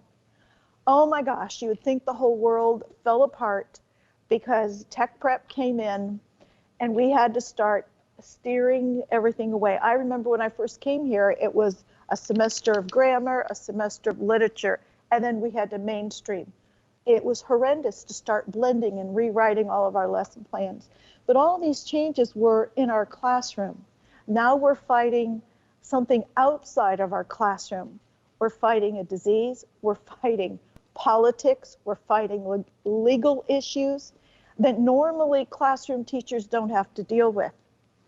I have never seen so many teachers aware of what is happening, and that's wonderful, because when I taught, my focus was my classroom, my kids, my essays, my curriculum, my syllabus, making sure my kids, I could take them as far as I could from the time they came in my door to the time they left.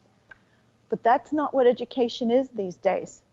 We have to vote people into office who have the skills in order to fund us, to make the better standards, realistic, down-to-earth standards that can be accomplished.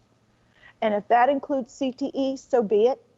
If that includes a look for the military or trades or whatever it is that is in our society today for kids to learn, that is our business. That's why I asked for the meeting with Advent Health.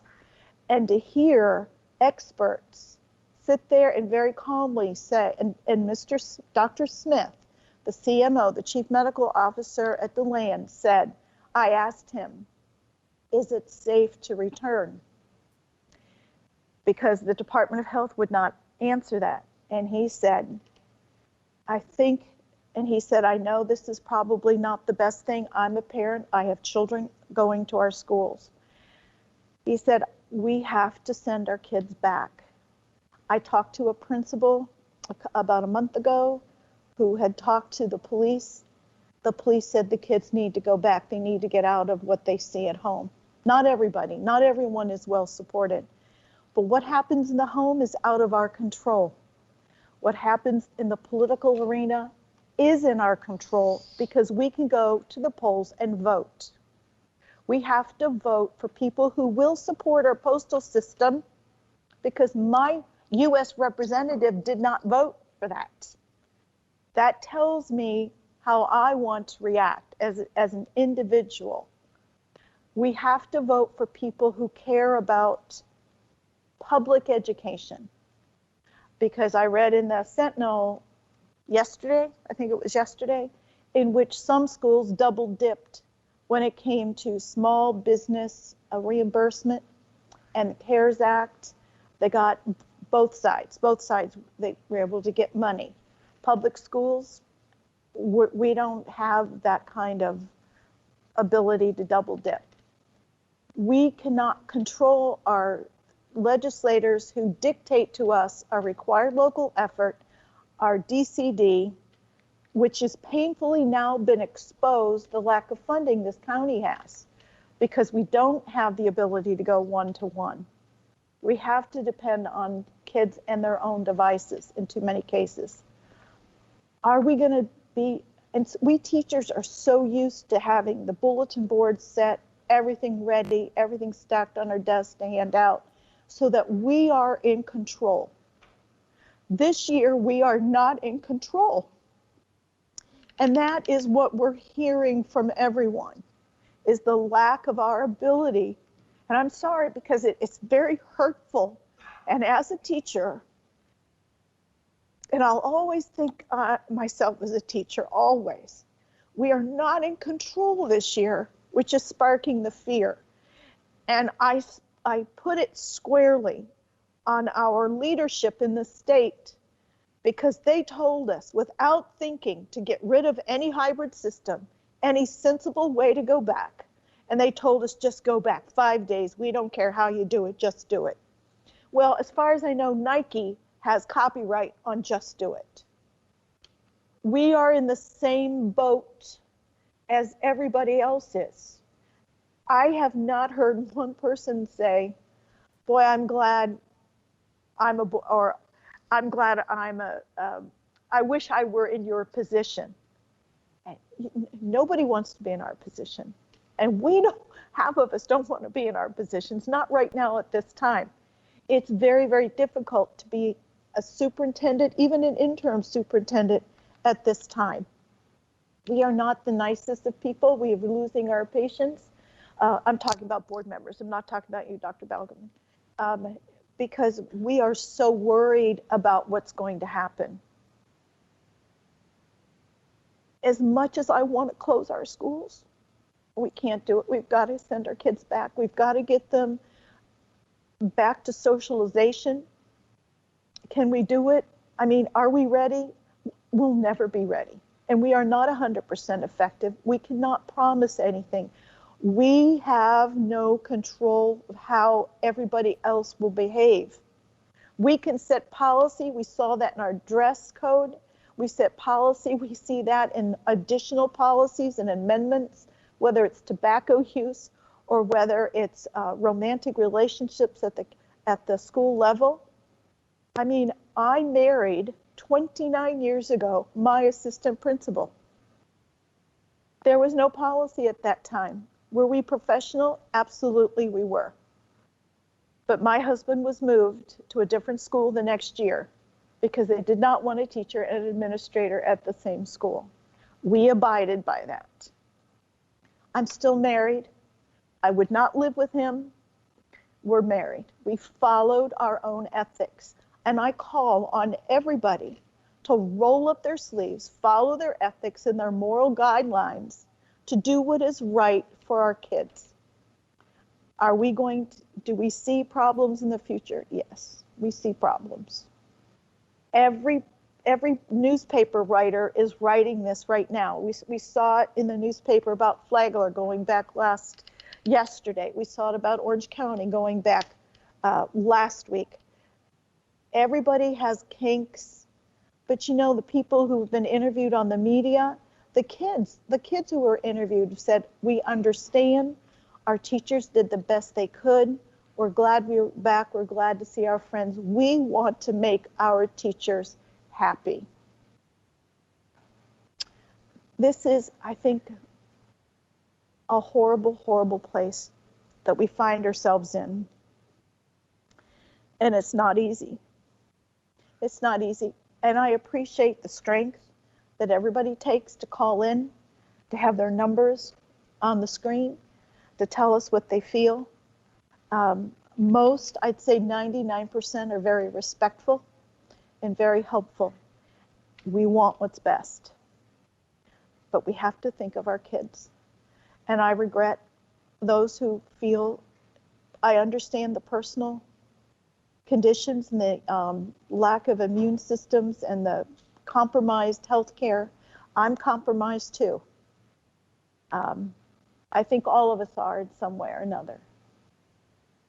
But we have to get our bodies used to this to become immune. We have to have this 60% herd immunity. It's the only way. We have to live with COVID. It's there. It's in our grocery stores. It's at Home Depot. It's on our vacations. It's in our restaurants. It'll be in our movie theaters when they move back. It's everywhere. We have to learn to live with it. Everybody does. I wish it weren't so. Madam Chair, I think I've talked long enough. Thank you. That's fine, Mrs. Cuthbert. Ms. Haynes? Thank you, Mrs. Wright. So I'd like to first talk to parents tonight. As Mr. Clone shared, 60-some% of you made the decision that you needed or wanted, for whatever reason, for your children to return to face-to-face instruction in our brick and mortar classrooms. So parents, please hear me on this tonight. We gave you 3 options: for your children to return and sit in a classroom with their teacher, for them to participate in Volusia Live, which is a live streamed piece that we've never tried and we're going to, and or they could go to Volusia Online Learning. You made your decision, and I know that some of you are still waiting on answers. You're wondering, did I make the right decision? I don't have all the information yet that I need. And what I need you to do is I need parents to show your teachers and the administrators and the bus drivers and the Schoolway Cafe people and all of the district staff. I need you to show some grace and compassion tonight, parents, for all of those individuals. Because believe it or not, there have been people working 24/7. There are some people only getting about 2 hours of sleep at night because their brains won't shut down thinking of all the things that they need to do or the different scenarios that could happen so that they can plan for the best and safest way to educate your children in whatever option you chose. So I want to talk about the face-to-face for just a moment. I understand that there's a lot of confusion out there and there's been a lot of different stories told. And even during the summer, as we met every week in board meetings, sometimes information was clear and sometimes it wasn't. Where we're at right now is we're still in the same place when I asked about this early on in July. The class size amendment formula has not changed. The governor did not release any additional funding so that we could double the number of teachers that we had or have double the classrooms to spread everyone out. And as we've moved through this, because I don't think last spring we even foresaw that this is what we would be facing as we opened a new school year, there's been some missteps, but we've learned. And everybody's picked themselves back up to try to work together. Yes, PPE kits have gone out. Are there missing items? Yes. Are they working on getting things in that have been back ordered? Yes. And I know that we can sit here and, some people can laugh about it, but it's not a laughing matter. It's a matter of the entire United States is trying to put their hands on all of these products. So no one's doing it any better than anybody else. It's coming as they can fill the orders, and our warehouse drivers are working around the clock to get those things out. But parents, here's my encouragement to you tonight as you send your children back face to face. I hope you've been practicing because we voted on the mask policy. I hope you've been practicing with your children about wearing masks. If not, you got a few more days to get them ready, okay? I hope that you've thought about maybe what you need to send with them, like their own hand sanitizer, the one that you feel safe with them using, and that you've talked to them about not sharing food, hugging each other. And that is a different world because, kids are used to sitting down, especially the little elementary ones, and sharing whatever snack or special treat is in their lunchbox. But we need your support in doing that. Teachers need your support. And teachers, those of you that are going to do face-to-face, we've heard you. We have sent your emails on. We have questioned all those things when you've told us that you don't have something yet or is something coming. The plexiglass is here. It's coming. It's being delivered to elementary schools, but there's only so many guys with trucks to get it out there, but they are working hard to get it out on your campuses. Now, as far as Volusia Live goes, I've seen so much about it being commented on in social media. Guess what? You need to think that Friday is like our normal Meet the Teacher day, and by Friday, everybody should have their schedule or their login information or know what they're supposed to do. And then for Volusia Online Learning, you know, I've kind of challenged everybody to go over and help answer some phones there so those counselors can finish building those schedules. But that group of people is working really hard to get that done. But when you go from 200 kids in Volusia Online Learning to 9,000 full-time and a couple thousand part-time, and you bring in a new staff that has to learn what to do, and teachers, they're all working hard. So parents, I'm back to grace and compassion. Now I'm going to speak to the teachers. Teachers and paras, my heart is with you right now. All of us have sat here and talked about what's best to do. And I know a lot of you are not happy from day one with what I said, because I said we had to put the education of our children first, because that's why we're all here. That's why I've spent 34 years of my life in Volusia County, was to educate children, to put children first. I know some of you are afraid. I've talked to some of you. I've talked to your administrators to figure out, you know, what's the best plan, because I don't want anyone to be afraid. But what I will tell you is, this is what I want you to focus on next week. And so administrators, I hope you're listening. The goal for next week is to get those kids in the door, get them to where they need to be, work with them on what are the procedures and processes now. How do we do this? Why do we do this? Because you know, especially at the middle school age, they question everything. I am thankful right now that, yes, I'm a Nana, but that they're still little, and I don't look forward to either one of them being in the middle school age. I was thankful when my children moved on through it. That was the toughest age of raising kids, in my opinion. But here's the thing. Take time next week. Go through the processes. Go through the procedures. Teachers, give yourself grace.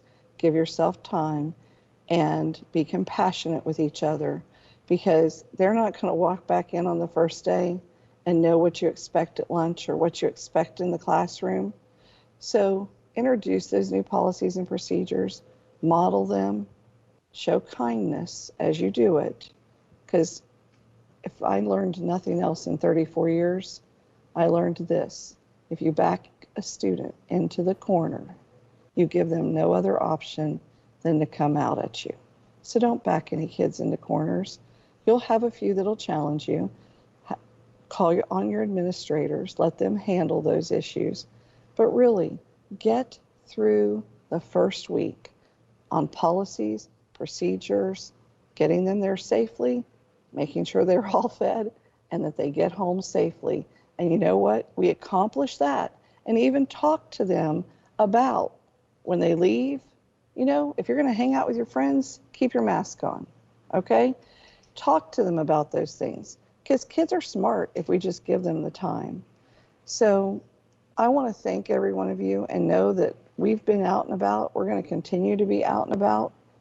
And I appreciate any email that I receive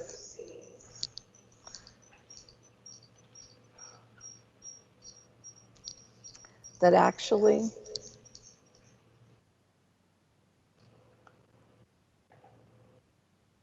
when you share a question or concern or a solution or suggestion, and you do it in a way that we can have great dialogue or we can assist you, I appreciate all those emails. And I thank you for all of you that have sent them in. And I did make one comment last week that I'm going to hold up tonight. I have been very hard on ABM, our custodial crew. And I've still been hard on them.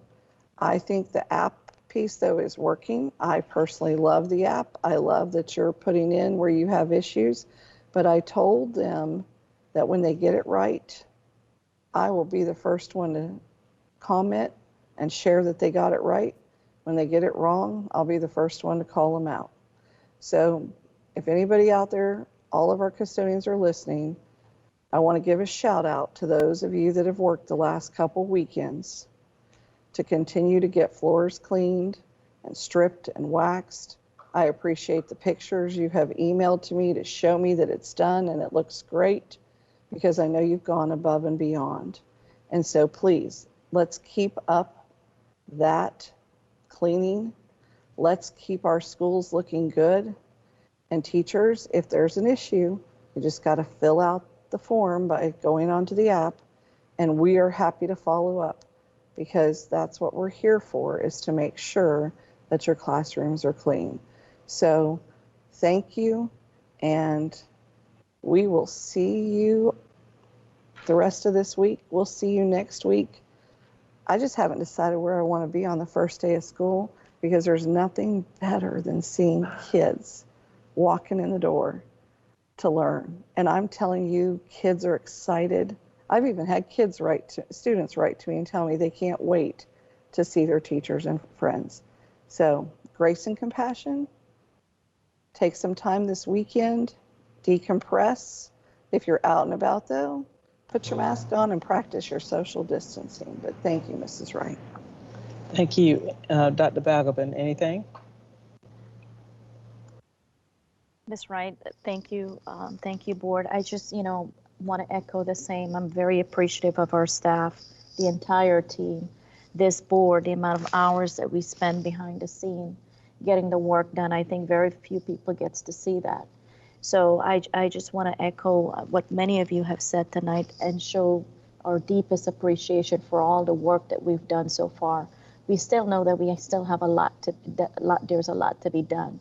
I've had dialogues with other districts as well.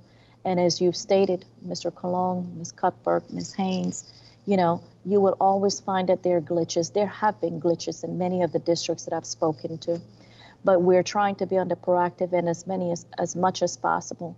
On the same note, I want to share this with you because it was very uplifting for me. I've been able to go to some schools and do some visits, and unannounced visits, and have conversations with the staff and really ask them, what is it that we're doing as a district that we're doing right? What is it that we can do better? What are some areas in which we can improve?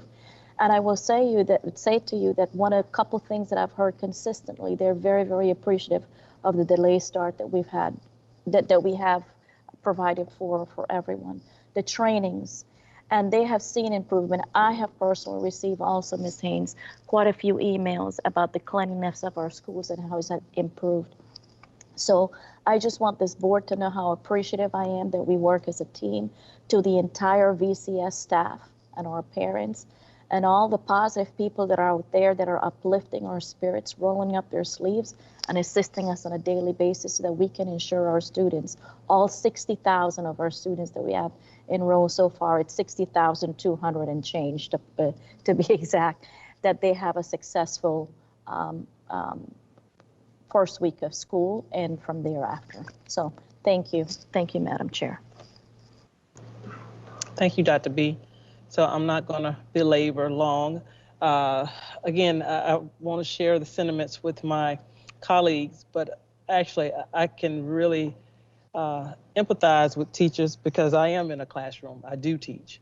I've actually been back on campus since the 5th, and we've had students on campus since the 5th.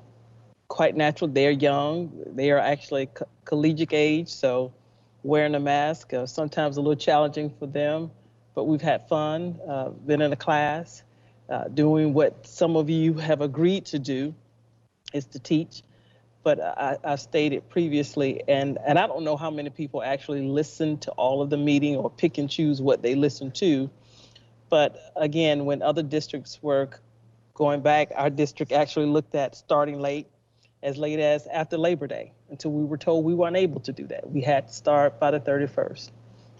We're one of the first districts to look at addressing the class size. So hopefully we will get a response. So it's not that we don't listen. It's not that we're not appreciative. And it's not that I don't understand, because I do what you do or what we're asking you to do starting Monday.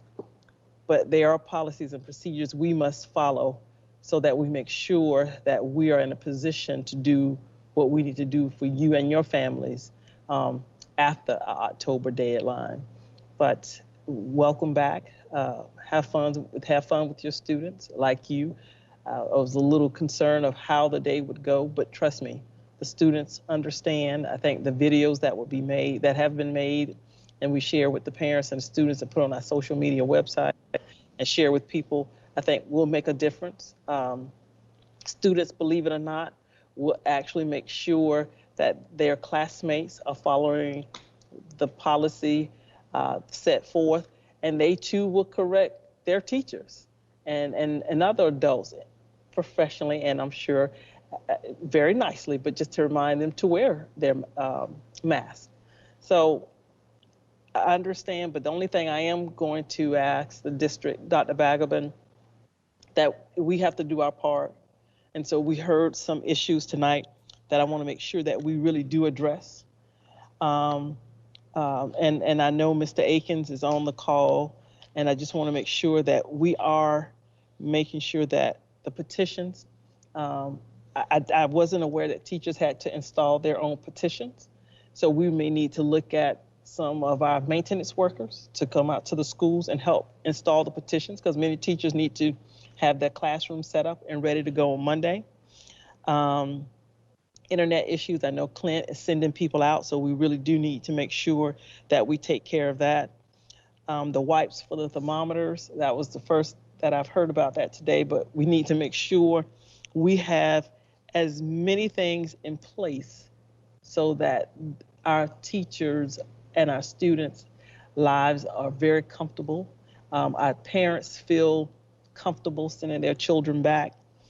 For the things that are back ordered, we need to get dates to find out when they will be here. And if things such as gowns and masks, we're going to lean on Ms. Cuthbert, and I'm going to lean on my two colleagues, Mrs. Cuthbert and Mr. Cologne, to check with our Advent Health colleagues to see if potentially they can donate a few just to get us started this week. So if the two of you can handle that, I appreciate that.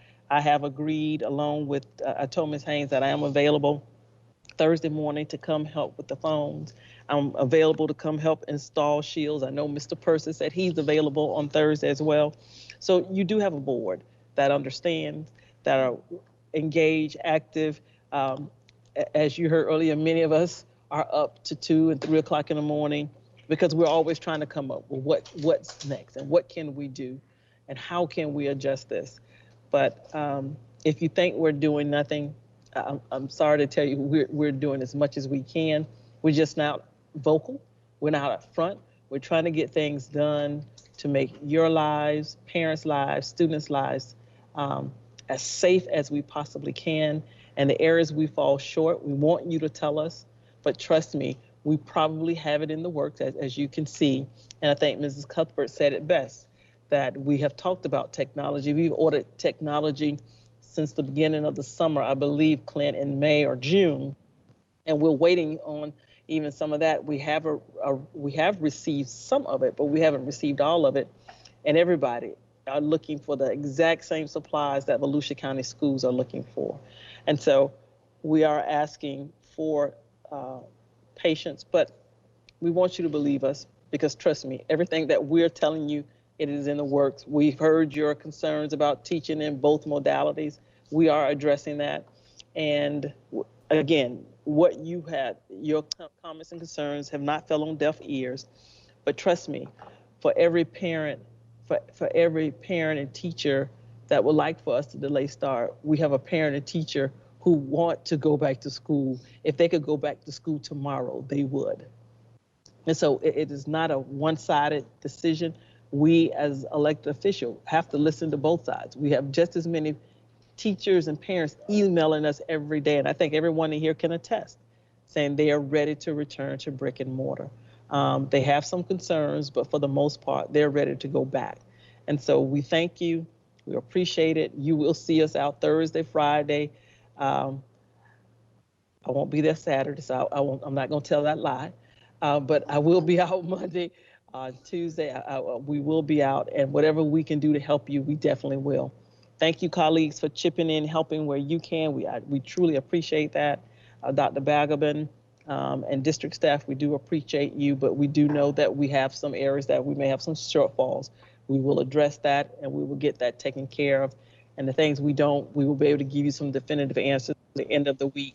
And like I said, we hope that we will hear from the state as it relates to the class size, so we can even address that hopefully before Monday. Thank you. If nothing else, we wish everybody a great evening, and let's get to work and get to opening schools on Monday. Have a good one.